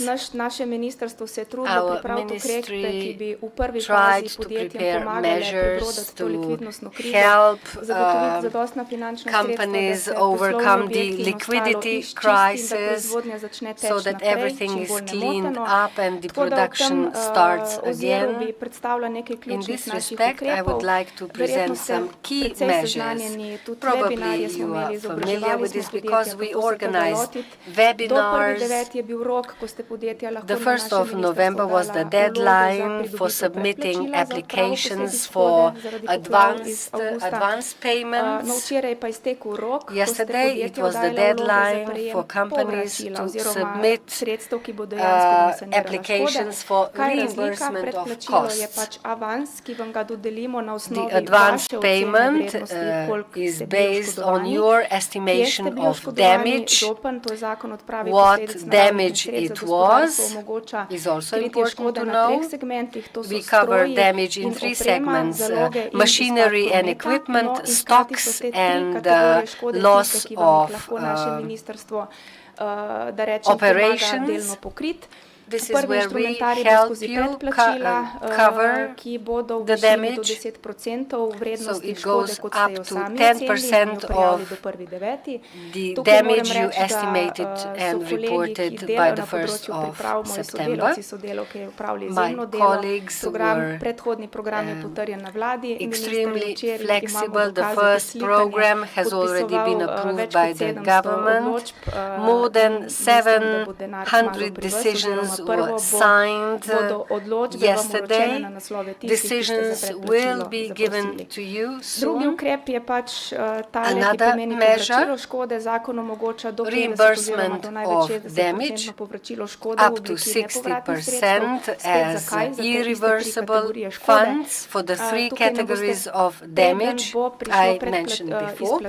Before you receive the payment, you will have to provide proof, not only estimation of the damage is enough. So we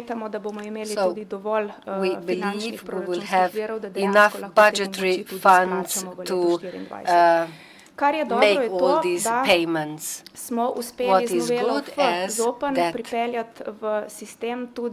we managed to introduce new financial engineering for the recovery after floods. We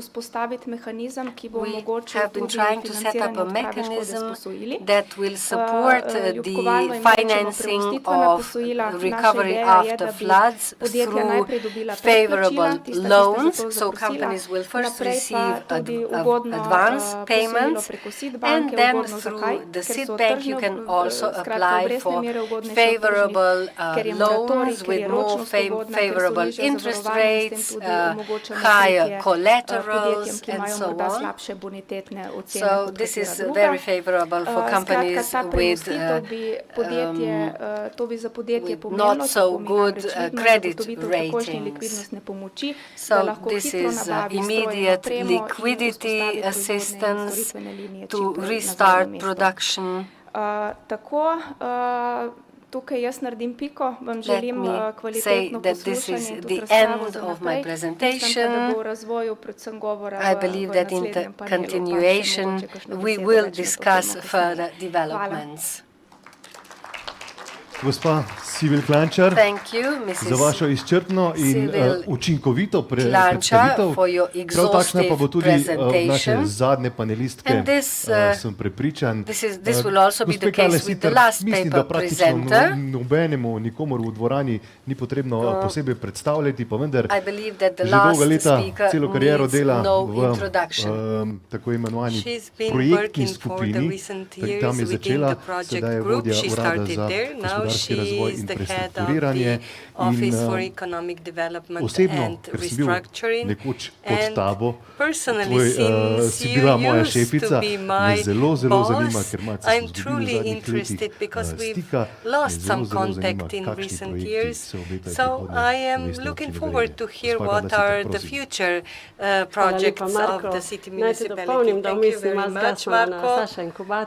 I then went to Sasha incubator, but now I'm back, and I am under huge pressure, not because of the deadline set by EU Commission to end our projects by 2026, but also since our mayor gave me 5 minutes to present my paper. So truly, we are in the period where there is no longer time to prepare the projects, but to implement them now. We are facing the biggest investment cycle that I remember.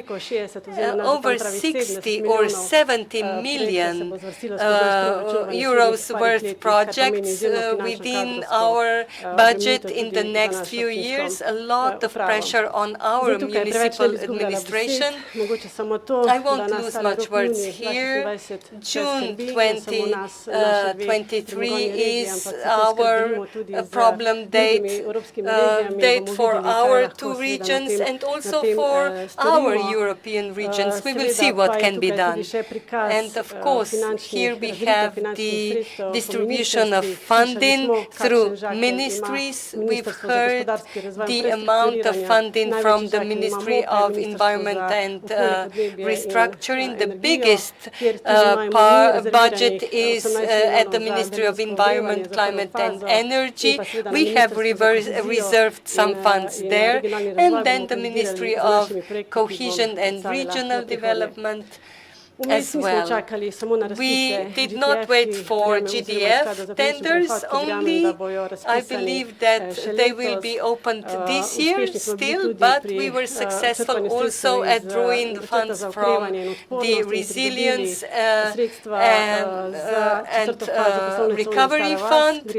We started renovating our biggest business zone, Stara Vas, close to the new highway. 13 companies companies. Some of them have already started building, some are still getting the funding, and when we counted the plans of our developmental projects, we got 1,000 new jobs until 2027, and we will support all that through the municipality, of course. This is the image today, completely different. One photo of the company that started constructing was presented today already, and I hope we will have a lot of new photos next year, and the companies will construct, or some even start producing. We have 2 hectares of finalized constructions, and the 4th phase is 1,400,000. We will end up in October this year, and then we will start removing the power line, and then we will offer new services to investors. We are very proud that we are very strong investor in our business zone 4, Tech Hub, technological part. We have actively been working on project documentation. We will submit the application for building permit in November this year. And why Tech Hub? Because our companies, startups need added capacities, production premises to continue their journey. And as Mr. from Katowice said, they will grow and develop further and leave the park for the next phase. Co-financing of one project from multiple sources, this is a great example of that. The Biorefine Field Institute, this is a lab that would support our economy as well. The timeline here, I won't lose much time. We have to reserve the date, September 25. We will open the facilities, or perhaps October, to be on the safe side. Next highly demanding project is a future center. The old power plant will be turned into the future center, a revitalization of old power plant, and I believe that with the team and the ideas that we have, we can make it happen. If you know the image before, and this is the image in 2026, that we are truly looking forward. It will bring new premises to the Faculty of Energy, startups, and other supporting institutions that will support the economy in the region. Timeline also a bit longer here. It is extensive project. The principle of construction would be design and build. First, we will choose the designer, and then constructor, and save valuable time. We assess the value of the project at 30 million euro. This is the assessment. We followed the role model of Cukrarna in Ljubljana. The cost was 23 million euro. We hope on the Just Transition Fund funding, and we will open space for incubators here as well. Third project is the expansion of business zones in our municipality. Business zone Pesje, close to the Velenie Lake. Smaller zone, it is still a mining area as well. This will be a nice small project. We have all the professional calculations prepared, and we are in discussion with the landowner already. So we hope that we can open 17,000 square meter new premises. So everyone looking for premises turn to us. We look for peaceful activities here. We have tourism next by. Digitalization, of course, is connected to the development also in the future. Perhaps the information that we are working seriously. We follow the CRAN platform and Katowice city role model. The first pillar to be digitalized is sustainable mobility, and we will compete within the CTN calls. We are looking forward to the discussion on the act regulating the gradual closure of the Velenje coal mine and restructuring act. Katowice discussed tax benefits and tourist infrastructure. We will welcome any comment. For the end, thank you very much for your attention. Thanks to all the presenters, speakers who contributed to this conference, and sincere thank you to everyone who came to Velenje and everyone that create our Velenje to make it green, smart, beautiful and sustainable also in the future. Thank you very much. Hvala lepa, Karla Sitar. Thank you, Karla Sitar. Za Congratulations vse doseženo in pa želim vam res veliko energije, moči, kako smo že rekli, what did you say? Positive transformational energy. This is what you need. Sedaj pa je, spoštovani in spoštovani, now, čas, ladies and da gentlemen, preverite it's svoje time mobilne to check your naprave, mobile preverite nujne devices, maile, odgovorite check tiste, kar je res urgent nujnega zaradi emails, tega, answer ker bo those that naša are truly tehnična urgent, ekipa and now our v nekaj technical trenutkih team pripravila in few moments will prostor prepare za the izvedbo še zadnjega dela space današnje for konference. the last part of our conference, round table on the restructuring act. So, few moments just to check the phone, not to leave the room.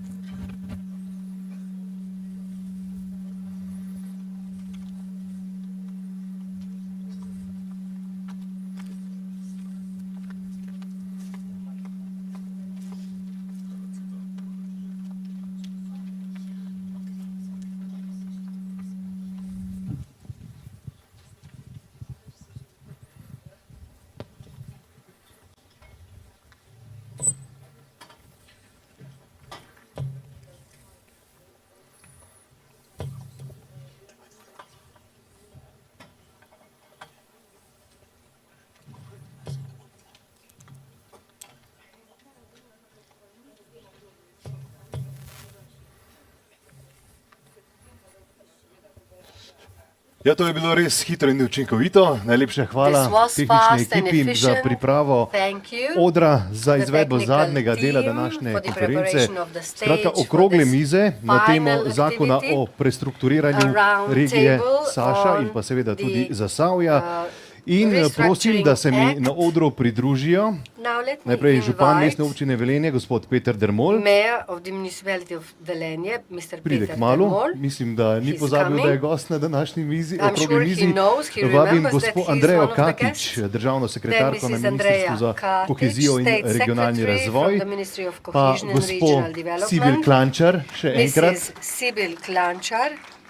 Lepo pozdravljeni. Gospa, izvolite, čist po vaši želji. Take a seat.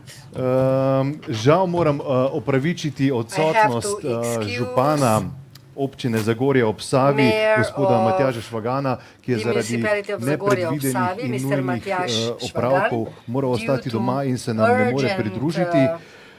Medtem ko čakamo gospoda Dermola, pa bi na oder z veseljem povabil še gospoda Janka Pogorečnika, direktorja šolskega centra Velenje. Izvolite.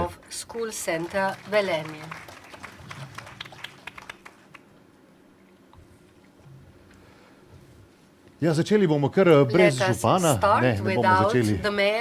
Sem hotel izkoristiti priložnost nekaj začeti brez župana, pa ne gre. Dobrodošli, gospod župan, na okrogli mizi. Zakon o prestrukturiranju.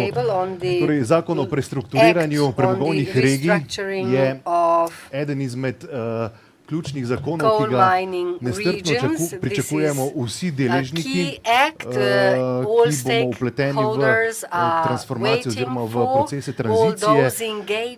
Še prej pa bi moral biti izveden oziroma objavljen in veljaven zakon o postopnem zapiranju premogovnika Velenje.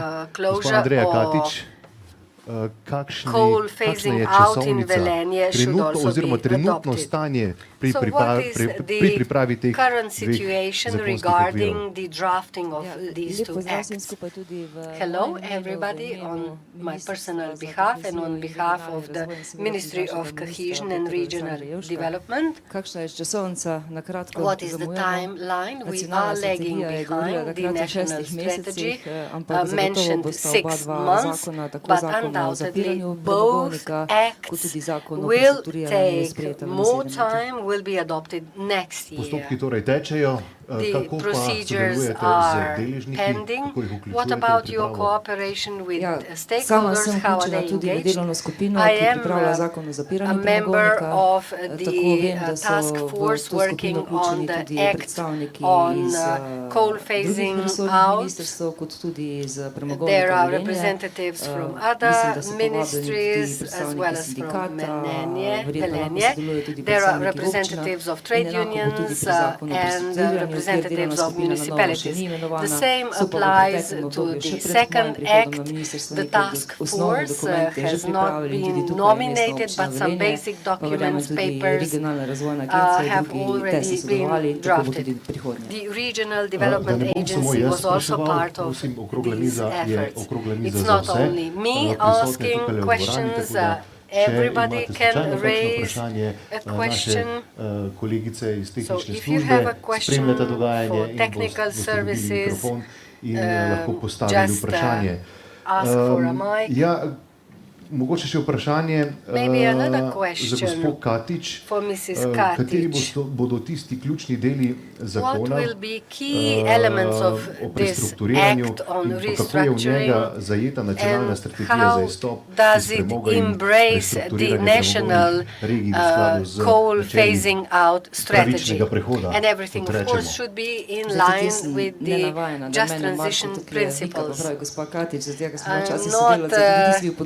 To you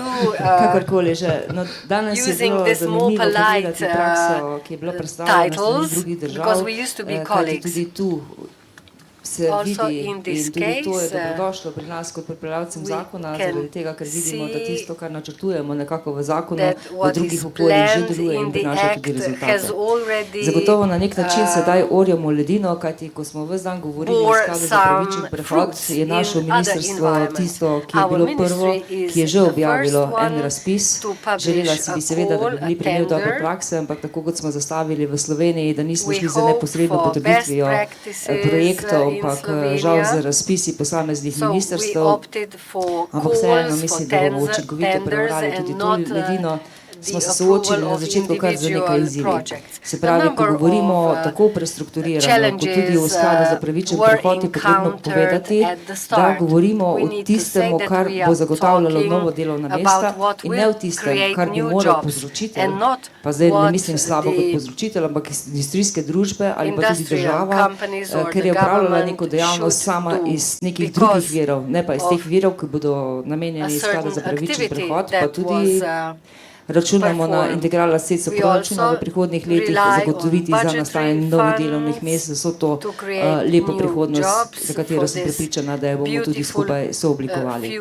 Tako da zagotovo smo se pri tem že srečali s tem, da vidimo, kaj so in na kakšen način upoštevati načelo povzročitelj plača in tudi tukaj verjamem, da bo tako na eni strani pri zakonu o zapiranju premogovnika, kjer bo potrebno opredeliti vse finančne posledice v naslednjih letih, tudi takrat, ko bo premogovnik še deloval in skrbel za to, da je naša okolica takšna, kot mora biti, kaj bo z vsemi temi objekti, ki jih ima. Po drugi strani pa moramo govoriti o drugih sredstvih, se pravi tistih, ki bodo namenjena za razvoj, za samo prestrukturiranje. In teh sredstev tukaj ne bi smeli mešati. In zagotovo, kar je pomembno še tudi, ko se bomo govorili o skladu za pravičen prehod, da je tukaj neko novo načelo ali pa kohezijski politik, da tesno sodelujemo tudi z lokalnimi oblastmi, z lokalnimi razvojnimi partnerji, tako z podjetji, regionalnimi agencijami, vsemi drugimi subjekti in da nekako skupaj z roko v roko se trudimo, da iz teh sredstev, ki so namenjeni za pravičen prehod, res naredimo tiste prave projekte, se pravi, da za določeno vsoto denarja dobimo največ tudi za prihodnost. In tretje, kar se mi zdi zelo, zelo pomembno, je, da Evropska unija sedaj v novi kohezijski politiki določa, da je lahko DDV upravičen strošek. Imela sem sama kar nekaj izzivov tudi za sodelavci, kajti so zelo težko slišali nekaj takšnega in razlog je bil, da če bo DDV neupravičen strošek, bodo občine bolj resno pristopale k projektom, ampak enostavno je bila komanda prava in DDV bo upravičen strošek. Would be disappointed, but now we managed to categorize VAT as eligible cost. Ampak tudi občino Šoštanj, tudi občino Šmartno Paki, kot tisto širšo premogovno regijo. Če od teh 40 milijonov računamo, koliko je DDV, jaz si ne predstavljam, kako bi recimo mestna občina Velenje, ki bo deležna največje vsote teh sredstev, lahko zagotavljala svoj delež tudi v nekaterih drugih projektih, kajti verjamem in poznam ambicioznosti občine, ne bomo se dostavili samo pri kohezijskih sredstev, bomo štartili še tudi na marsikaj drugega. Tako da če zdaj odgovorim na tvoje vprašanje, se pravi, ja, zagotovo moramo na eni strani ločiti sredstva, ki bodo šla za zapiranje premogovnika in vzdrževanje vse infrastrukture, ko bo potrebno, in sredstva, ki bodo namenjena zakonu o prestrukturiranju. Če tukaj danes povem, bilo je že marsikaj predstavljeno strani vseh tujih predstavnikov iz drugih držav, zagotovo najzahtevnejše se mi zdi, da bo zagotoviti v državnem proračunu vsako leto za program prestrukturiranja določeno vsoto. Govorili smo o preteklosti v višini 100 milijonov vsako leto, ampak glede na vse, kar nas je doletelo, glede na vse, kar še bo, upam vseeno, da bo gospodarska rast regarding everything that has happened already, including the floods, v Evropi in da bomo lahko ta sredstva zagotovili. Vse to je pa seveda odvisno od predvsem dobrih projektov in te projekte in program bomo pripravljali tako na Ministrstvu za kohezijo in regionalni razvoj, predvsem skupaj z lokalnimi akterji, z lokalnimi skupnostmi in tukaj že pozdravljam tudi ustanovitev te pisarne za pravičen prehod, ki bo po mojem eden Just Transition Office. This will be an important davčne spodbude. To je bilo pri nas že na podoben sistem, tako pri zakonu o pomoči, kot tudi zakon, ko je urejal obnovo Posočja. Spodbude tudi za zaposlovanje. There will be incentives for recruitment, for employment as well. Years ago, when I was younger, we had a civil initiative for the third axis. The road will have to be constructed as well. So then we asked the then director of the Gorenje company, so what do you need more, modern road or lower labor costs? And he opted for the second option. So with the recruitment incentives, we hope to attract more investors. The mine and all the infrastructure is an important part of our valley. We'll have to check how this can be used. I can't see people's faces because it's rather dark. The Sasha region can be compared with the Zasavje region. I believe that the mistakes in the Zasavje region should not be repeated in the Sasha region.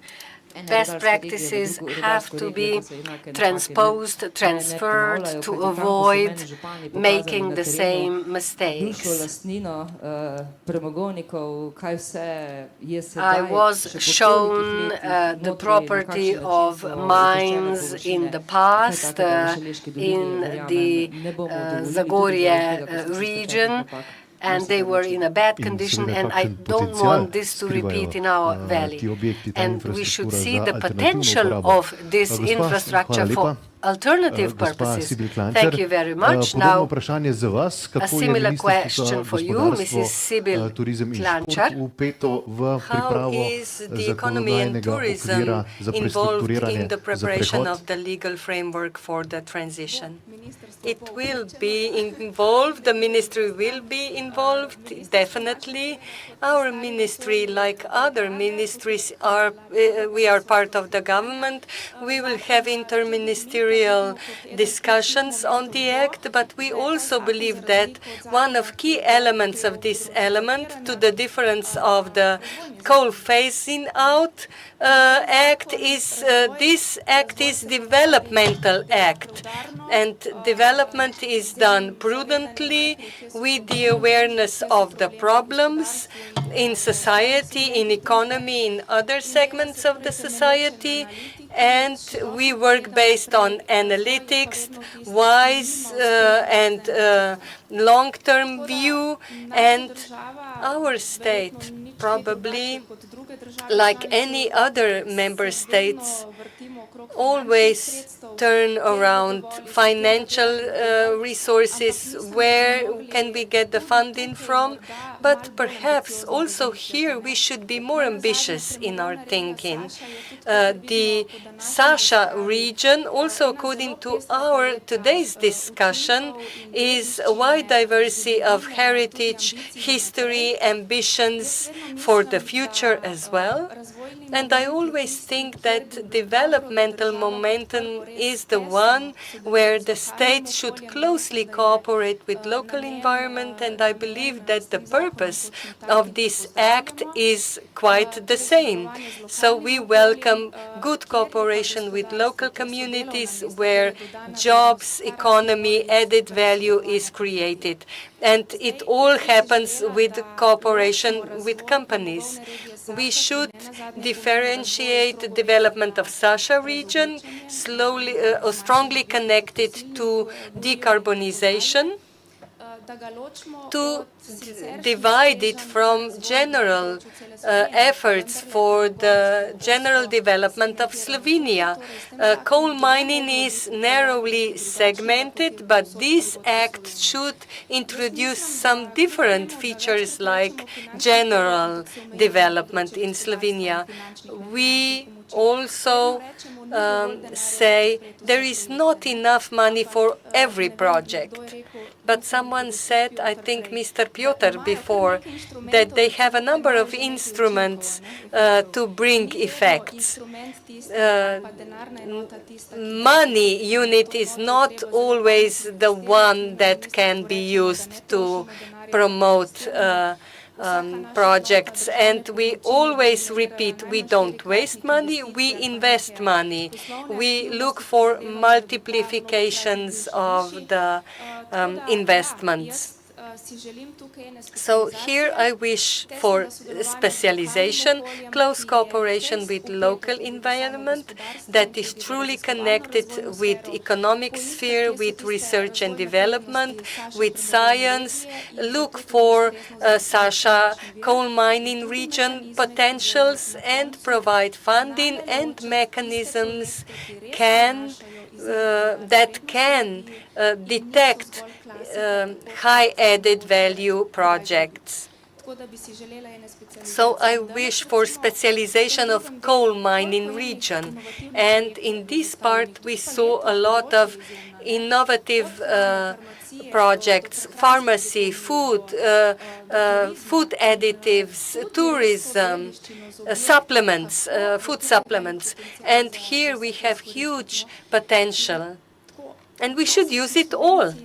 And sometimes Slovenians are not ambitious enough, not brave enough, not open enough. So I believe this is what we need to do. Absolutely. Thank you. Ms. Siebel gave you a starting point, Mr. Mayor. What are your expectations from this act that is coming in and would shape our projects and their implementation? Like Andrea said, we both agree. Like Andrea said, we don't want to repeat mistakes and Zasavje story, when since 1995 and 2005 they've lost 5,000 jobs, a huge 10% depopulation, very serious social bomb. This is what we want to avoid. What are your expectations? Expectations are great by all means. On the one hand, we are a year and a half behind with the adoption of the act, but it's better to have a good act that takes more time than preparing something in a rush. What is very important is that in our region we expect both acts, the Restructuring Act and the Closure Act, to be adopted as a package simultaneously or simultaneously, because they complement each other. The aim of this conference was to open part of these needs, to expose them. They were also identified elsewhere in Europe, and we can compare poor and good practices. The director, one of the members of Gorenje Hisense mentioned what their expectations are. Companies need some tax relief, exemptions, they need supporting environment. I still remember when some taxes could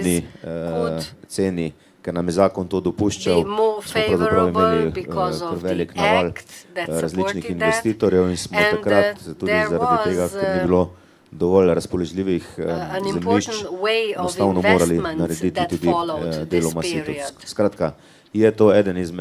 This is one of the segments we see in the Restructuring Act. Secondly, what I also find important is land management. It is worst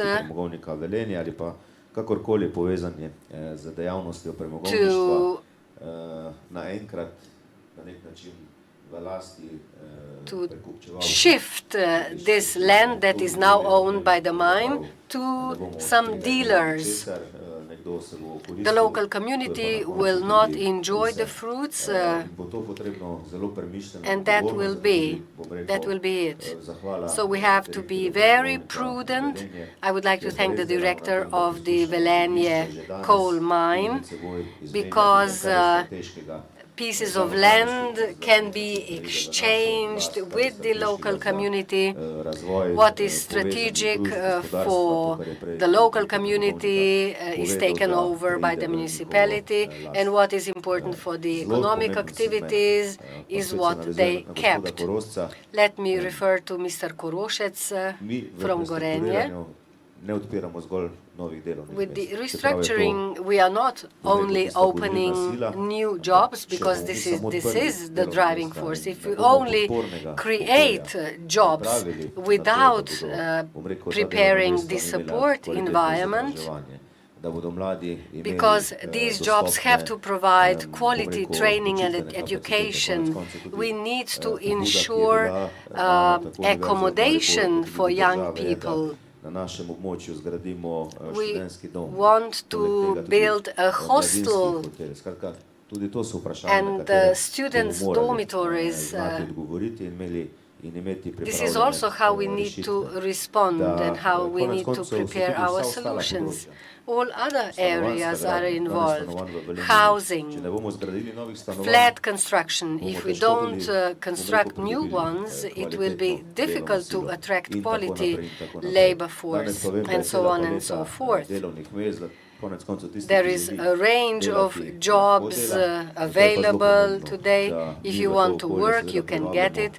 But we want to attract into our environment investors who will create added value in this environment.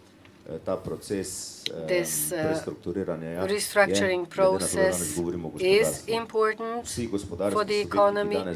All the entities operating in our municipality are wanted. We want to keep them, and we will try to support them, regardless of the added value they generate. Those coming to our environment should generate and create higher added value. Our added value is still 20%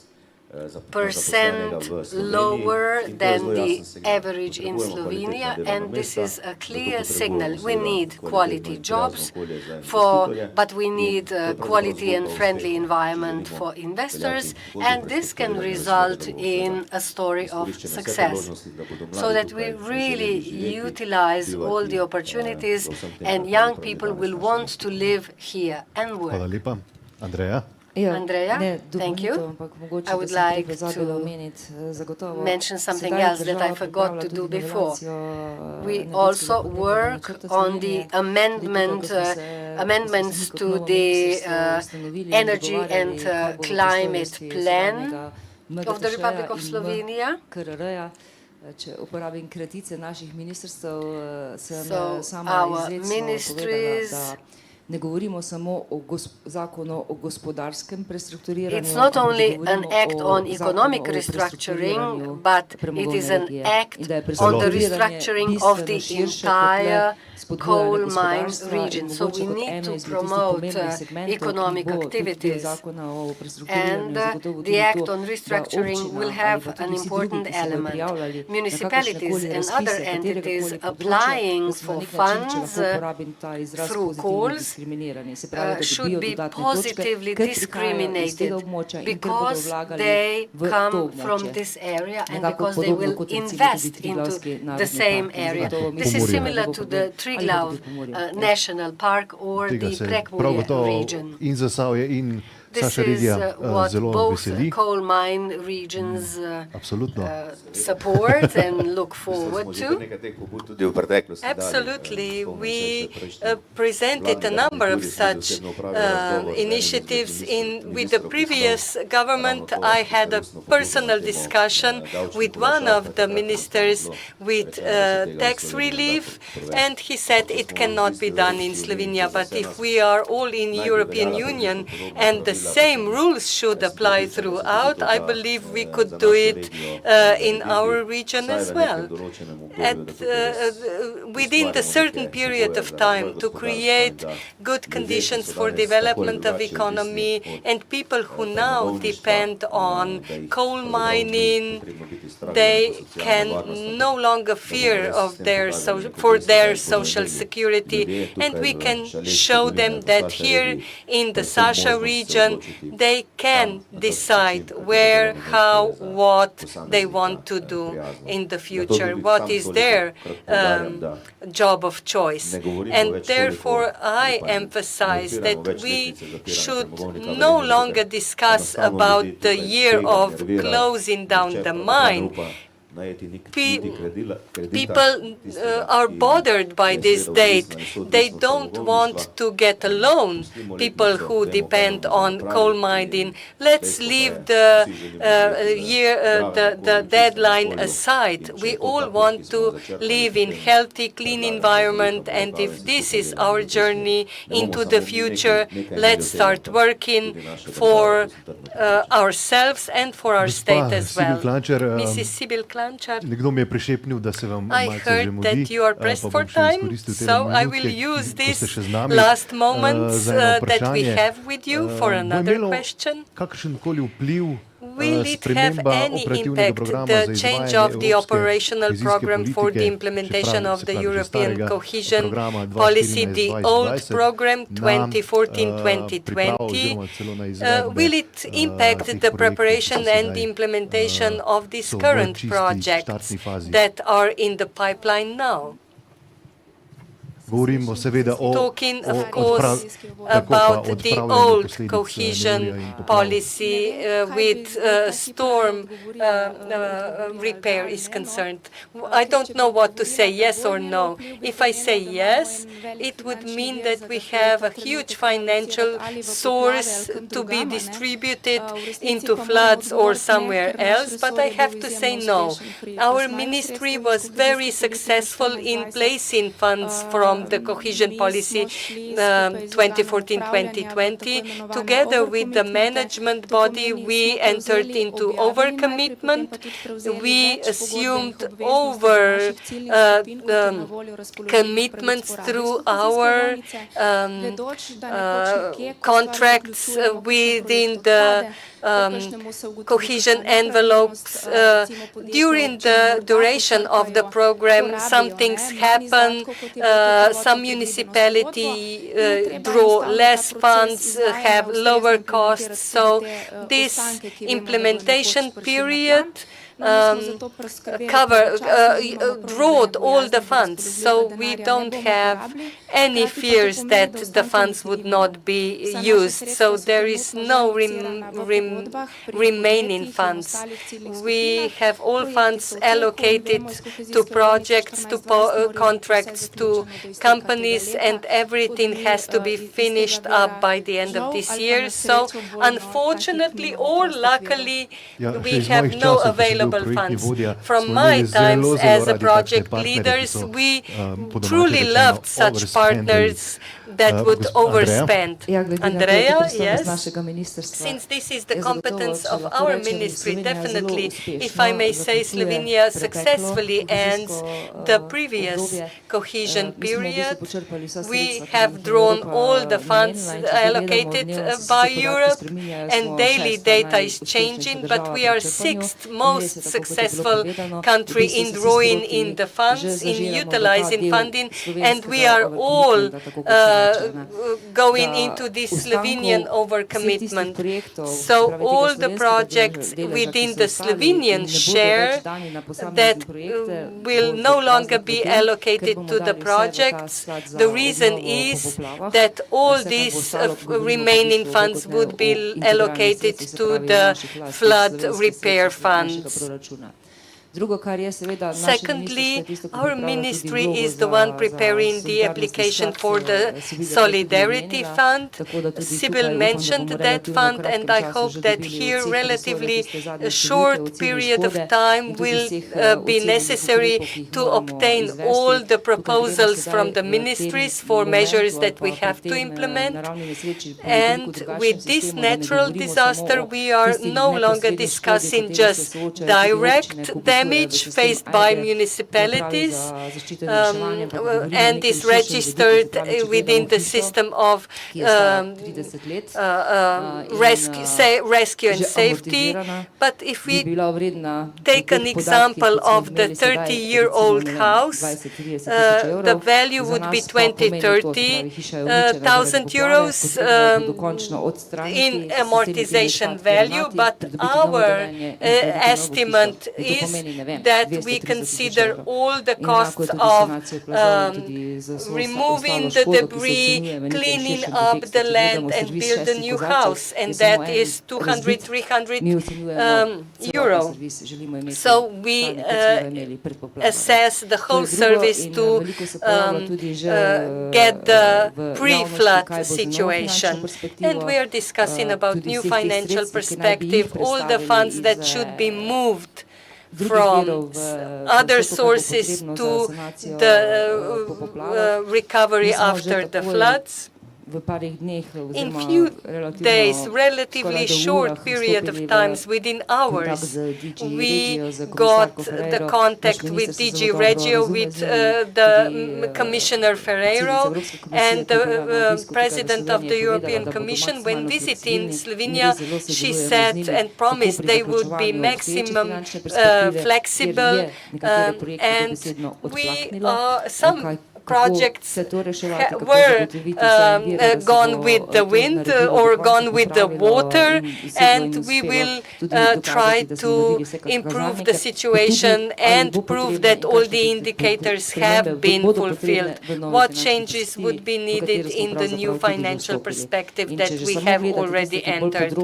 Those who know details of the distribution now in the existing plans, a lot has been allocated for what is needed now and has to be placed into the areas that were flooded the most. Thank you. The Mayor. Marco, I would like to add, because I don't want Mrs. Sibyl Klančar to escape before I do it. We were initiators of a regional meeting last year where we listed all the needs the Saša region has. We talked about 1.2 billion euros of investments. It has probably changed this figure. What I want to say is GTF package to support the economy of the Saša region is insufficient. Therefore, we expect that within the Restructuring Act or elsewhere, some additional sources of finance would be found, would be identified.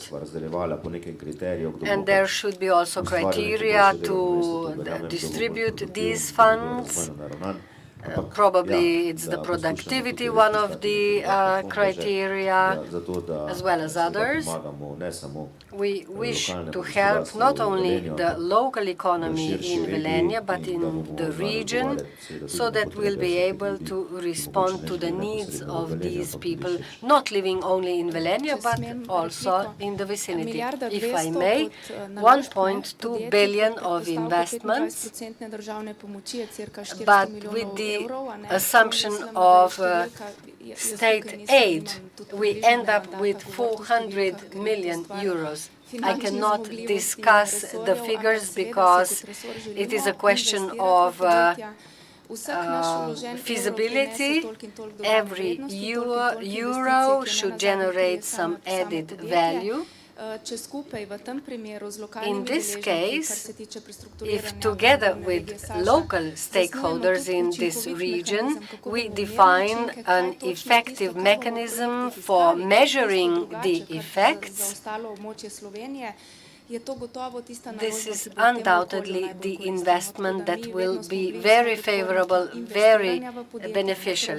We support investments into company because then measures can be designed again by the government.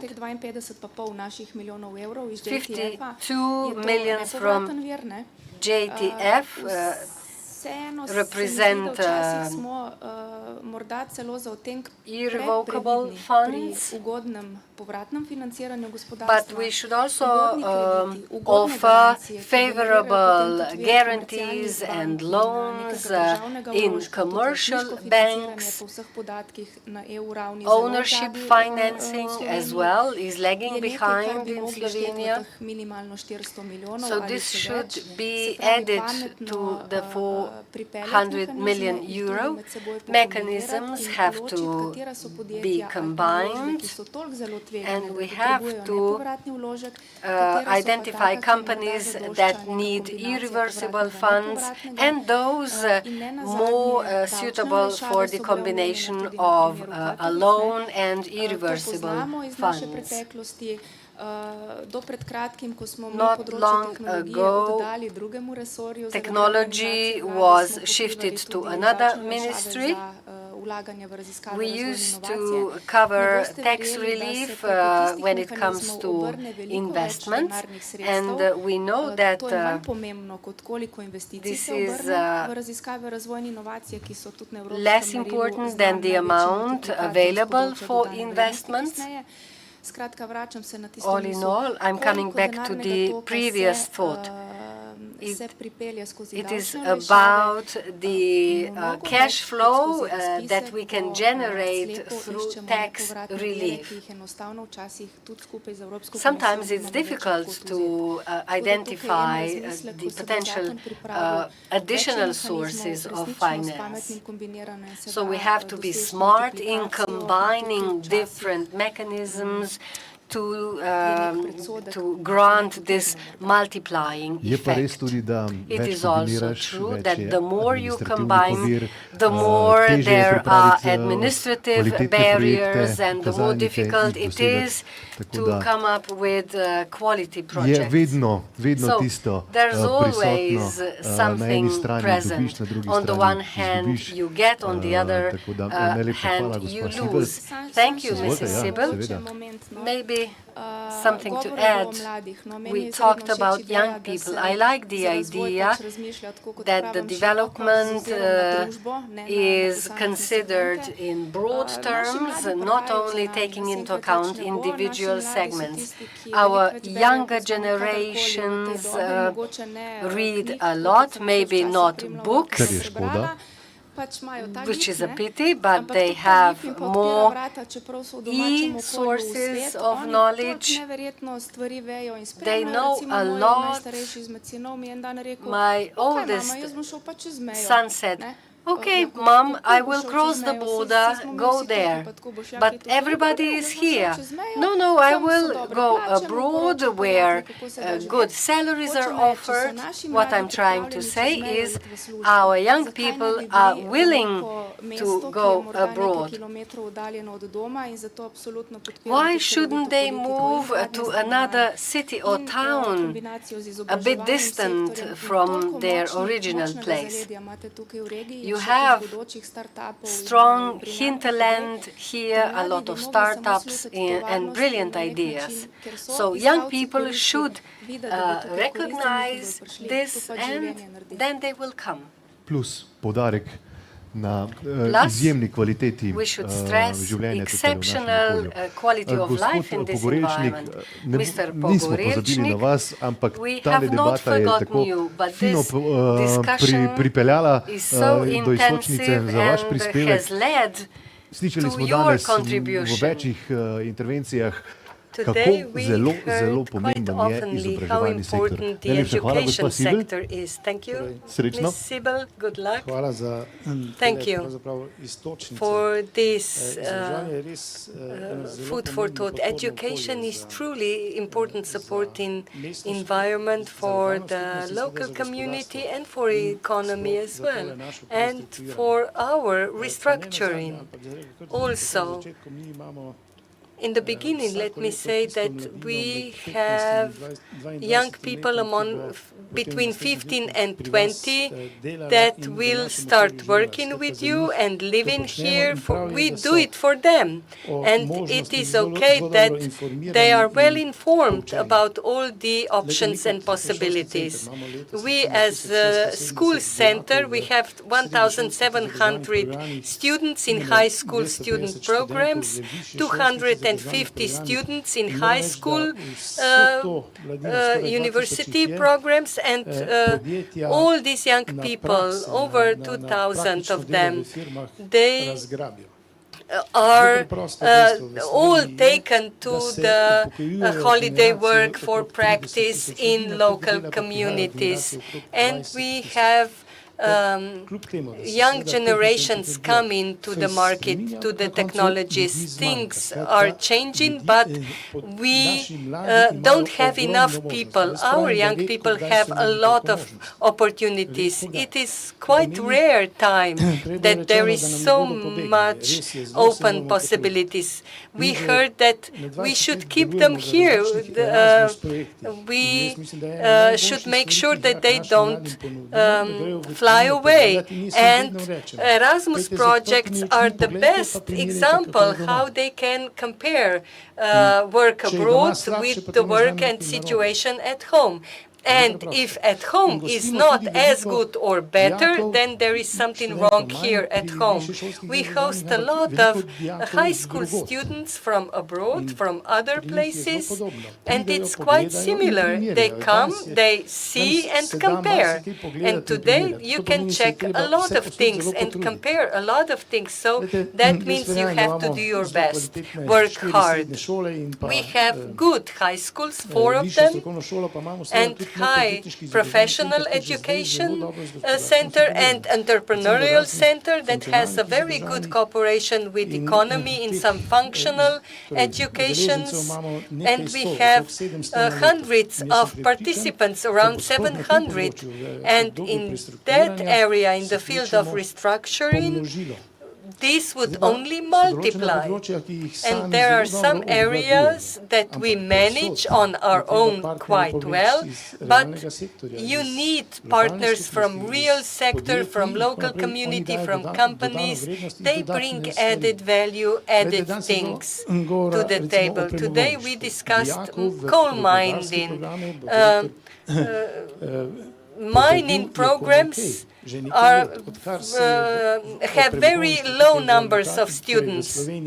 Since we started discussing mining in negative terms in Slovenia, students' interests have fallen. But now, when we discuss brighter future, brighter perspective, we train today people who would requallify or improve their qualifications, but we don't have much new students of metallurgy.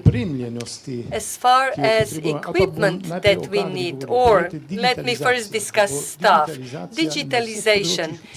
To make digitalization successful in all areas of life, teachers also need new knowledge, new skills. We cooperate in pan-Slovenian project called Digital Teacher, where teachers from all the levels of education, from kindergarten, schools, high schools, and university, will get digital skills, digital literatures. And we truly need this added knowledge, digital skills, so that we can work with younger generations to mentor them with new technologies. We are being mentored. We are being taught. We know the classical knowledge, but new features, young people take on board much sooner. And also with equipment, our schools, as the institution, we are 65 years old. We have grown on mining programs and we added on that, but we are we made huge boom in case of our equipment when we have the entrepreneurial center built. And when we were building the center, I have to say that it was truly troublesome for me to see that we had money for walls, for buildings, and not a lot of money for computers. But when we were buying the equipment for our center, we became best equipped center in the region. One is the equipment, and then teachers have to be trained how to use this new equipment. And now we need next push. Only education, looking at professional or occupational education, ministry alone is not enough. Ministry of Economy should be involved, and Ministry of Labor as well. Mrs. Sibyl has left, but still, we do need, and we have projects available to equip and update all the educational programs. I was quite happy to hear our mayor saying that in cooperation with the faculty of energetics and with the university, we are thinking about the campus for students, and this is great opportunity for other student courses as well. So definitely here with the Ministry of Education, in their part, we will have great cooperation, undoubtedly. But all of our needs and desires cannot be covered there. How?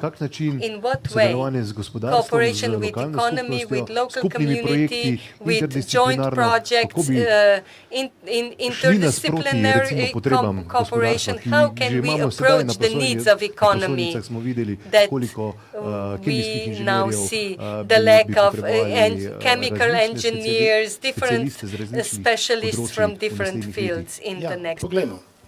Let's take a look. See, we have discussed a lot different programs such as pharmaceutical engineering. In 4 years, well, you need 30 of them. It's not that easy to attract 30 students. The problem is not only financing.